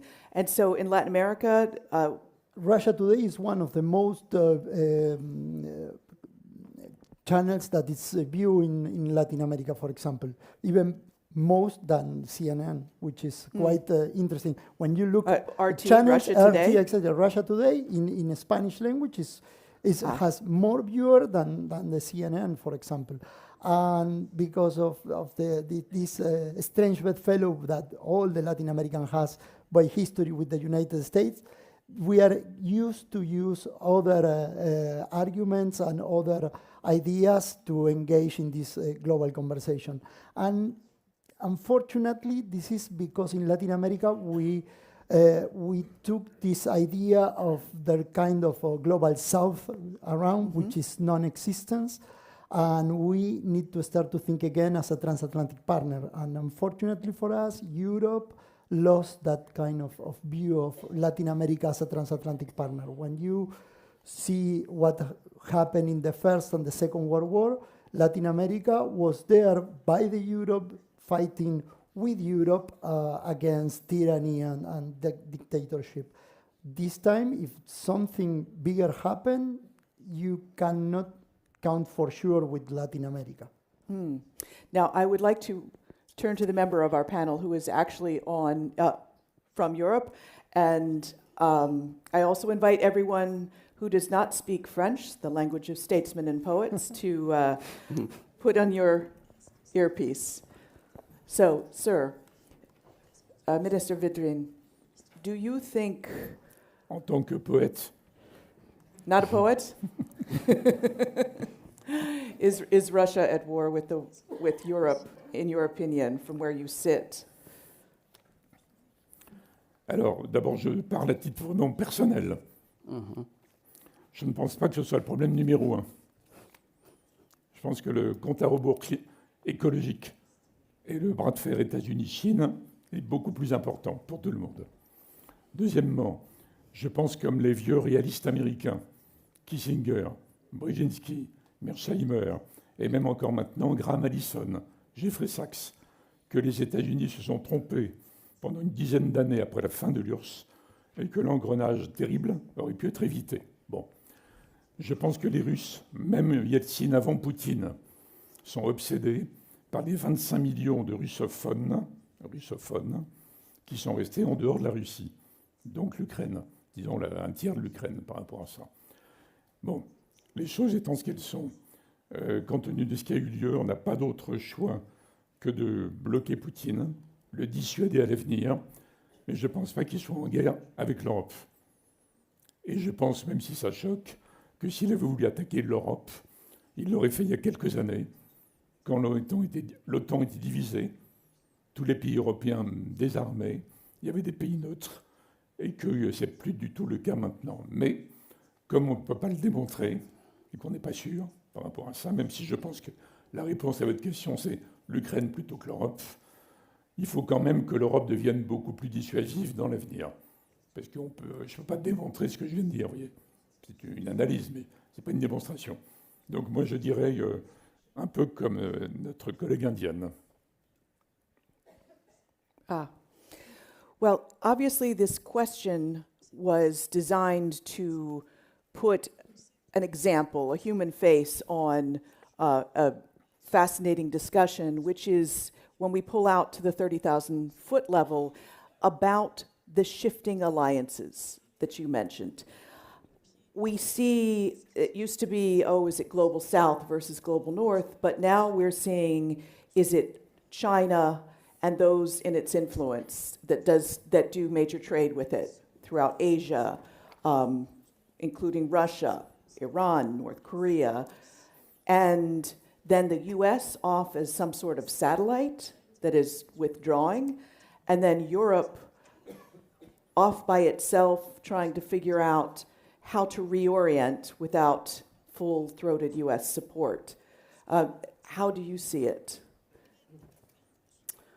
I see it as a shift in picture because there's quite a bit of uncertainty with some of those big powers that you mentioned.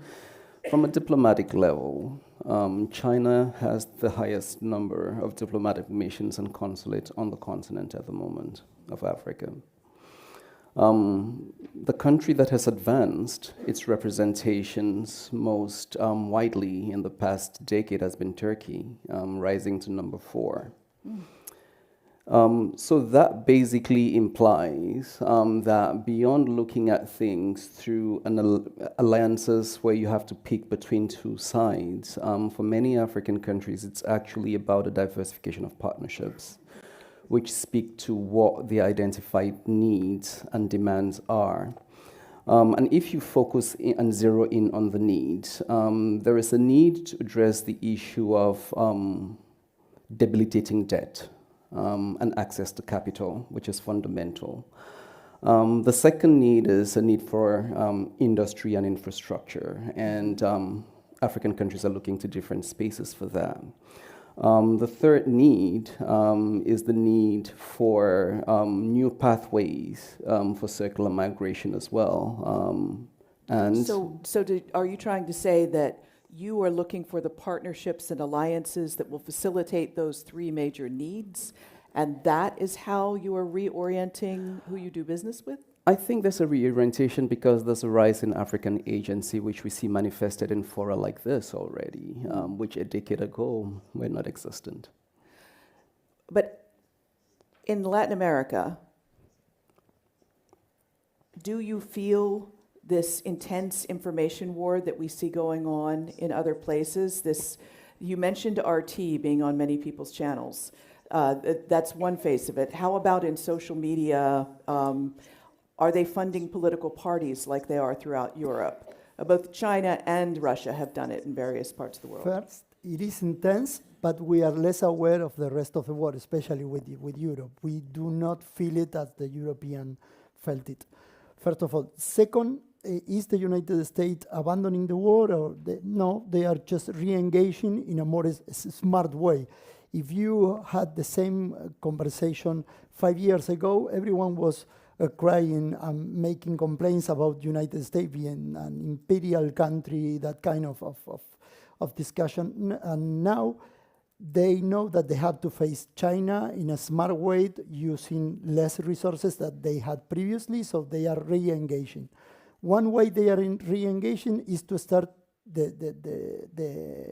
strategy on the Western Hemisphere strategy, because when you look the 19th century and the 21st century, the second half of the 21st century is going to look quite similar to the 19th century, with one complexity, as the colleague told us, which is the interdependence and the weaponization of the interdependence. So America cannot abandon the war. They need to re-engage of the war, and the way that they are doing it is working closely with the Western Hemisphere. And they are aware of the information warfare, because Russia and China are quite active in Latin America on that issue, with different type of scope. Russia is more aggressive. China is trying to win heart and minds. Russia do information warfare against United States. China do information warfare, but putting Latin American minds close to them. So this is the difference. More pro-Beijing. Exactly. Yeah, China, Russia has RT and Fancy Bear, the hacking collective, and China has TikTok. Exactly. But I want to pull out one thing that you said that might surprise some people in the audience. You said the U.S. is readjusting in a smart way. Is it really winning hearts and minds across Latin America when it declares it's brought the Monroe Doctrine back, which means that it must control its sphere of influence? You said cooperation. They've got a large part of the U.S. naval fleet is sitting off the coast of Venezuela right now. That doesn't sound like cooperation. No, it's a small part. Having the largest fleet in front of Venezuela is the way that the United States is sending a message not only to Maduro regime, but also to Russia and China, which are both the main allies of Maduro regime. You have to, of course, Iran. You cannot forget Iran on that sense. When you look the haste of the Cold War, Cuba was the only main ally that the USSR has in Latin America. Yeah. When you see the 21st century, Nicaragua, Cuba, and Venezuela, and other countries are smearing close to Russia. So, as I said, the Monroe Doctrine has a bad image in Latin America for historical reason, of course, because of United States intervening in Latin America quite hard. But the Monroe Doctrine, it never was designed to deal with Latin America. It was designed to deal with Europe and the foreign influence of that time of Europe in what they consider their own zone of influence. So they are doing exactly the same against Russia and China, with one advantage, which is the geographical advantage. Because when you look at the sea line of communications from China, or when you look Russia, they are too far from Latin America. They are not. They are more successful to connect China with Africa than to connect by sea line of communications of Latin America. This is why they try to build infrastructure on Latin America, and they fail. When you look, and I stop there, when you look the major choke points in the Western Hemisphere, you have the Western Passage in the Arctic, the Panama Canal, and the Magallanes Strait. Two of them are under pressure by Russia and by China. The last remaining free choke point is the Magallanes Strait. So when you look at sea and the last national security strategy of the United States, I must tell that it's a smart strategy, and that is how they think they are going to successfully deal with China and Russia in the next 20 years. By confronting them. Exactly. Mr. Vedrin, I think you have a slightly different opinion of how the Trump administration is fighting the influence war and politics in general. Are they a bully, or do you think this is effective? Bon, il faut prendre ça avec beaucoup de calme et de sang-froid. Pendant la guerre de 14, entre la France et l'Allemagne, on parlait du bourrage de crâne. Pendant toute la guerre froide, il y a eu des propagandes très violentes entre le monde soviétique et le monde occidental. Donc ce n'est pas ni Trump ni Poutine qui ont inventé le mensonge dans la com. Donc il faut être beaucoup plus calme par rapport à ça. Cela dit, il me semble que le monde est inquiet globalement, que la situation actuelle du monde est anxiogène. Personne n'est sûr de rien. Même les pays émergents qui montent et qui sont très fiers d'eux ne sont pas sûrs de la suite. Pour les Occidentaux, il n'y a plus d'Occident global en fait, parce que l'Occident de Trump, ce n'est pas le même que l'Europe. Et les Européens, et la moitié des Européens sont d'accord avec la moitié du document stratégique américain, pas les autres. Bon. Les pays du Sud, il n'y a pas de Sud global, il est hétéroclite. Jamais l'Inde va se laisser dominer par la Chine, par exemple. Et puis il faut distinguer entre les pays du Sud qui militent pour un monde post-occidental. Vous avez gouverné le monde, c'est fini, maintenant c'est nous. Et un Sud anti-occidental, ce n'est pas les mêmes par rapport à ça. Bon, plus le compte à rebours écologique, et là, dans ce monde-là, déjà très instable, hyper inquiétant, on voit qu'il n'y a pas de communauté internationale, en fait, sauf dans les think tanks, mais ça ne représente rien dans les peuples. Bon, il n'y a pas de communauté, c'est un objectif, ce n'est pas une réalité. Et là-dessus, vous faites tomber la révolution Internet, la révolution intelligence artificielle, qui ont toutes les réactions hystériques, violentes, émotives, passionnelles. Et la part de la réflexion est réduite à presque rien, sauf dans une réunion comme ça. Donc c'est un monde déjà anxiogène, inquiétant. Et l'intervention, il y a un risque de sauvagerie technologique. Sauvagerie technologique. Dans un monde qui est déjà lui-même plus tout à fait articulé. Donc ça ne m'étonne pas de la liste des sujets que vous avez en tête. Ce n'est pas étonnant. La question, c'est comment on arrive à encadrer, mais le on n'existe pas. Ça dépend d'où on parle et qui on est. Donc les États-Unis ne gouvernent pas le monde, mais ils veulent rester numéro un. La Chine voudrait devenir numéro un, elle n'est pas sûre d'y arriver. Et les Européens n'arrivent pas à se mettre d'accord entre eux sur puissance ou pas puissance. Et chaque pays du Sud veut avoir sa propre place. Donc moi j'espère qu'on va arriver à réinventer, disons, la coexistence pacifique, ça serait déjà pas mal, entre les uns et les autres, avant qu'il y ait eu un drame global. Mais je ne suis pas sûr. Donc c'est ça qu'il faut, à mon avis, préparer. En tout cas, l'inquiétude ne m'étonne pas.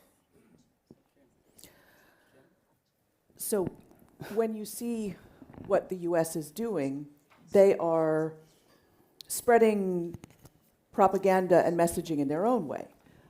Steve Bannon has spent a lot of time with European nationalist parties. We see a rise of French nationalism, even predictions that the party of Marine Le Pen will win the next presidency. So, is the US also exporting this propaganda effectively? Je pense que la mondialisation brutale, n'oublie pas que la mondialisation, ça ne veut rien dire. Il y a les mondialisateurs et les mondialisés.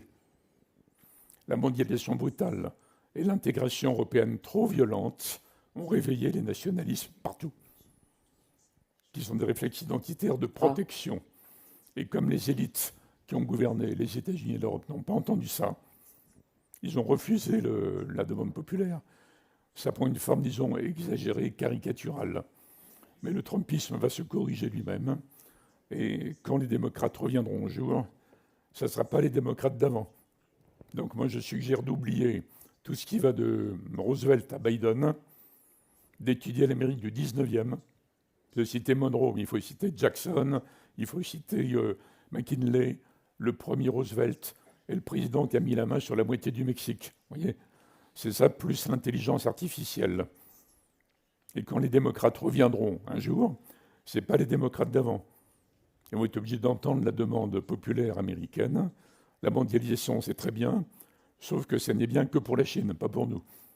Plus, disons, la demande de coup d'arrêt au progressisme américain devenu exagéré. Bon, ça c'est l'élément américain, mais ça s'ajoute à tous les autres éléments d'inquiétude que nous avons énumérés. Donc qu'est-ce qu'il faut faire? So let me see if I can reflect back some of what I heard. Basically, you're saying that globalism has left fractures across the world because it's left people behind, and various different superpowers or would-be superpowers are trying to take advantage of that. If it's Steve Bannon coming to Europe and talking to people who feel disenfranchised, that's because they were left behind. In other words, there's fertile soil for this message to land in. Yeah. I'm curious, you know, India is one of the most online nations I've ever visited. And you have so many media channels, and everyone down to everyone has an opinion in a magnificent and brilliant way, especially the Indian youth.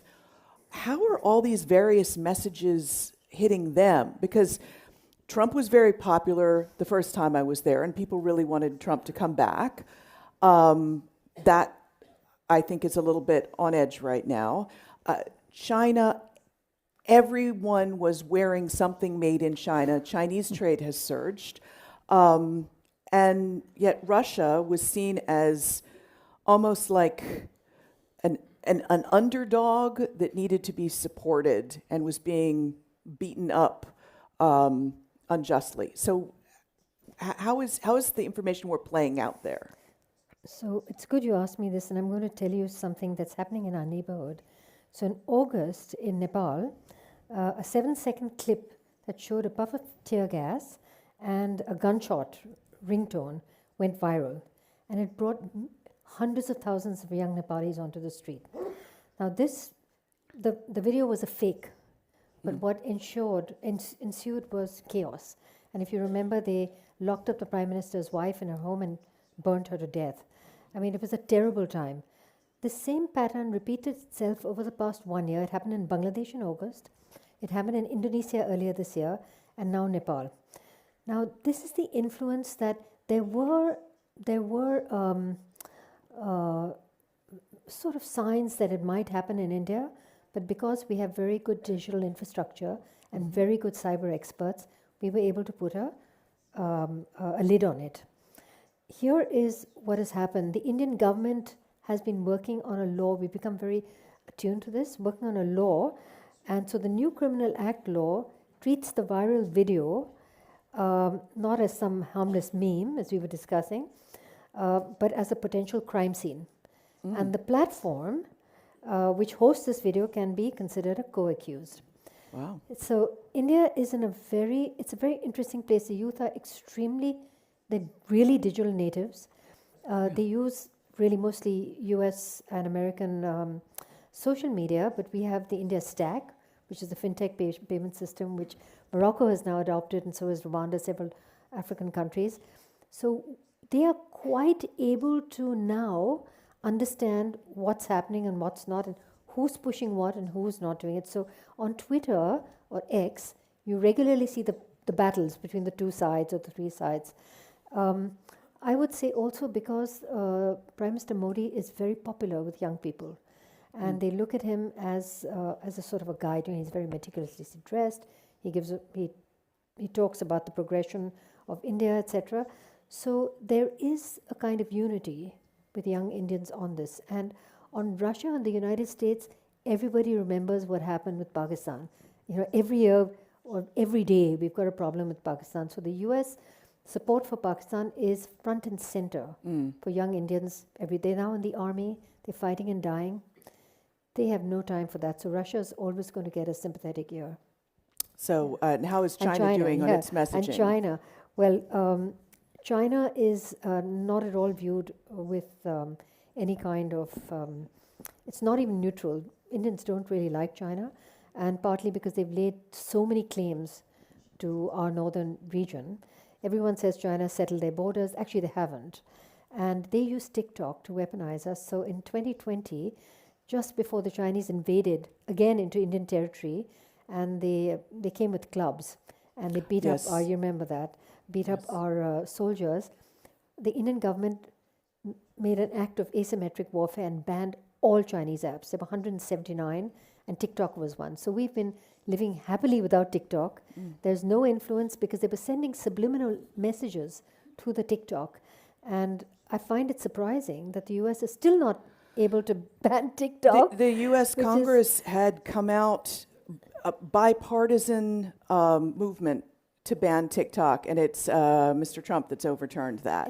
It's quite astounding because of what TikTok leaves behind on your phone too in terms of spyware. That's right, and you're right. The imports from China have gone up, but partly because we gave up so much of our manufacturing that we still need the raw materials, quite like the US. But this will start to turn, and this will, I think, in the next 5 years, you'll see quite a different vision. Yeah. Now, I would like to invite questions from the audience, and so as people start getting their questions ready, Fonte, you have a point. Pick up and basically note a few caveats following Minister Vedrin's intervention about not panicking, and there was going to be a course correction. We are living a moment of accelerated risk. which is actually creating quite a number of disruptions. What the world might not need is a natural course correction, whether in the political space or in the reform of the global system, which demands inclusion, which demands greater participation, but which demands greater results as well, right? So in the process of these disruptions, we are seeing entire government systems being gutted. We are seeing institutional memory getting erased. And how do we get that course correction going? I mean, it's one that we have to grapple with and bring credible solutions to. And just not hitting the panic button, I don't think would be enough. With that, I will start here. And do I have anyone right behind me? Since I've, apologies, kept my back to you all the whole time. And I'll take this gentleman third. And I will be taking notes. Please introduce yourself briefly and make sure there is a question in your question. Thank you. Hi, Ronan Kopaldas from Signal Risk. My question is to all the panelists. How do we build consensus in this very fractured era? Because it seems like that's something we've lost in a social media age. It's just who screams the loudest, and nobody really changes their minds anymore.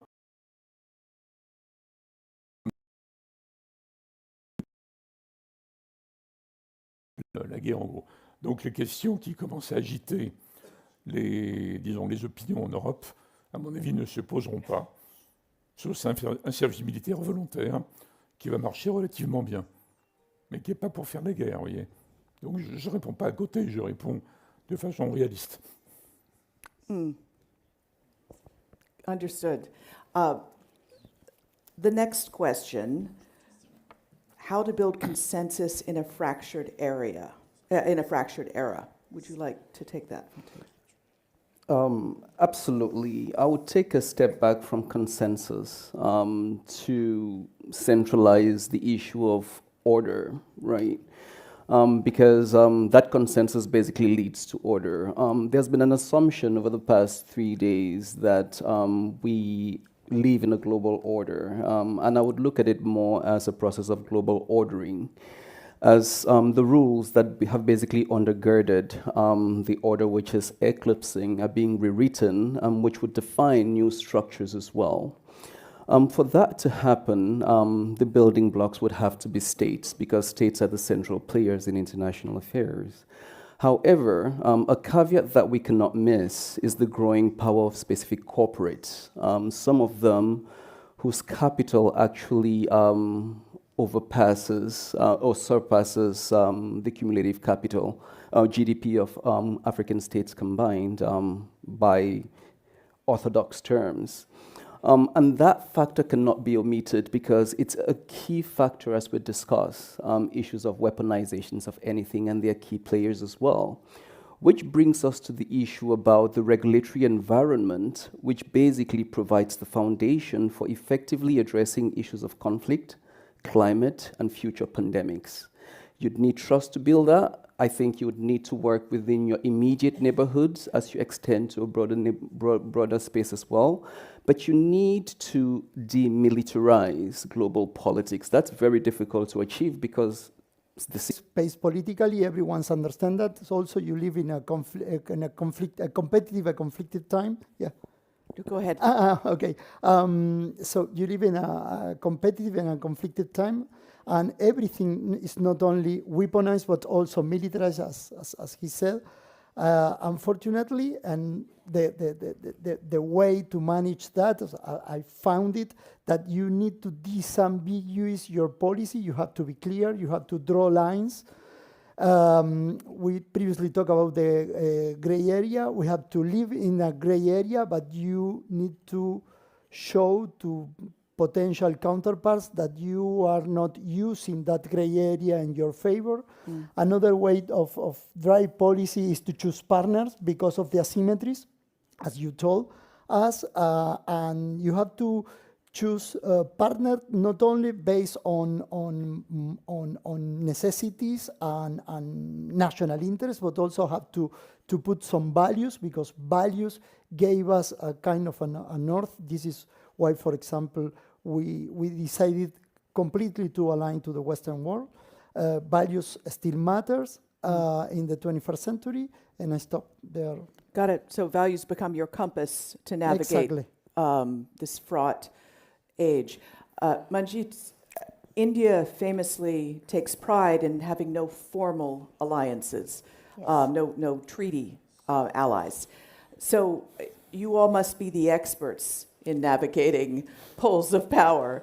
Is that because India just perhaps is a rising pole of power? Well, you have put your finger on the pulse because we don't believe in alliances and we have partners. And partners create flexibility. So we've now started to create, we had political sort of alignments. This is 70 years of Bandung this year, the Bandung conference, and there's been a huge resurgence of thinking about what that meant in 1955, that there was going to be another world and a more hopeful world. And this was done by Africa and Asia. So, I should take this off, sorry. And so India is now creating a new kind of partnerships. It's entering into trade regimes. So even countries with which it was okay, the US trade regime is ongoing, we are creating economic partnerships for the first time. And our political partnerships are non-aligned.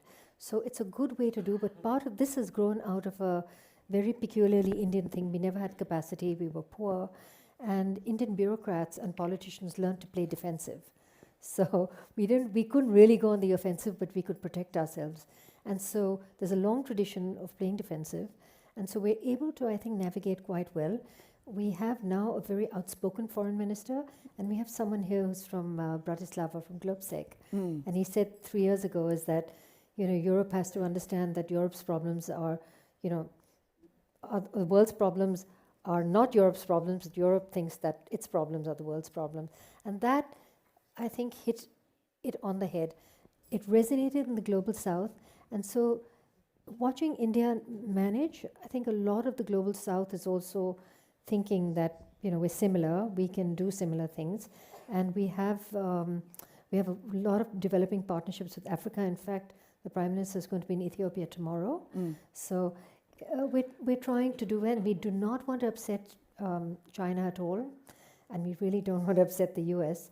Because we're still you in a don't want growth to phase. pick a fight with the massive superpower or would-be superpower on your border. Yeah, both of them. Yeah. That reminds me of, before I went to India as a fellow of the Observer Research Foundation, thank you, Sanjoy, wherever you are in the room, I went to lectures on the Quad in Washington, D.C., and they were always from national security, global security, that point of view.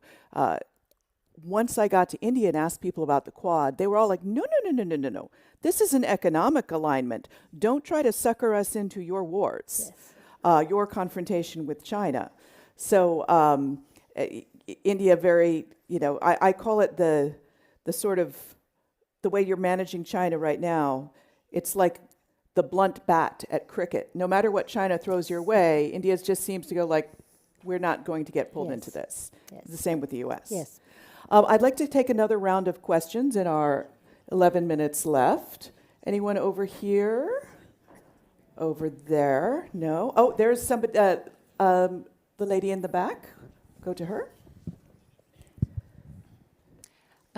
Thank you for the insightful contributions from the panel. My name is Paula, and I'm a cybersecurity advisor. My question is around, or maybe rather, this morning we had sessions around the North and South Atlantic relationships. My question is towards the fact that we have these dynamics, and sometimes it translates to the technology space that we have. For instance, recently the Kenyan government signed an MOU with the USA where the USA will be giving the Kenyan government $1.5 billion to fund the health sector. However, the Kenyan government is expected to share the data for the people, for the citizens, and this will be for a period of 25 years. While the grant itself is for 5 years, the data will be shared for a period of 25 years. With the public? it will be shared to the U.S. government. Ah. Exactly, yeah. So my question rather is, how do we get African governments to consider the risks from the cybersecurity perspective that such agreements would bring? Because I feel like this is a topic that is normally not discussed at that level. It should be a national security concern, because this is data that's going to cover genetic data, it's going to cover disease surveillance. So how do we get African governments to start seeing it from that perspective? Good point. And let's see, the lady right here. Hello, everyone. My name is Hiba, and I'm a PhD student at the Faculty of Governance, Economics, and Social Sciences here. And my question is for all the panelists. As you've said, in a world that's really where everything is potentially weaponized, whether it's finance, information, data, etc., how can government prevent falling in excessive securitization without becoming strategically naive? In other words, where can we draw the line between excessive securitization and necessary security? And this is particularly relevant talking about What do you mean by excessive securitization? We can here either mention, for instance, the bans, the politics of banning TikTok could be an over-securitization. How can you draw the line between falling in this excessiveness of securitization and necessary security? Okay, and we had a lady right here. Somehow it joins what my friend has just said.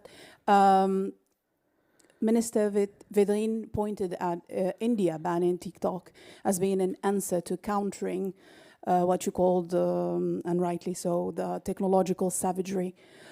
But how to make sure this selective banning is not weaponized, and is it sustainable? Thank you. Thank you. And this gentleman right here. Thank you. I'm Vemba Pezo Dizolele Advisory in Washington, D.C. My question is primarily to Minister Vedrin, but any panelist can answer. You talk about les mondialisés, les mondialisateurs, les mondialisés.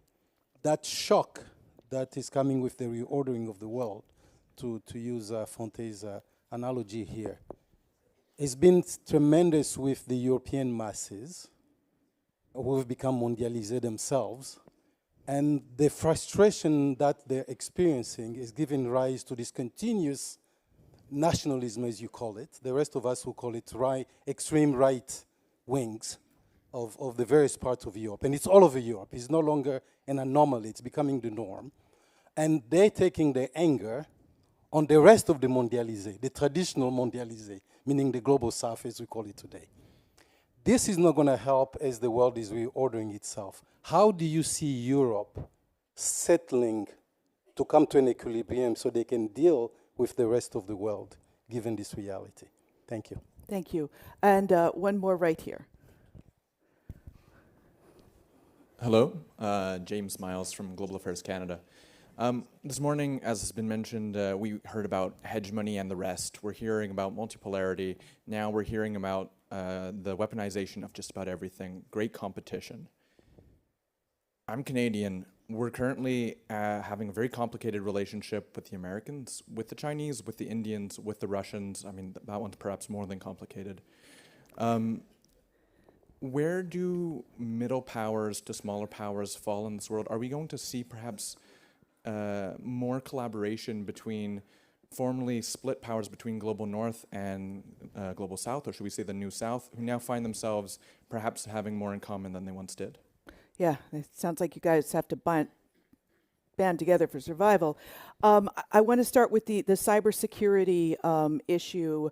You know, the U.S. learned the hard way. Every week I seem to get another warning that my data that has been held by various corporations has been hacked. Don't worry about, I don't worry about hacking, about losing my social security number, because the Chinese got that in the OBM hack, so the US government has to pay for my cybersecurity warnings for life. But anyway, how do you save Africans from that? Are African governments thinking ahead when they enter into this sort of agreement with the US, which has already shown itself not great at protecting data?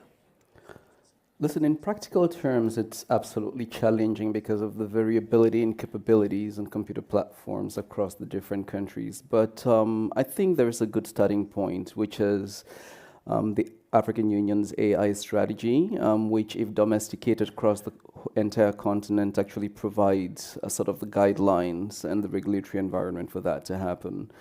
However, that's taking place against the backdrop of extreme lobbying by the same social media corporates who want a foothold into Africa and access to this 1.5 billion inhabitants market. So in practical terms, it would be challenging, but would start with the regulatory environment, I think, and then move things from there into the capabilities to actually counter such cyber attacks on the ground. I'll leave it at that. Thank you. I'd like to come to you with the question of what do the countries in the middle do? Now, Argentina has lucked into a wonderful relationship between your leader and Donald Trump. So kind of not fair, but does everyone have to follow your model? No, it's not necessary to follow our model. Okay. First of all, consider the previous administration. The previous administration told Putin that we wanted to be the entry door to Russia, to the South America. I rather prefer to be close to the United States than being close to Russia, and this is my own political view on that. Because in part of values, of course. Having said that, it's amazing how Canada, as a developed country, finds its way. Because, for example, they usually align with the United Kingdom in several issues, and if we have bad relation with the United Kingdom, Canada usually have not bad, but is not interested in working with us. In the last couple of years, we are having re-engaged with Canada in a quite smart relation. We have the same issues. We have issues with the Arctic space. We have issues on the Antarctic space. We asked them to work with them in the Nanook exercise, and we are going to be there in the 2026. Hopefully, Canada are going to join us in the South Atlantic, in the Ushuaia area, to work with us in issues related to security. So for me, the first thing that we need to do is to drop the idea of there is a global north and global south. It's a stupid thing to continue to. But it made a nice name. Yeah, but for wokeism and for it's useful for Russia and China and for Iran, for example, and other countries. I don't think so. I consider myself partner, as my colleague of India told, partner of Canada, partner of the Western Europe, and that's it. Thank you. So it sounds like that conglomeration of the reasonable middle is already happening. Exactly. And I have to say that the New South is a much better term than the one people used to use, which was Third World, which President Trump just used again the other day. In the smidgen of time we have left, I would like to ask you that question about how extremism and nationalism across Europe is in some ways aiming itself at the people from the global south, especially those who are currently making their home as economic migrants, political migrants in Europe. Et la question ne concerne pas que l'Europe. Je répète ma théorie. La mondialisation était tellement agressive qu'elle a réveillé un nationalisme de protection ou un patriotisme partout, y compris aux États-Unis d'ailleurs. Donc il ne faut pas être catastrophique. On peut combiner un monde avec des identités réveillées et la coopération internationale, parce qu'on n'a pas le choix. On est tous interdépendants. Donc il ne faut pas de panique là-dessus.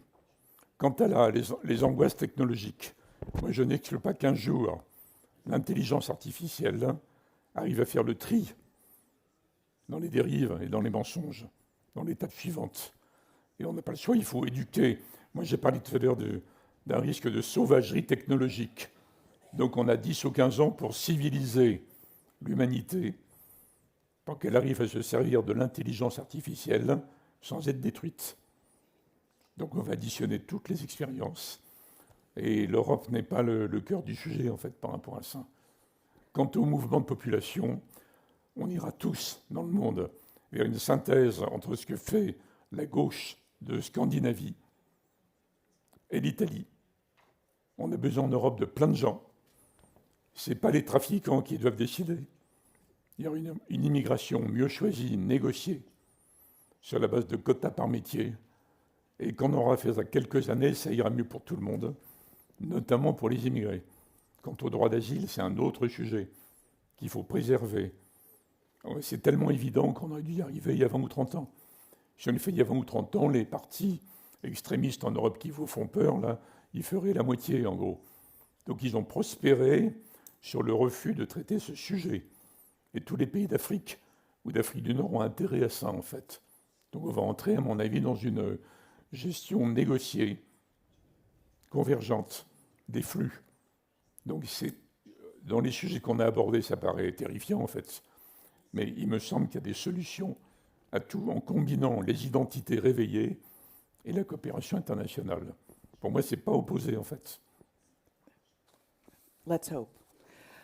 And our very last question, and we are out of time, but I do want to hear your thoughts on that balancing excessive securitization and freedom of speech and expression. And necessary security.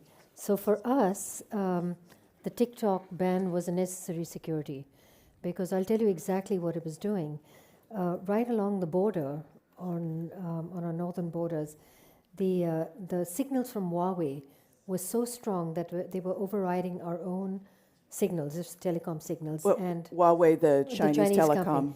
And they were selling during COVID. There was a lot of, just before COVID, a lot of Chinese phones in the market selling for just 6,000 rupees, which is not a lot. And so people had used it, and there was no, like American phones have would you agree to this or not? They didn't even have that. It was just implied. And so you signed on and everything was yes. So all the data was going back to China. And particularly in the border areas, there was very sensitive movements, and all that was being conveyed back. ByteDance, I was in China in 2018. They were preparing for an IPO in New York that year, 2020. It was a $150 billion IPO. And they boasted that India was going to be, 60% of their market. They already had 40%. And they had built their IPO on India's market. Well, that got shot through the sky. So they've still not had the IPO. And this is necessary security concerns. And really, there's been no difference in life without TikTok. And I think the important part is you leveled with your public about what was being done to them, how the war was being waged in their phones, in their minds. So I guess that becomes the conclusion for our panel, more transparency so that people know what is being done to them and through them so that they can make up their own minds. And with that, thank you all very much. Thank you. Panelists are asked to remain on stage for a group photo. Ladies and gentlemen, we will now take a coffee break at the lounge area across from this auditorium and reconvene at 4:40 for the closing plenary.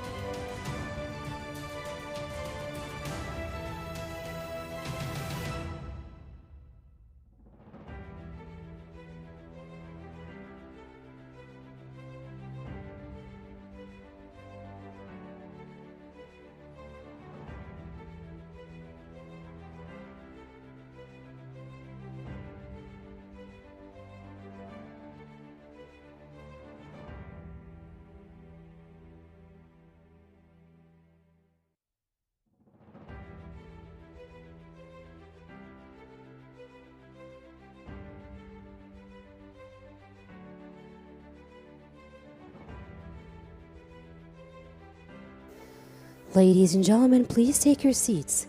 The session will now begin.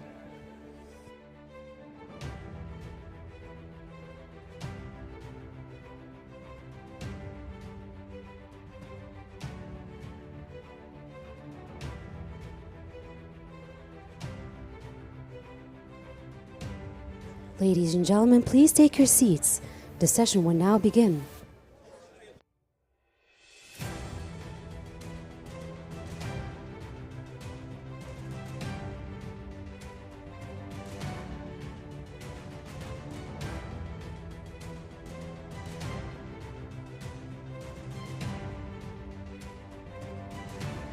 Ladies and gentlemen, please take your seats. The session will now begin.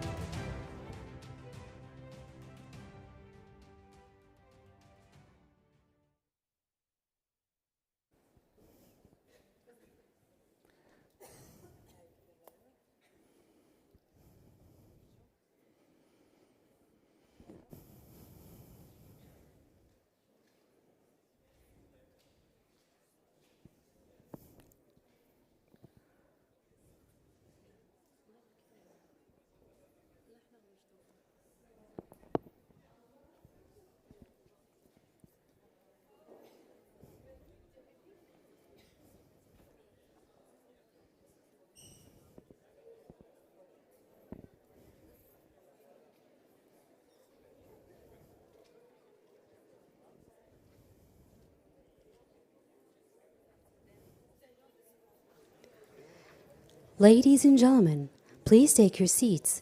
The session entitled The Wider Atlantic Challenges Viewed by Emerging Leaders will now begin. For translation, you may use the headsets available in the auditorium, or you may scan the QR code to listen through your personal headphones. Channel 1 is for English, Channel 2 is for French, Channel 3 is for Arabic, and Channel 4 is for Spanish. Ladies and gentlemen, please welcome to the stage our moderator for this session, Kimberly Dozier, Global Affairs Analyst at the CNN. Thank you. Thank you so much. And we are about to have our last panel for the Atlantic Dialogues 2025. But before we get to that, I wanted to introduce the idea of the big idea, the takeaway. Nick Gowing is going to be taking the stage after this and asking all of you, what are you taking back home from this conference? So he wanted to make sure you had a good hour to think about it, so you have been warned. Now, let me introduce for our panel the emerging leaders.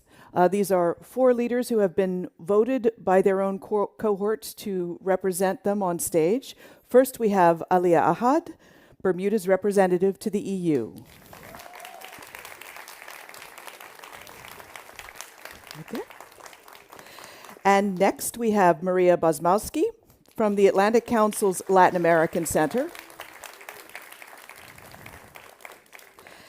Next, Noureddin Hamri, the founder of Turn Up the Light. And last but not least, Carlos Teixeira, advisor to the EU representative to the Sahel. And before we begin, we're just going to watch a short video with the highlights from the past few days.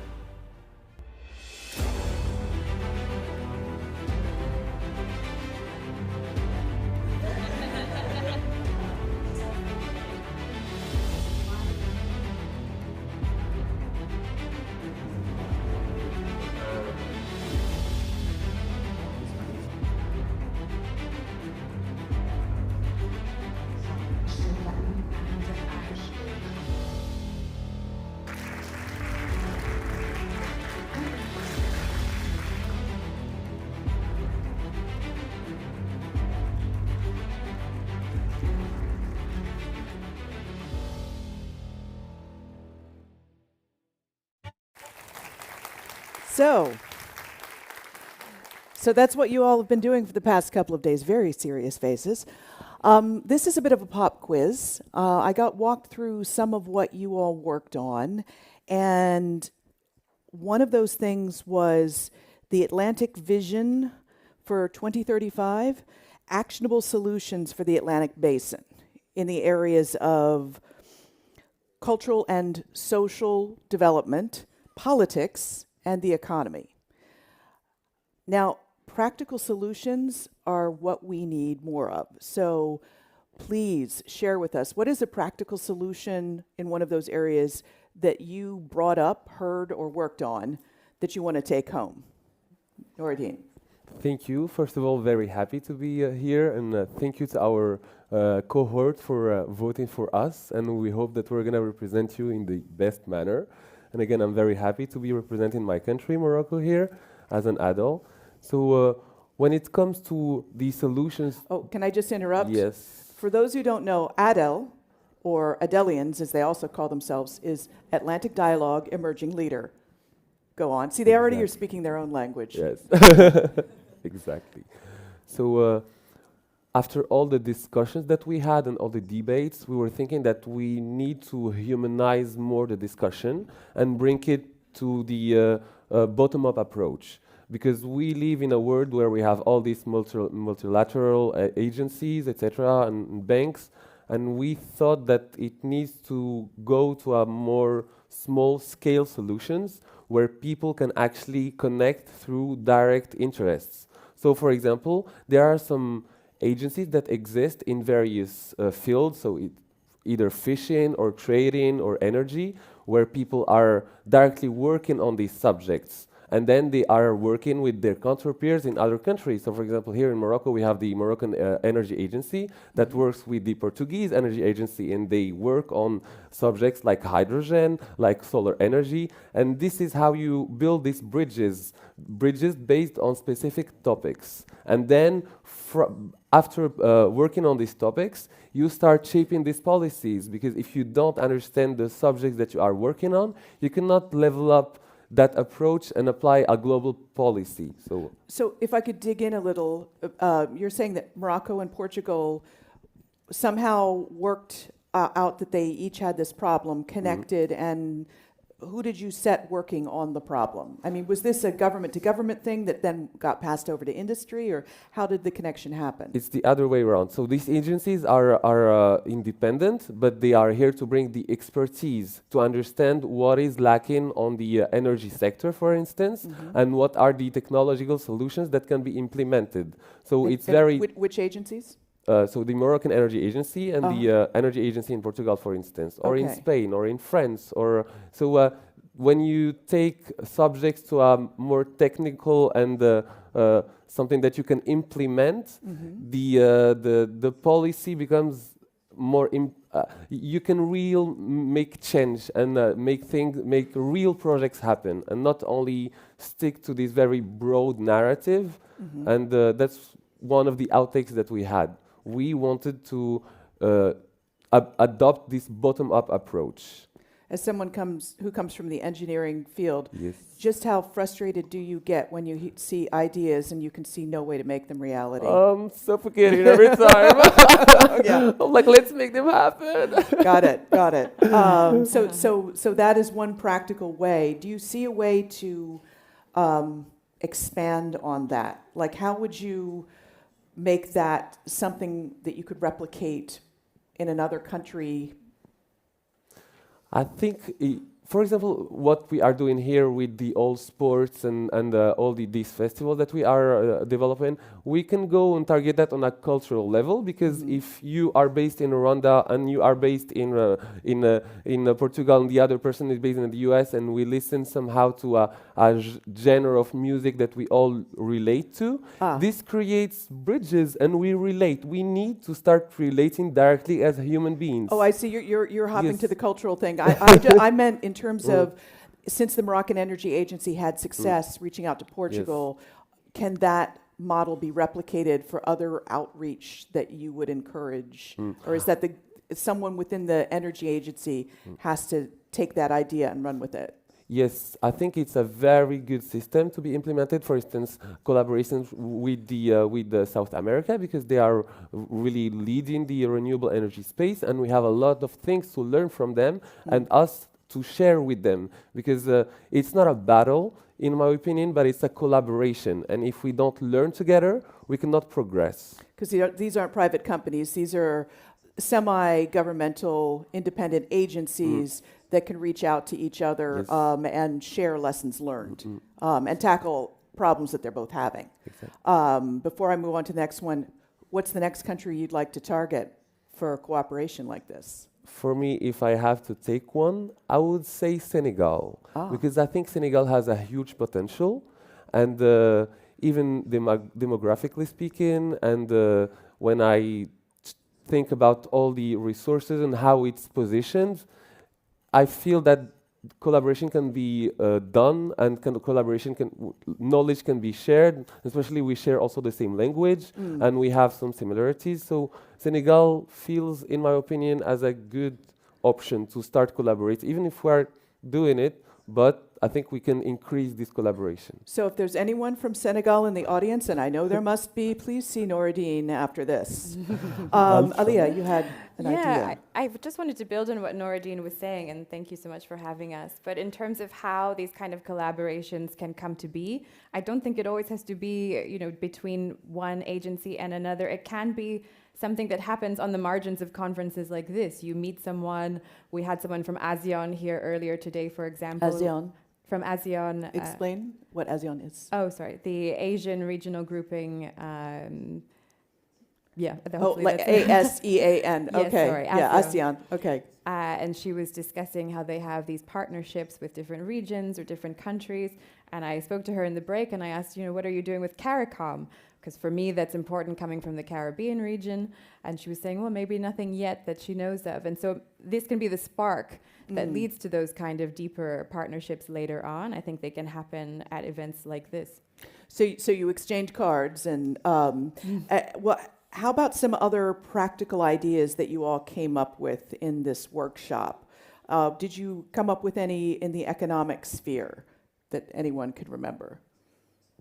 Social cohesion? Yeah. I was about to go governance, but governance, go for it. If that works. Thank you so much again for having me, and hope I can be successful in this Adelian mission that we are embarking here, the four of us. No, on the governance side of things, we feel that in the Atlantic there's this question whether we should have an Atlantic overarching structure. This was a big debate for those who were focused on the more political dimension of this community. And there's this push between formal and informal institutions, right? Should we go to, a sort of strong, heavy administrative machinery, or should we go for more light structures that can, deliver on the problems? And so I think the consensus was more towards exploring the latter, exploring models of coalitions of the willing, where sometimes we might say things differently. We might call it, some might call it, green transition. Others might call it energy sovereignty. We might have different vocabulary, but at the core, there's a very clear thematic interest that spans from business to government. So for us, the Atlantic architecture and whatever that might mean for those who are around us today, it's probably going to be a variable geometry architecture. You're going to have different coalitions from different geographies, and I think that's a bit what came out for us. So in terms of your job and applying a practical solution to what you do, what does that look like? Does that mean, as the advisor to the representative for the Sahel, you're going to look for informal groupings in the region that represent the same interests, or you tell me?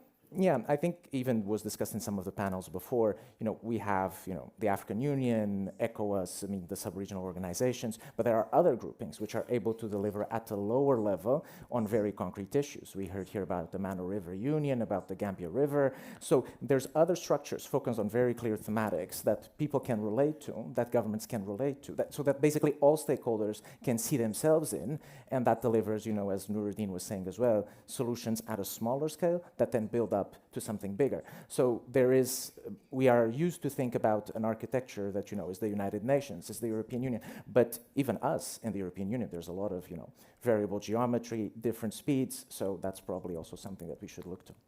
So Maria, in terms of Latin America, did you come up with any sort of concrete solutions that you would like to, if you were plucked out of the Atlantic Council and put in government at the State Department or similar, what would you do? Before I answer that, Kim, I think that something that was really valuable this week, and as somebody who's in the think tank world, there was a conversation about our think tanks delivering. We're always reactive. We're trying to react to President Trump saying he's going to impose tariffs on his closest trading partner. We don't have the space to think ahead and think proactively. We don't give ourselves the space to imagine different types of scenarios and futures. Some people at Heritage might argue with you on that because they thought ahead and now it's all being enacted. And so it worked, right? And so something that we've spent this week doing is trying to think about how we can think about things differently. So what kind of these practical solutions are practical solutions to what? Democracy? I don't want to have a conversation on whether democracy is the governance model that works or doesn't work, but the truth is that in Latin America, when you ask the young people, they will tell you democracy is not delivering for them. It doesn't mean that we have to destroy democracy and come up with something new, but what are the kinks in the system that we want to address, and then tailor the solutions, potential solutions to that. So it was very enriching in that sense that we're having these conversations about how to, I hesitate sometimes to use this word, but deconstruct assumptions and narratives and things that we talk about in Washington. It's an echo chamber. It can be, and the job of journalists is to pull you guys out of the echo chamber by asking pointed questions. So I'm going to turn it back on you and say, all right, you've just posed a problem that a group of young netizens, say in Mexico, don't find that democracy is working for them. How would you help that government find a way to be more responsive to those people? What would you recommend? I think some of what we've heard about not top down but bottom up. Also, we talk about the youth group as sort of these emerging actors. How do you integrate them? And what we've done thus far in Latin America, for example, the Summit of the Americas that was canceled this year, we have a sideline event as part of the Summit of the Americas. Why don't we start to integrate the youth voices into that summit? Don't make it a sideline event.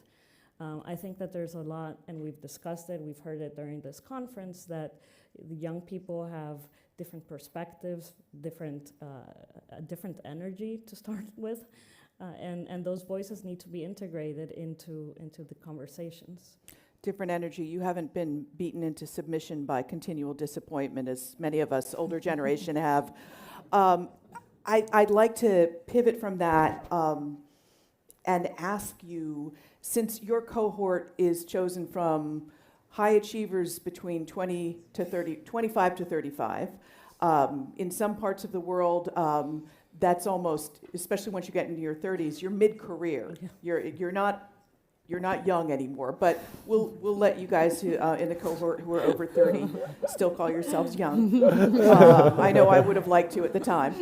But what are some of the ways that you think differently than perhaps some of the conversations you've heard here? What are the headlines that you're talking about that we haven't been talking about? Somebody with, my shade hair. Thoughts? Yeah, well, I think what you were just saying is really excellent. And as a young person over 30, if I can still call myself so, I think we are, living in an era of disappointment with a lot of the institutions and how they're delivering for us, and people are searching for other solutions. There was a Pew Research study recently that showed, I think it was over 60% of people were disappointed with their democracies. That doesn't mean that they don't want to be part of one, but they want ones that deliver for them. And so we've heard over the course of the last few days about co-creation, how to bring people in a genuine sense. There was even a speaker this morning that said something, if you want me there at the crash landing, then you need to bring me into the car at the beginning. And the youth are being left behind at the beginning and only brought in as an afterthought. Right now we're in the age of social media where it's actually very easy to communicate directly with people from different demographics and to get their views and opinions on things and to mobilize through that. And so I think that's one way that we can actually try to tap into the youth. And you see that when they are addressed directly, if I can give the example of the Zoran Mamdani campaign, for example, in New York, and that really galvanized a bunch of young people because they felt seen and they felt heard. And so I think that's what we need to focus on. But in the States, there was also a huge youth movement for Bernie Sanders, and he is not young. He is a senator who's, is he in his 80s yet? Might be. I Close. mean, youth is a state of mind, as yeah, we're discussing, there but you go. it's not about whether you are yourself young, it's about what you represent. I just want to push back a little bit because for all of us, the way we participate in democracy, unless you're in a think tank that's advising that's high up enough in the intellectual stratosphere that you're actually advising a government, pretty much it's going into a voting booth. Like, I don't feel like anyone has asked, me for my opinion at any stage of the game. I express by voting. So why do the quote-unquote youth feel like they're being ignored? Is it because, where do you get that idea? I think when we're talking about what democracy is, we've almost abandoned the idea that it's an experiment, whereas democracy is actually not that old. It's 300 years old in the modern sense. Well, it depends on which government you're talking about. Sure. Arguably, it started with the Greeks, but... Well, yeah, but in the modern sense, not as a direct democracy, but as a representative democracy. And I think we maybe need to tap back into that innovative spirit of how do we make institutions that are still delivering for people today. But how does that relate to the youth feeling like they're being ignored? From when I see these polls, it feels like everyone's of all ages feels that their institutions are failing them and being ignored. So I'm just trying to understand why what is the point of view specifically of young people that is being ditched? How do you feel you're not being invited to the table if the majority way all of us communicate with democracy is through the voting booth? If I may, I think it's also like the issues that the people that are being elected think are priorities. And I, of course, being in the think tank space, I understand that everything is political. There are interests behind literally everything.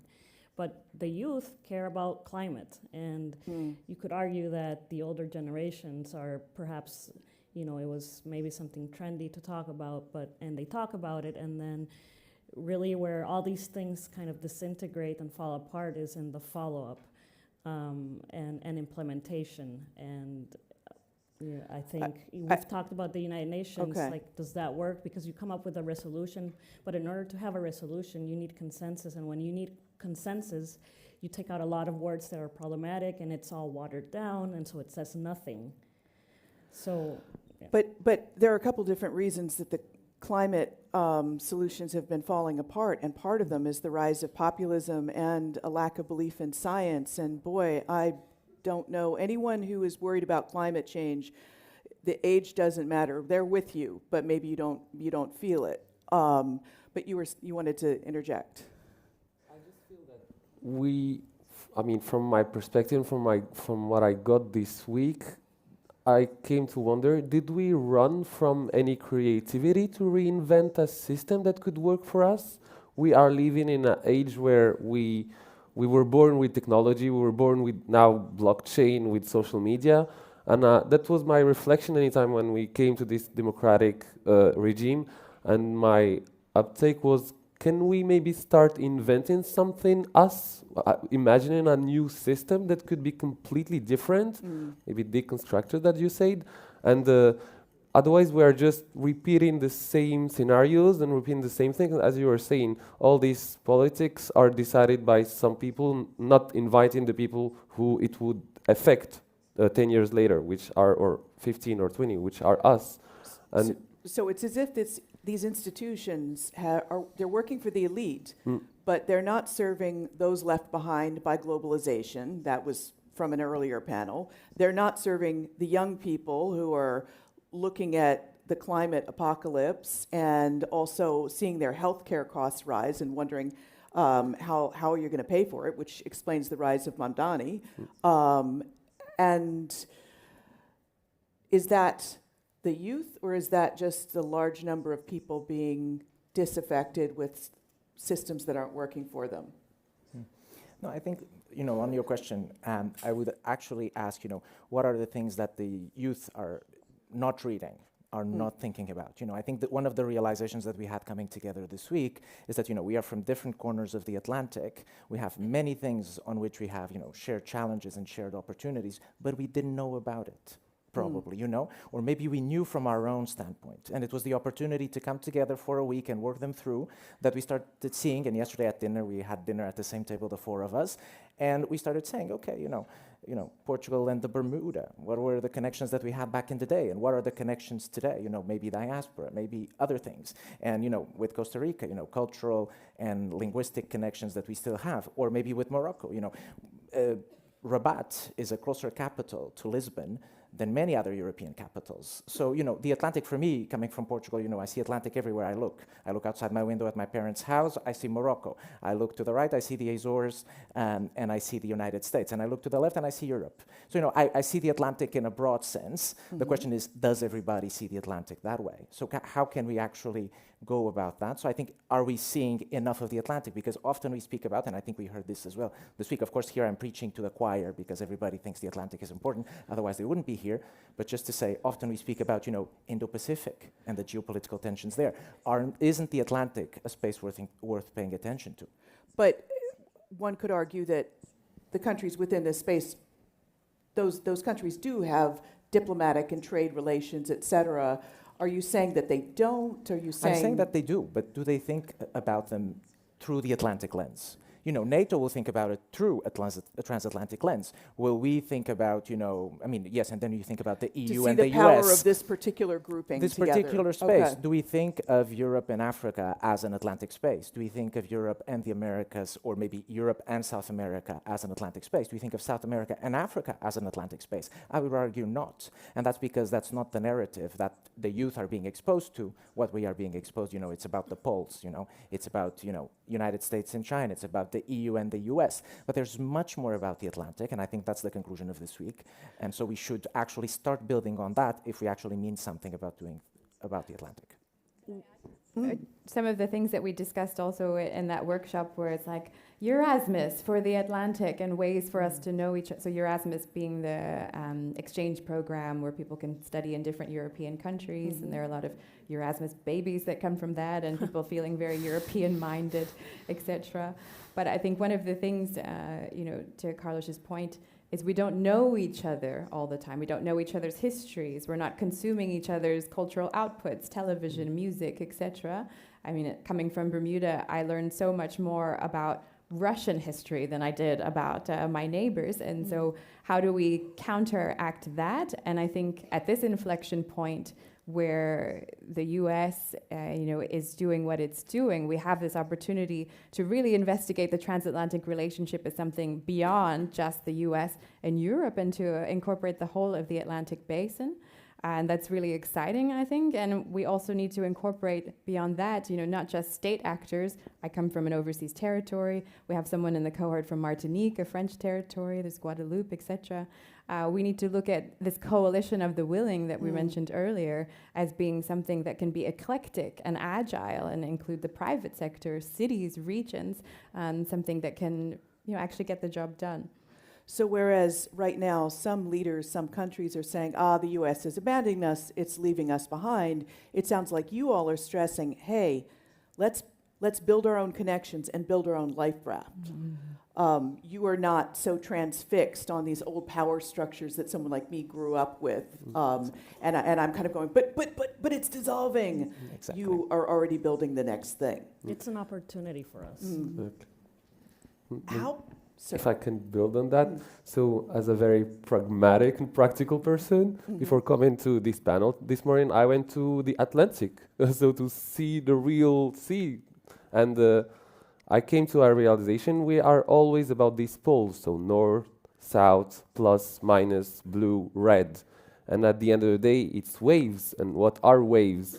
It's electromagnetic field. And maybe we should be embodying this whole electromagnetic field and maybe use a magnetic new order or magnetization. And maybe we should go towards that, which is each magnet has its own power. And then I trigger you, you trigger the other one, and you trigger the other one. And then we have this full electromagnetic field.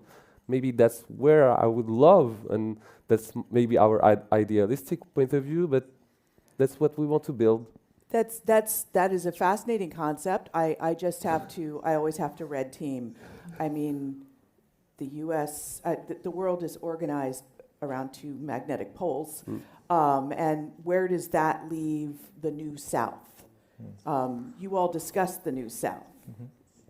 Does it exist for you as a concept? I'm glad you raised that question, because I think that's one of the questions that we actually discussed quite a lot over this week, and I think it was discussed also here at the Atlantic Dialogues. I mean, you heard different concepts over the week.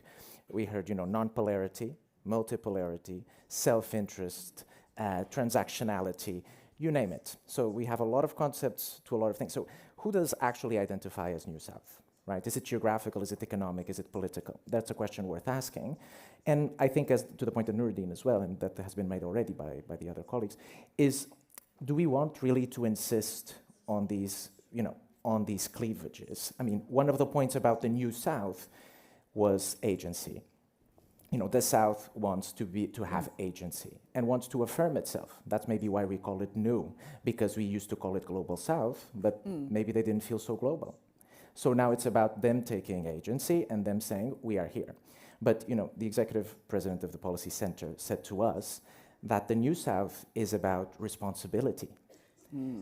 So I think we should probably take this all together, agency, affirmation, and responsibility. Because at the end of the day, and that's personally, and of course a very personal opinion, why concepts like non-polarity or self-interest seem to me a bit limited, is that the responsibility is gone. If you're non-polarity, it means you're in your own bubble. There's no pulse, there's no lights that go on.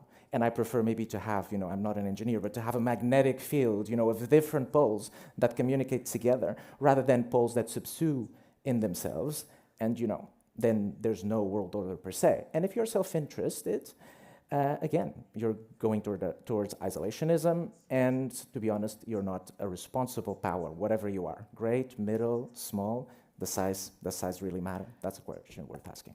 I have an engineering question. If you're going along being pulled by magnets or magnetic force, what's governing the law of attraction? Is it trade? Is it... Actually, it's everything, and that's what we forgot. It's a full system. It's not one thing that is going to be governing the other. It's how you rethink these relationships and these interconnections between every single field, either energy or governance or cybersecurity or health. Every single point is affecting the other. And not even within your country or within your region, but within the whole Atlantic basin.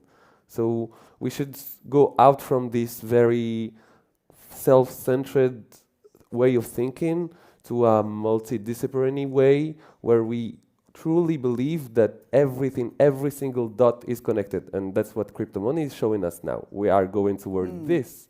And we know that it's the financial system of the future. And if we don't believe in this technological disruption, and maybe we should take that as an example to apply to our societies, we won't cope. It's going to go too fast for us.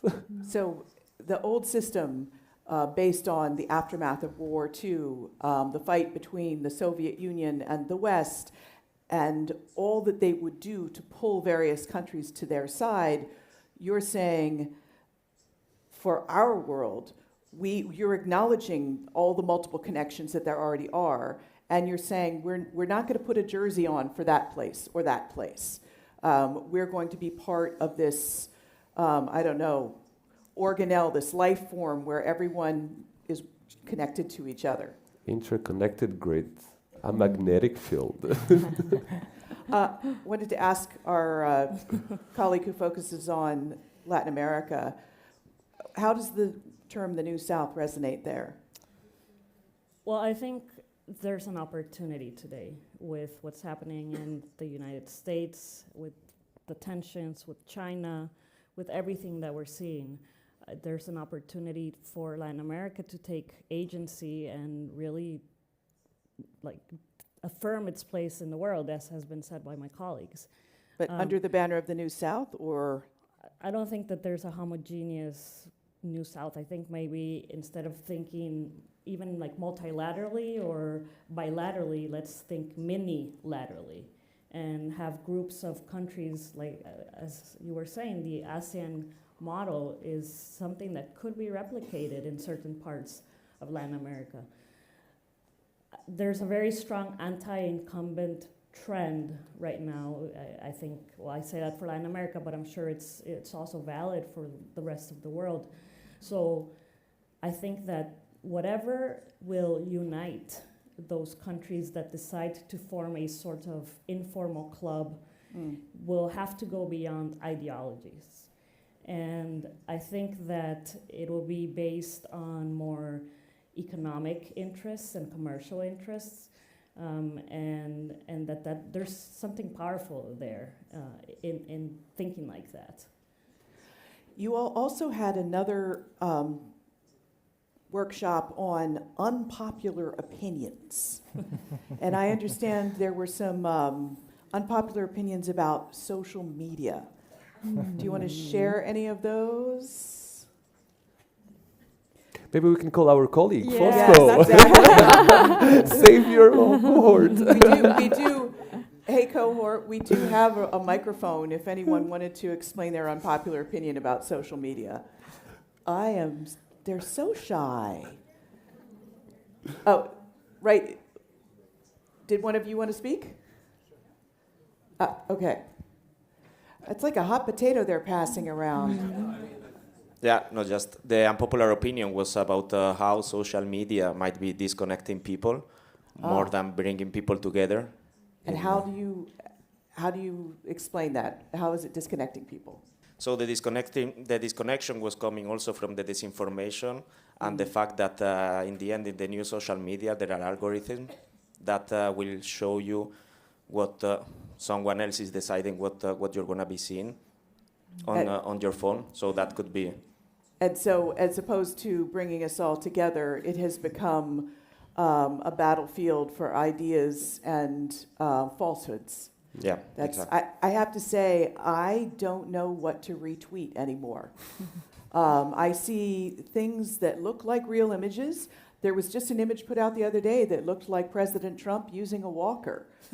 And if you looked at it closer, it was watermarked with Google AI.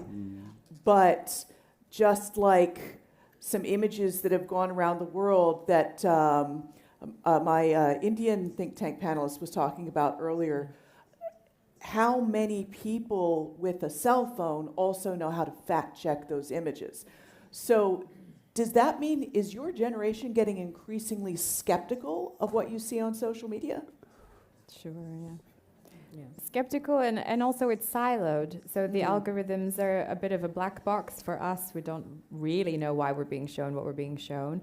And I think it's also targeted based on where you are, who you are. I know that what my partner sees when he opens his Instagram is completely different from what I see when I open my Instagram. And we're kind of living in parallel realities sometimes. Of course, Meta would tell you that's because you have trained the algorithm as to what you want to see. It could be, but I also have 3 small nephews, and it doesn't take long before they go on YouTube and start seeing all kinds of adverts that are quite shocking or leaning, in particular ideologies. So I think it is also based on some deeper thing than just what they're looking at. Yeah, and maybe if I just can add on that, to say that it might be true, that the algorithm might show us something and we are, you feel somehow rigged by whatever you see.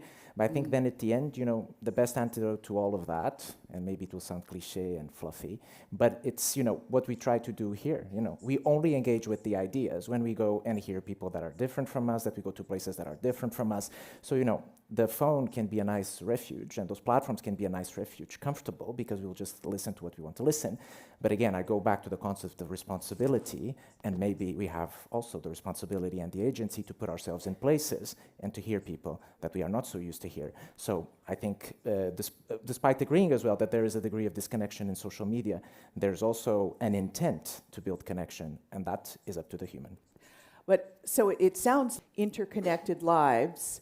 When everything's coming at you, whether it's the news headlines, TikTok, text messages, etc., how do you take a step back from it that you all looked at the speaker in silence?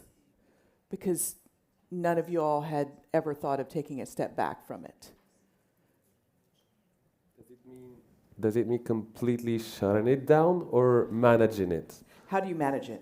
Yeah. So how do you manage it? Or do you just stay addicted to the constant input?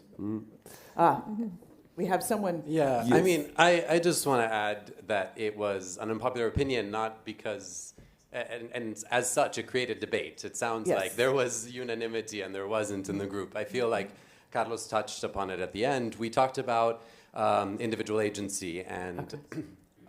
yeah, I work for a social media platform. I work that because I was supposed to say at the beginning, all of the speakers are here in their personal capacity, not representing their governments. Same thing if they're here with a company.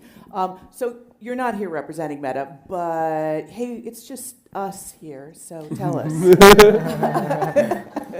So when Aaliyah and her partner see different things on the algorithm, how is it just keeping track of everything you ever looked at and trying to feed you more because you indicated an interest? Or I had another programmer tell me it's just based on how much time you spent on the page. So if you stared at an ad that you hate but it disgusted you, it's going to give you more of that thing because you stared at it too long. So which is it? I'm going to have to give a response to point you to a lot of information that we have shared on how our algorithm works. Mm-hmm. The example that I use, if I were to talk to a friend or, you know, a parent or a relative, or a small crowd in Morocco. No, but when we walk in the street and I think there's a false assumption that we don't have these behaviors or these tendencies offline as well. We tend to hang out with people who have our similar interests. We tend to, engage with people who agree with us. And I think that there is a lot of knowledge, especially in this room, on the fact algorithms are not a secret. They are designed to be useful. They're designed to give you what you're most interested in and expose you to that. There's lots of research on whether polarization is affected by algorithms, disproportionately, and we published a lot about it. And yeah. I think I'd point back to transparency and to continuing the conversation and really getting knowledgeable on how these technologies work. And yeah, going back to it's not a secret. It's not this big back secret, and it's described very, very clearly and explicitly. Well, it's a tool, and tools can be used for good and for ill, and it depends on the wielder, is a bit of what you're saying. I had wanted to ask, moderator's prerogative, the young leader who is Ukrainian, is she here in the crowd? Yulia. By any chance? Yulia. I wanted to ask, we've talked on stage, if you could introduce yourself after I finish laying out the premise of my question. We've talked on stage about making new connections that go over governments, past governments, new regional connections. I have watched the war in Ukraine educate a whole generation of Brits, Americans, various folks in Europe about a country that they never knew about. And I've seen this host of NGOs pop up trying to help. Are you heartened? by some of that connection making that you see? And what would you like to build on? I think what Carlos was and if saying... you could introduce yourself, Yes, sorry. my name is Yulia. I'm a journalist based in Washington, D.C. So I think what Carlos was saying previously, that we all come here in our bubble. I live in D.C., so my bubble is journalists, activists, diplomats, a lot of foreign policy experts. Also, my work based, I'm focused on foreign policy, on the United States response to Russia's war against Ukraine. And so we come from our perspective. And our cohort represents people from 27 countries. And it's people from different backgrounds and doing absolutely different work. So that was an excellent opportunity to expand our view on what's happening in the world, but also how people perceive conflicts and wars that affect personally us. So for me, it was interesting to see the reaction. For Europe, the Russia's war against Ukraine, that's existential crisis, an existential issue.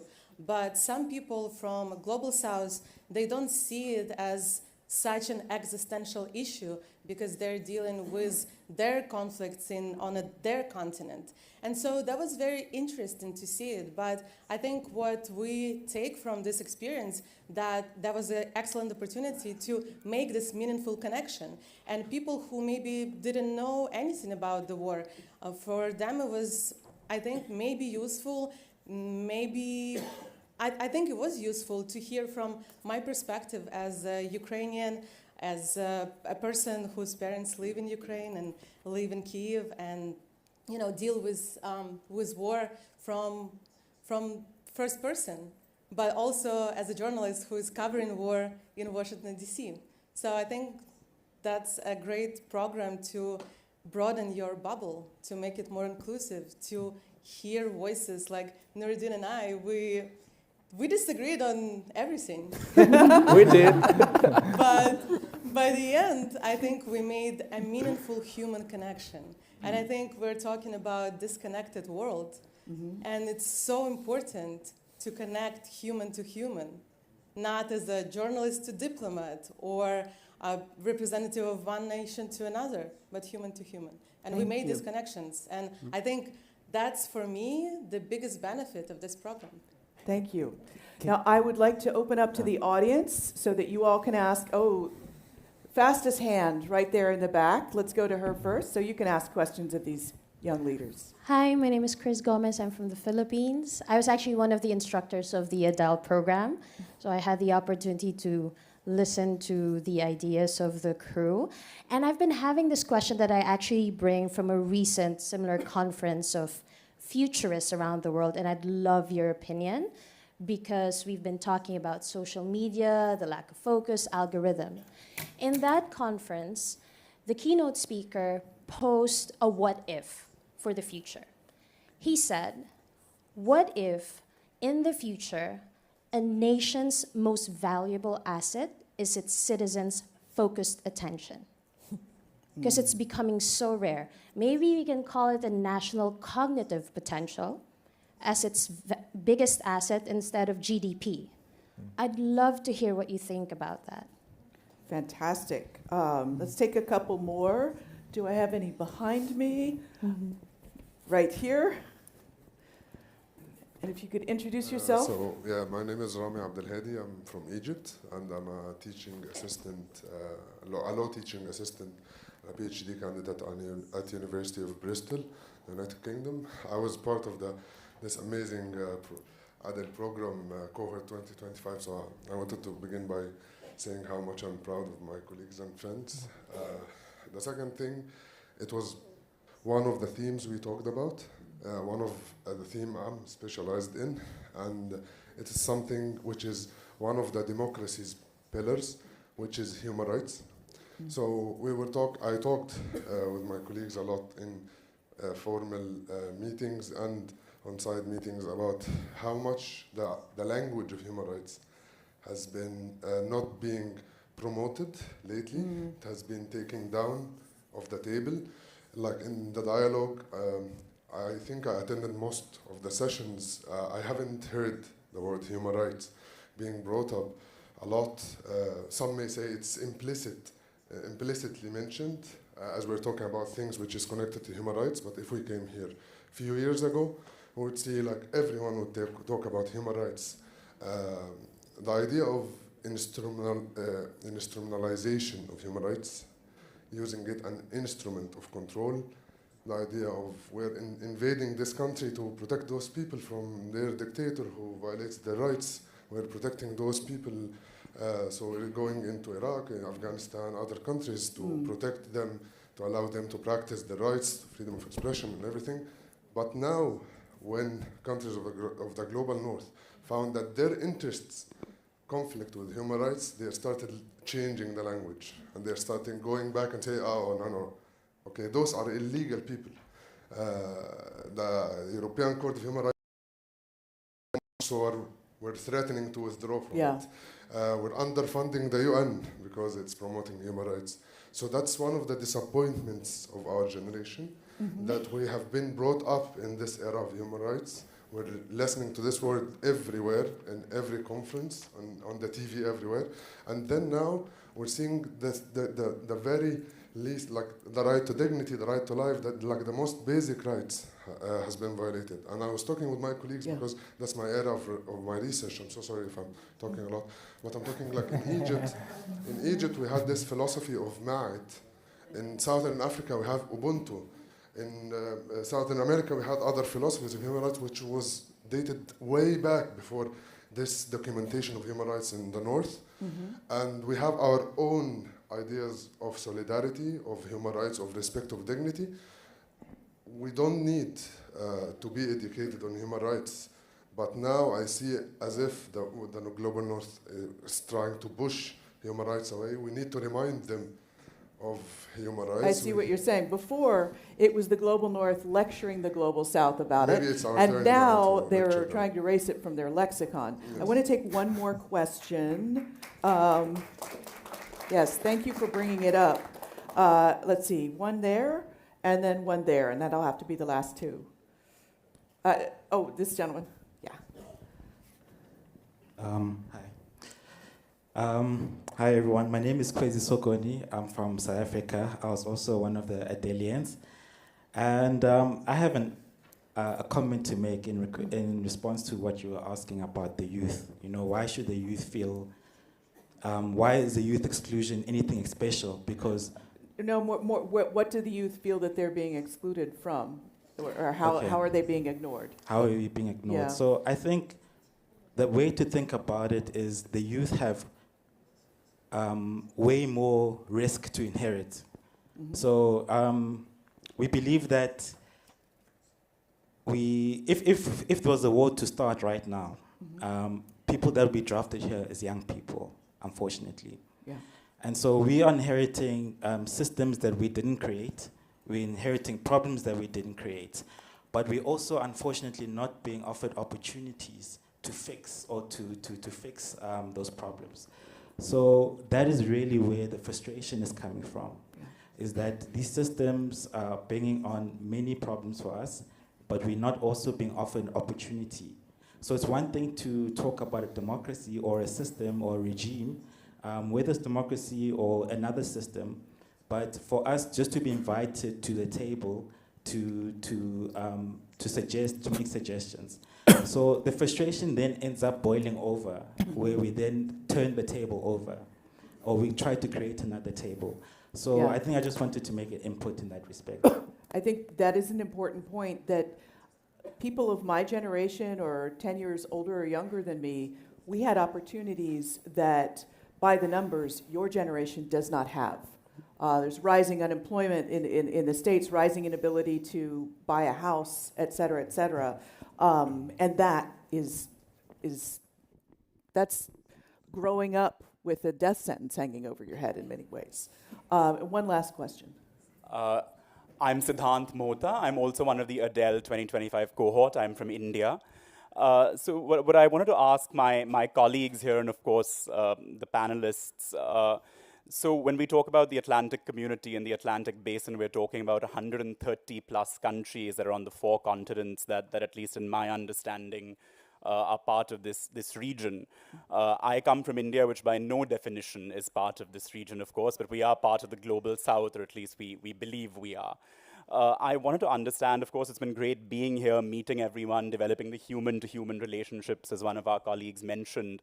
What does everyone here feel is a key message we should, as an Indian, I should take back home, considering we're not really part of this community as such? And what does the Atlantic community expect from a country like India in terms of cooperation? It was already made clear by the Indian think tank panelist in the previous session that, of course, we don't believe the West's problems to be our problems.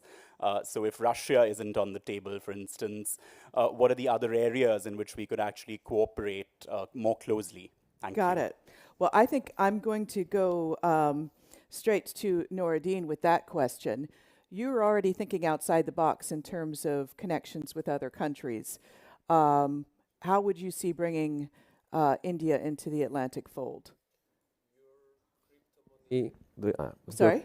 Your crypto system is very efficient. We can learn from you, and you can learn from us. And I think it's not about being part of this Atlantic basin, it's about being part of this new South, and we are defining it together, and we are shaping it together. So we need to exchange skills. You have done brilliant things. So, for instance, regarding the energy access, you made it work in 10 years.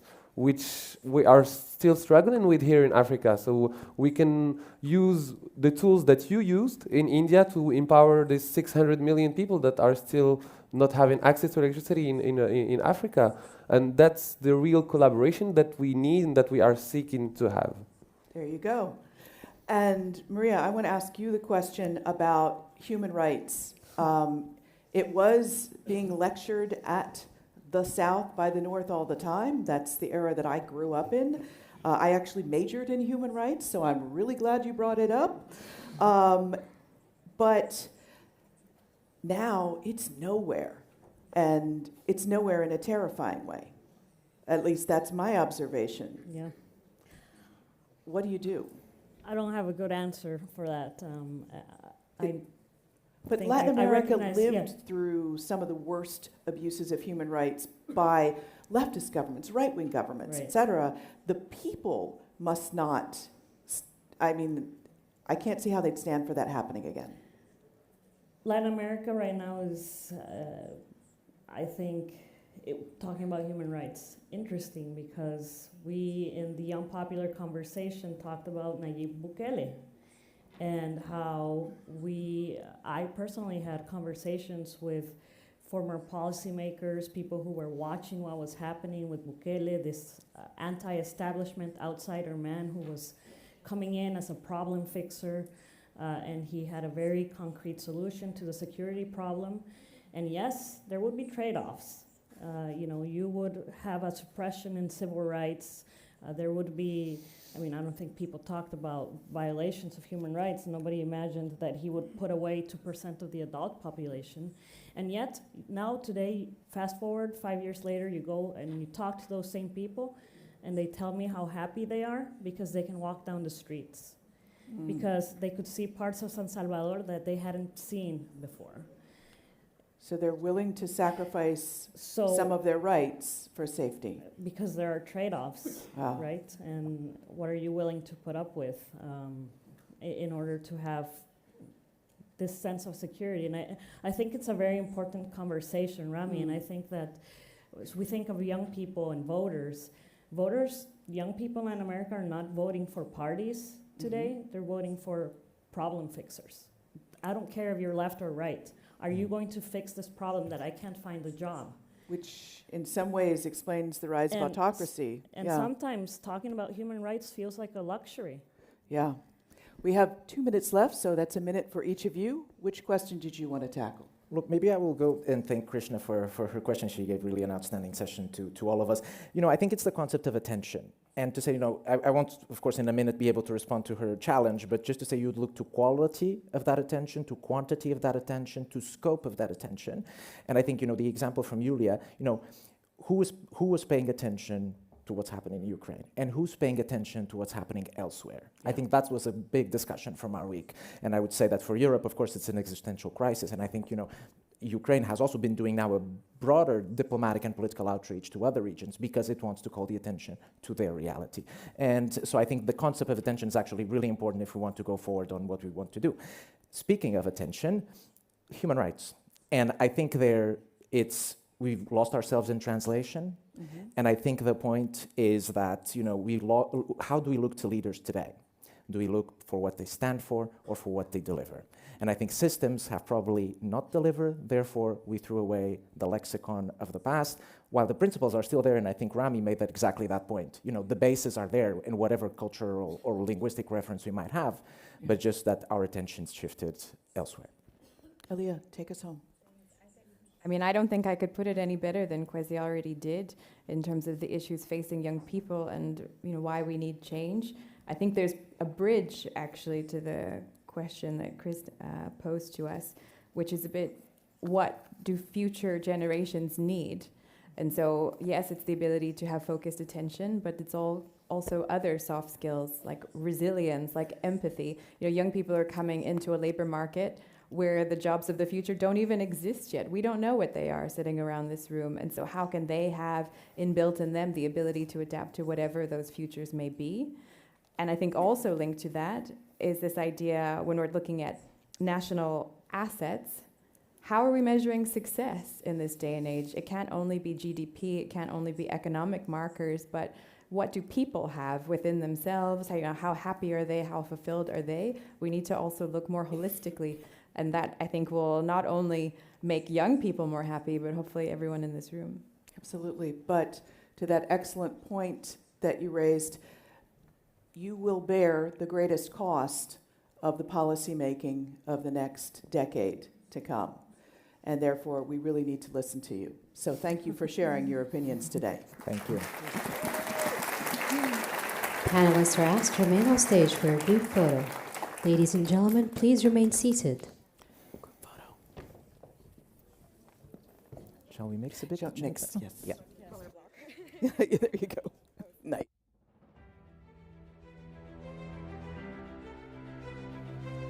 Ladies and gentlemen, the second town hall of the conference will begin shortly.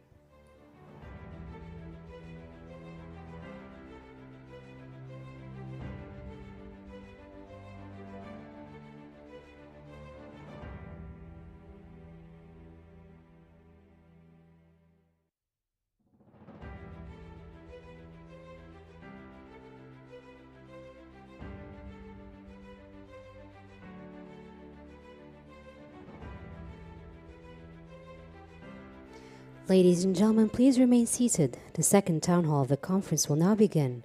Please welcome to the stage our moderator, Nick Gowing, founder and co-director of Thinking the Unthinkable. Right. Good afternoon, everybody. You've had it easy so far. Now we want to hear from you about the kind of big ideas that you want to take away from this. And I mean big ideas, what you've deduced from the kind of discussions you've been listening to. Let me remind you what Karim said literally only 52 hours ago. He said, I want you to extract juice from everything you hear, a need to navigate around everything that we're highlighting, to frame tomorrow, that was what was in the movie on the first day, and bounce ideas off each other. So in the next 30 minutes, that's what I want to encourage you to do. Want big ideas to take away and to crystallize. But remember the framing, a couple of the framings you've had literally from the Adels in the last hour. First of all, this is an era of disappointment. It's an anti-incumbent trend. In other words, everything that you stand for is being challenged and shown to be weak. This is about zombie orthodoxies. It's about what I said to them 2 days ago. This is about creating new mind muscle. And I want to get mind muscle from you. Remember what the former head of MI6, John Soares, said yesterday. He said, hope is not a policy.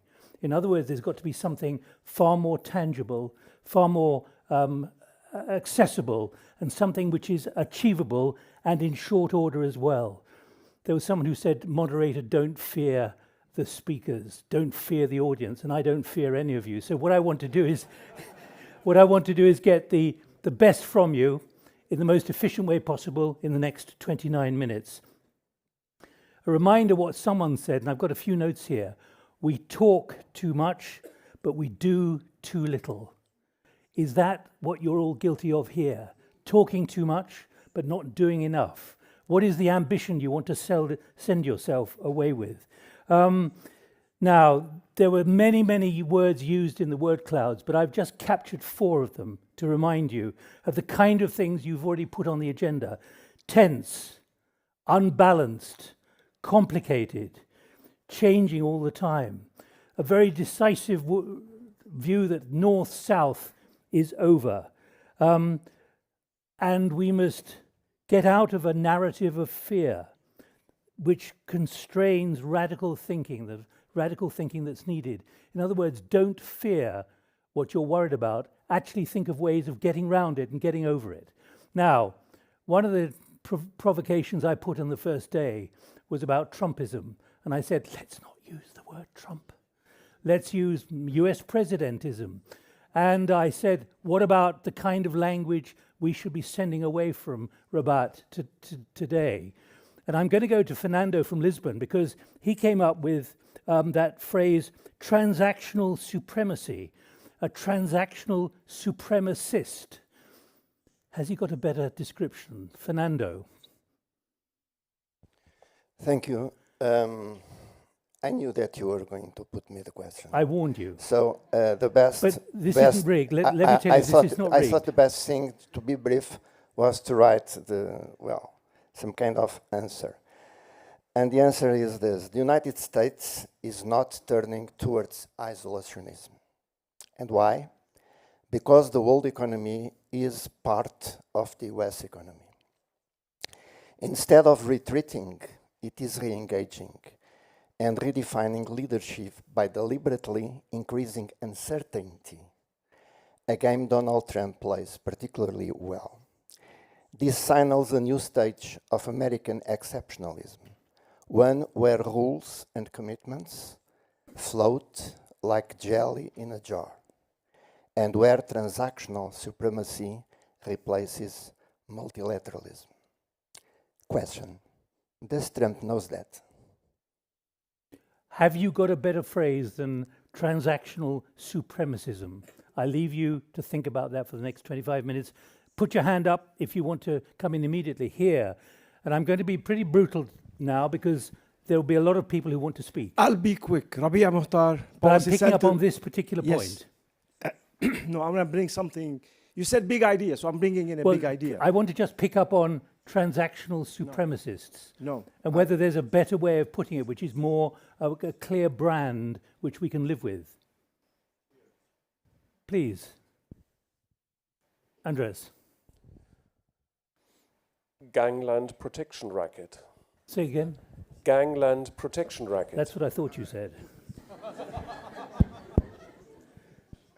Can you imagine that being said on television, gangland protection racket? I just did. Populist nationalism. Populist nationalism. All right. Anyone else? Please. Over here. Who's got the microphone? Hi, everyone. My name is Anjum. I'm from Canada and one of the Adels. I think picking up on a comment Carlos mentioned, I think the future looks at responsible and inclusive self-interest. It's self-interest for the here and now, but recognizing that there's a future out there we want to be ready for, and that requires responsibility. But have you got a inclusion. phrase for responsible and inclusive self-interest? Responsible and inclusive self-interest. Thank you. Ian. Hyper-unilateralism. Hyper? Why hyper? There's a lot of it. So can we shorten that to HU, do you think, as a form of populist way of expressing this? HU. If you like, Nick. If I like Nick, that's what he said. Anyone else? You take it wherever you like. I think HU, doesn't that sound for something in physics? I think so. And I think it goes bang, actually. Anyone else coming in? Hand right at the back, please. We used to say in the past, realpolitik. Why not surrealpolitik? Could you say that again, please? We used to say in the past, realpolitik. Perhaps we are arriving in the time of surrealpolitik. Surreal politics. Okay, politique. Voila. Please. Political narcissism. A lot of people can't spell narcissism. No, I'm serious because this has got to have a catchy phrase. Political narcissism. I'm not going to stick around on this for a long time, but I just want to see if there are things burning which can be taken away from here. Political narcissism is the latest. Anyone else? Okay. Right.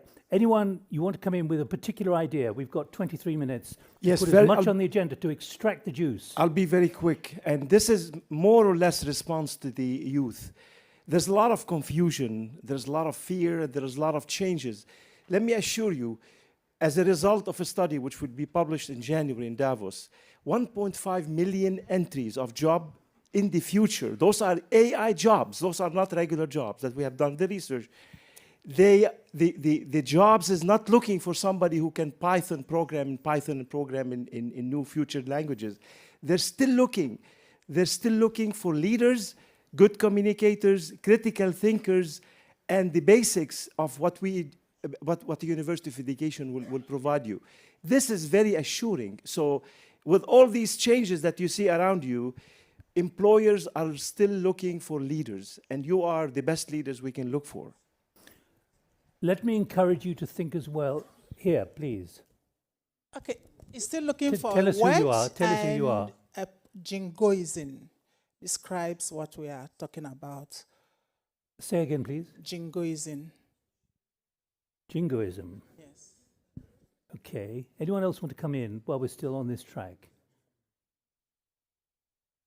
Picking up on that, what I was going to say was about the kind of language that some of you have used during the last 2 days, particularly when it comes to governance and trust and reform.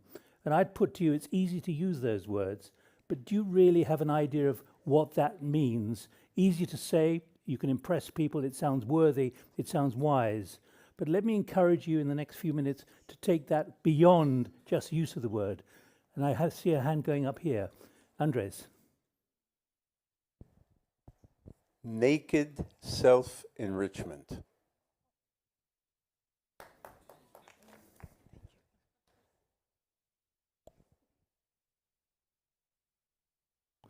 It's getting even longer to write now as well.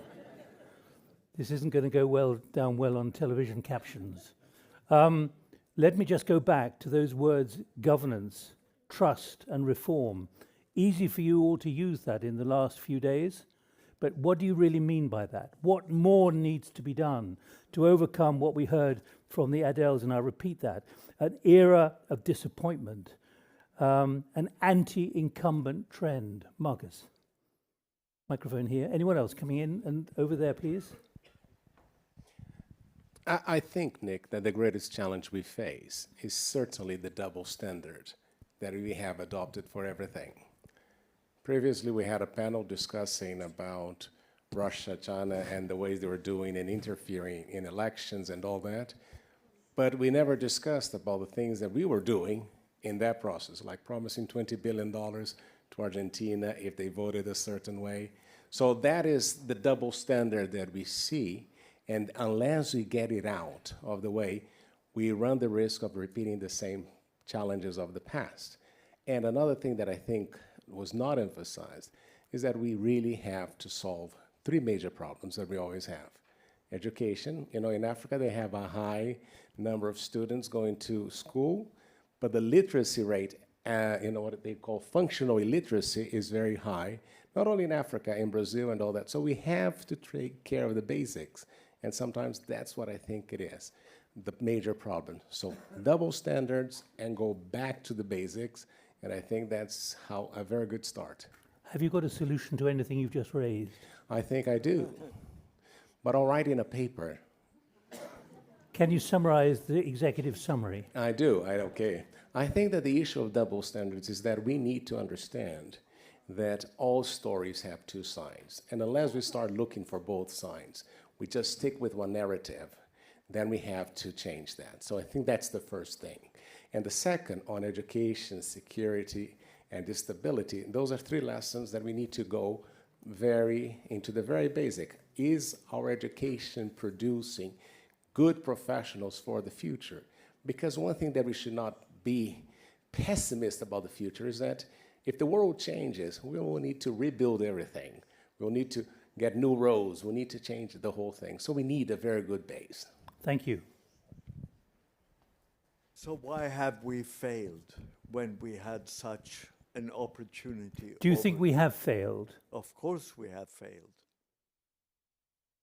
That's what I believed. We had such opportunity to organize and to bring things that are obviously, I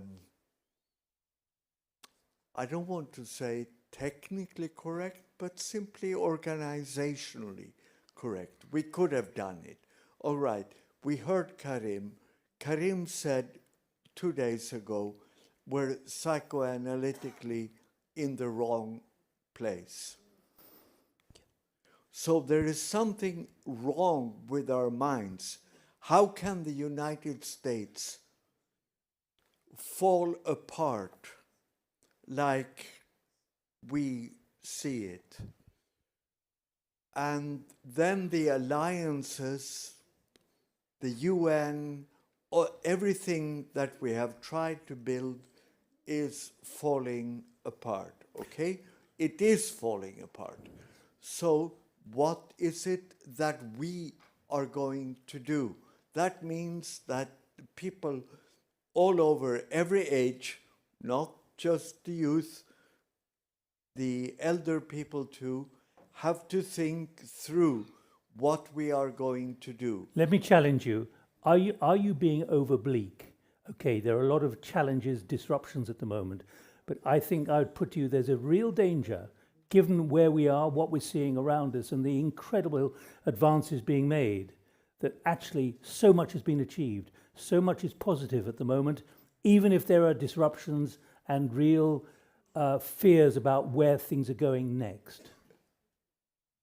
Well, obviously, on the one side, we can do it. On the other side, we can fall apart. Right. Before I go to the next, picking up on Andres's description, naked self-enrichment. That's a very profound and worrying suggestion from Mexico, from Andres Rosenthal, because what it's saying is that people are voting for people in a democratic process who are out to enrich themselves in whichever way you want to define enrichment. I put that to you. Is that where we're heading? Is that what we should now be worried about? That democracy is producing a form of selection from the public, and they rather like that way of doing politics. Well, I think that we need to bring back the values to the conversation about world that is transactional, neo-realism, narcissistic, a realm that is almost making us all suffocate and lose hope in humanity. So we need to bring values back to the conversation. Are you losing hope? Oh, we are... How would words describe what you've just... Yes, well, I wouldn't say losing hope, but this is suffocating. We didn't hear our friend Rami earlier. He talked about the lack of the human right perspective in our discussions. We've been all very pragmatic. We were almost forced to be pragmatic in our discussion. And I think that we need to step back, go to the basics, and bring some...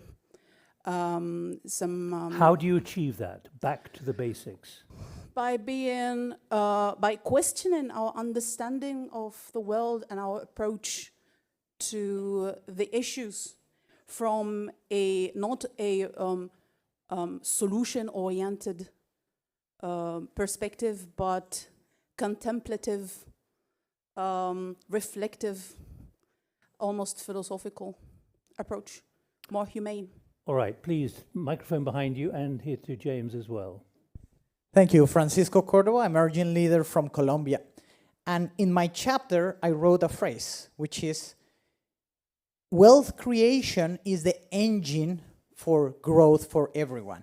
And the leaders are called to understand that if their focus and target is wealth creation, they will find the right partnerships, transfer of technology, finances, and use their human resources in order to achieve that. And I believe we're in the best time in history, and the statistics are very clear.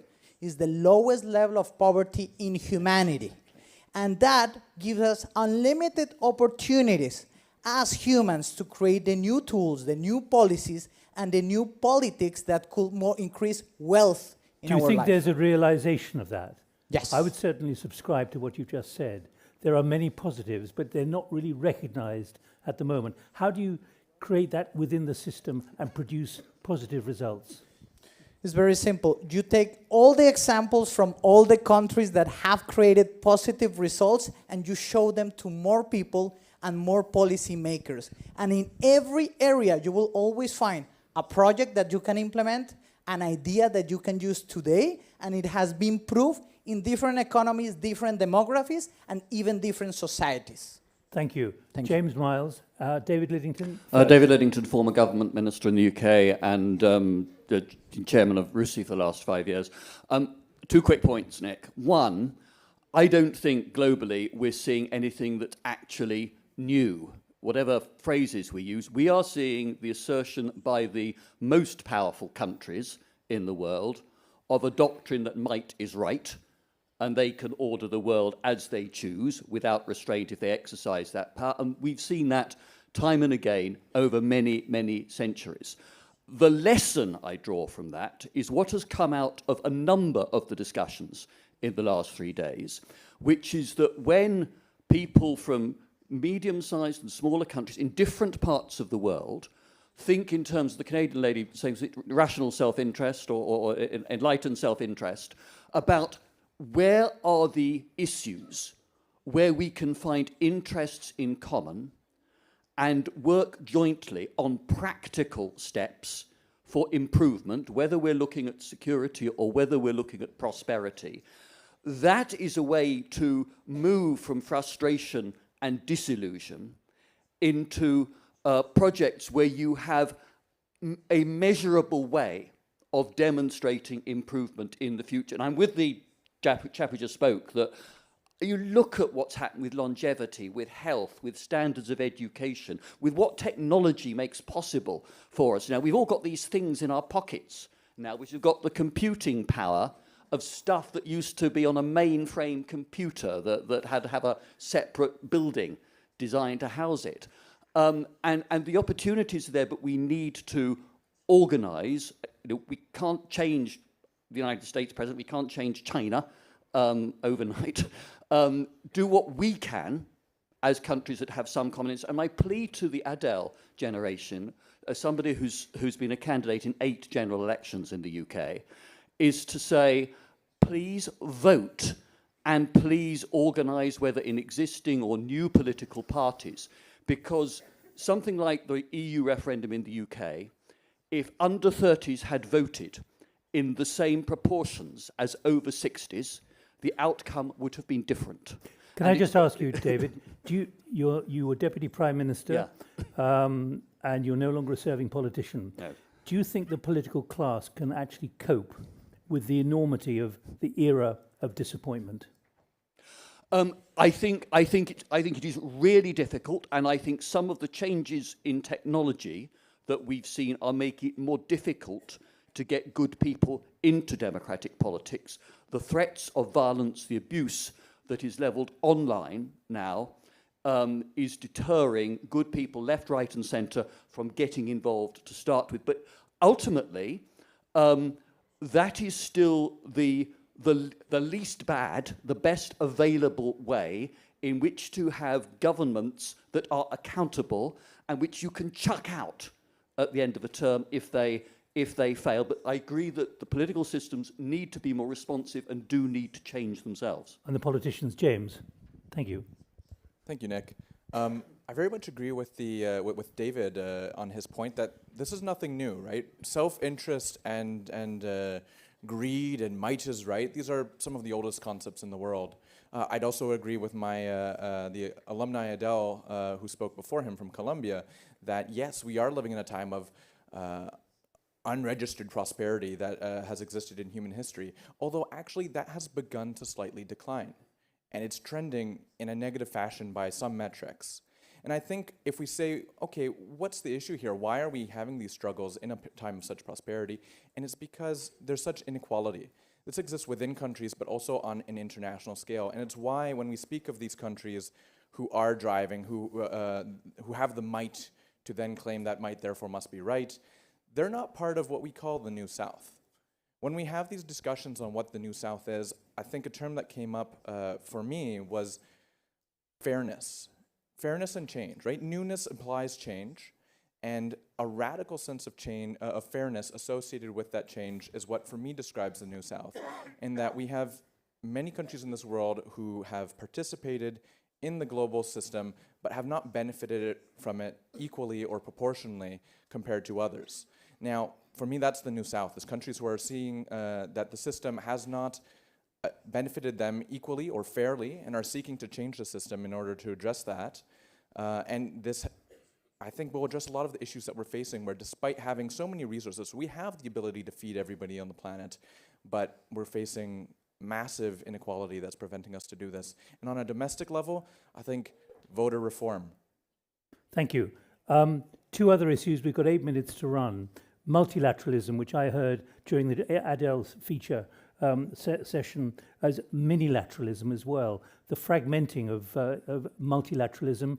Anyone want to come up with a very big idea on that? I'm coming to you in a moment. Anyone want to come up on a big idea on that? And secondly, on polarity. And thirdly, living with what someone described as technological savagery. Technological savagery. We've got 8 minutes.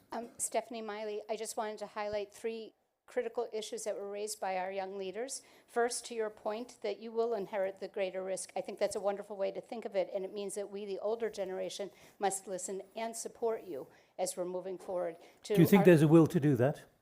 I'm a parent of a teenager. Yes, there's a will to do it, I think, because I see what he has to face, and it's frightening for me because the social media, the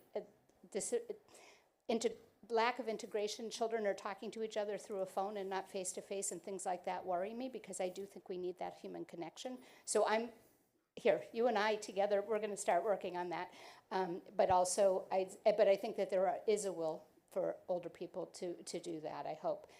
To our young colleague from Colombia, absolutely, we have made amazing strides, and we have to remember that and celebrate that.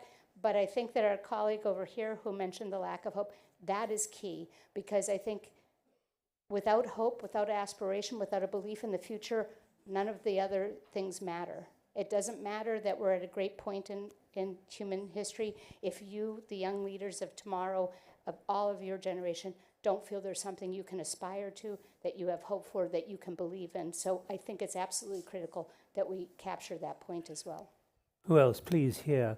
How many other hands are going up? 1, 2, 3. You can do the arithmetic. 4, 5, 6. All right. So literally no more than 45 seconds, please. Absolutely. So the biggest challenge is the gap between the policy intention and the implementation outcome. And in order to bridge that gap, it is important to lead with agility, but also effectiveness. And this Afrobarometer survey, for example, shows that African citizens prefer accountable governance. But do you think that they can show agility? It goes back to my question to David Liddington. Can the political and leadership class really provide that agility? Yes, with experimental policy, with regulatory sandboxes, because the governance structure that we have now were designed in the time where innovation were coming with a slow-moving process. Where now, with the velocity, it is important to be agile. And to be agile, experimental governance, regulatory sandboxes are important. Thank you. Please. Who's got the microphone, please? Okay, it's got lost. Yeah, I stole it. But I'll give it back. I want to say that I'm fascinated by the core challenge that was chosen to this big project called the Atlantic Dialogues, which is how to create a region. It's not a theoretical interest. I come from the Middle East. It's the least integrated region, and we have a lot to learn from what is going on here. But what are you taking away quickly? I want to tell you it's a big idea. It's not what I'm taking away. I think we are missing in this regionalization process, we are missing an amazing actor. Everything is happening under this actor. I think it is not present here. Are there any mayors from the Atlantic present here? Mayors of cities? No, I think we need next year to bring more mayors, because this is the missing link between policy making and civil society, and it's a great way to promote this. All right, move the microphone forward. There's a lady in front of you who wanted to speak as well. Who's got the microphone, please? Is it the Who else? Is it one more? Fareed Belhaj, are you here? I'm here. Where are you? Oh, good, because I was going to come to you next to ask you about what you said, I think it was yesterday, warning about, picking up on this point here, about the lack of jobs for the next generation.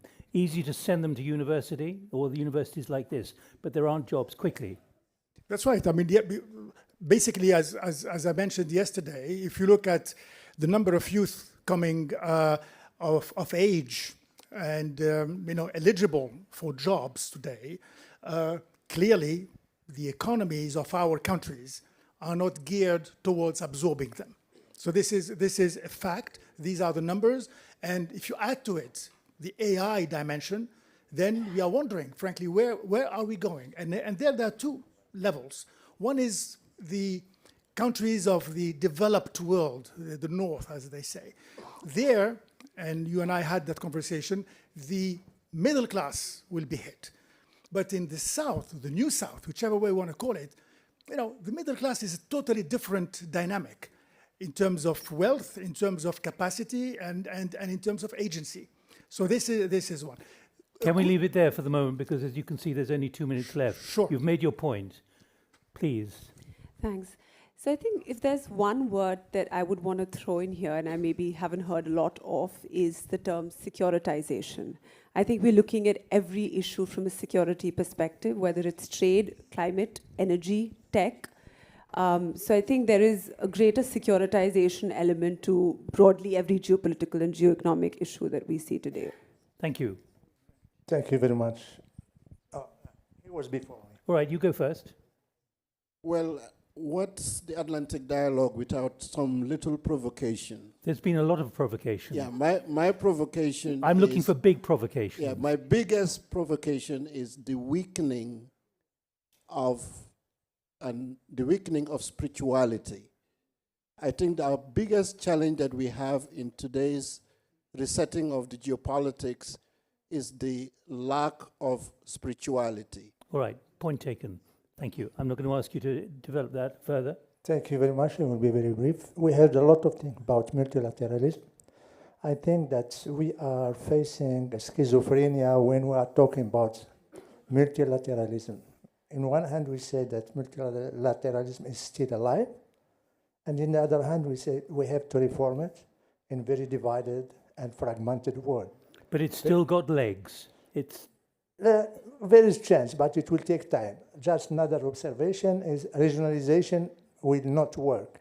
We see EU didn't resolve the problem of Ukraine. African Union didn't resolve any problem. ASEAN didn't resolve the problem of Myanmar.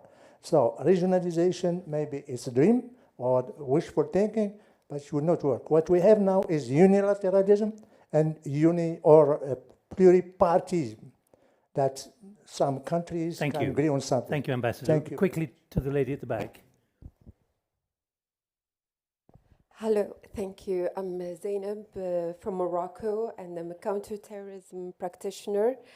And I just want to build on what Stephanie said, is that we should not only listen to the youth, but I strongly believe we should help them, or we, the elder, access to leadership position.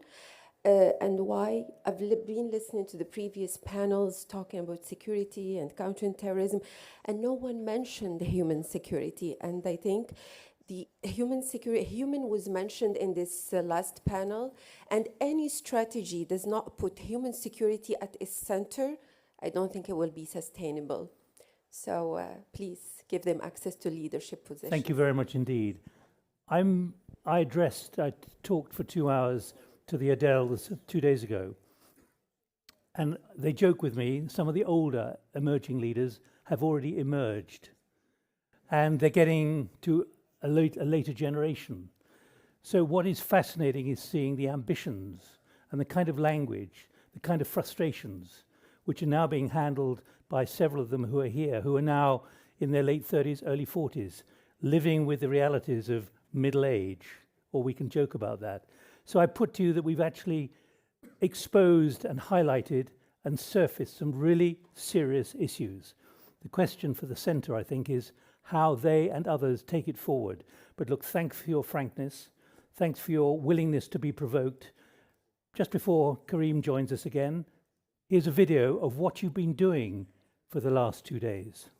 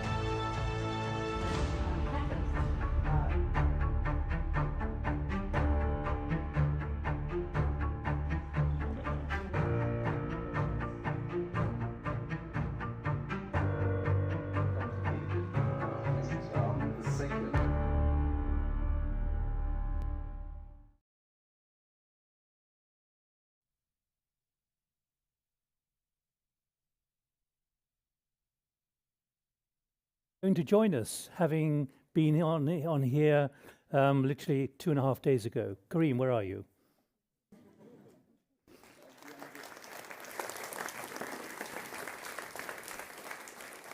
Okay.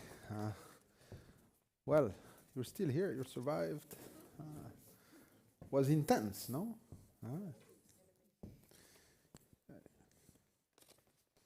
Huh? Intense, dense, but very civil, very polite, reasonable, elegant, courteous. So I would like to congratulate you and to thank you for this spirit. You should be really proud of, this sort of togetherness and sort of, I wouldn't say a symphony yet, but a sort of choreography. So congratulations to all of you.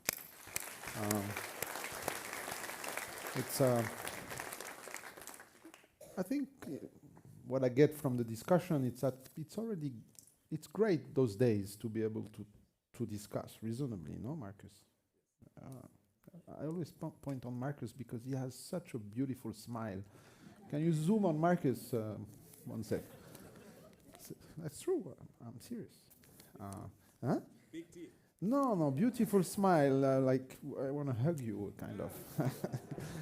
So, well, thanks also to all my colleagues, at the Policy Center, of course, and the volunteers, all the colleagues behind, translators, the coffee place, the food, the press, all of you.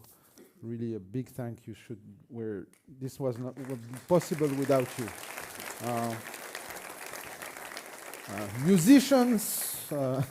Musicians as well, the drivers, it's a whole sort of a flow that has to be managed. So it's complex to sort of build people's operations. So, and of course, public policies are very complex, and many of those actually fail because complexity is underestimated in very, very often. So, I think the team should be very proud, and I'm really proud to be your colleague and to be together.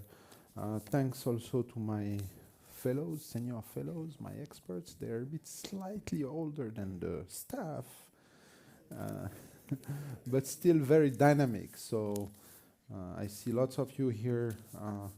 It's all this is also, of course, thanks to you, and wouldn't have been possible without you. Just to note also that we just published another report. They like to write. What do you want me to do? Can't help it. So just a joint production with ISPI and ORF, with whom we have a very dense partnership. It just came out, I think, this morning, and it's called Trend, and it's the 3rd edition. Many contributions there, so please do check it out, and it's free. Most of our books are, for money. The rest is all free. What to tell you? I won't open again a discussion on substance. You're tired. This is the end of it. But just a few, very few, sort of in terms of the spirit and the energy I get from these 2.5 days. Uncertainty, of course, challenges, difficulties, but I was struck by also the energy to discuss and to cooperate, and the openness and the way you interact. So a huge appetite for partnering and for sort of doing things together, and that's quite reassuring, actually. So if some do not want to partner anymore, I'm sure we will. The response is being organized, and I'm pretty confident that, Africa, Morocco, and others, we will organize things together. Sorry, Ambassador Hilal, but it may not happen in New York anymore. Let's talk.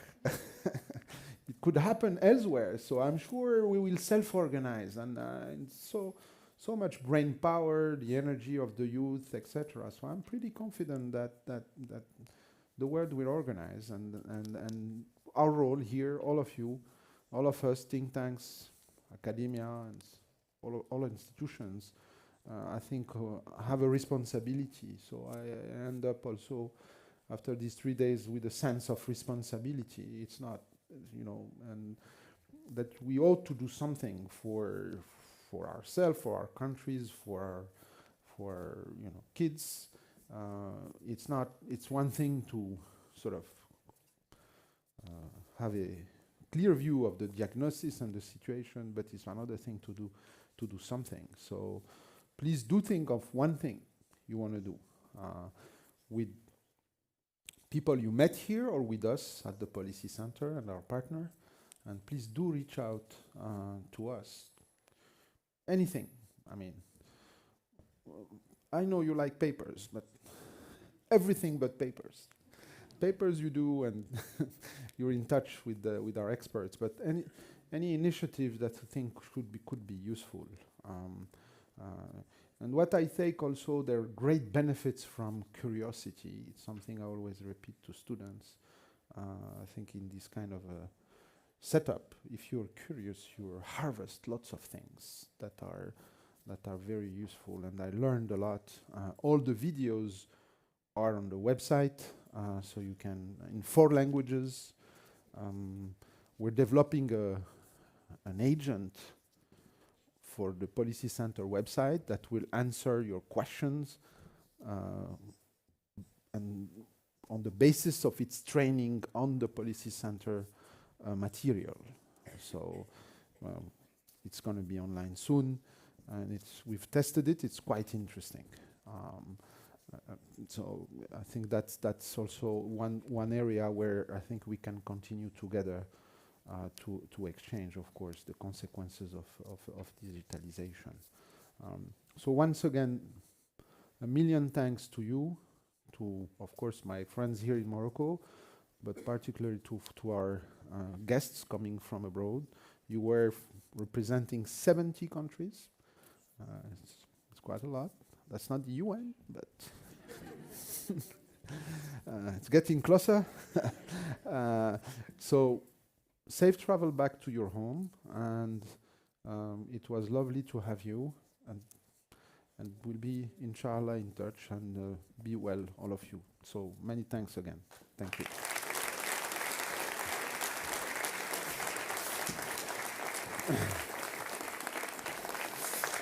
Ladies and gentlemen, with this, we conclude the final session of the conference. Voilà. C'est fini.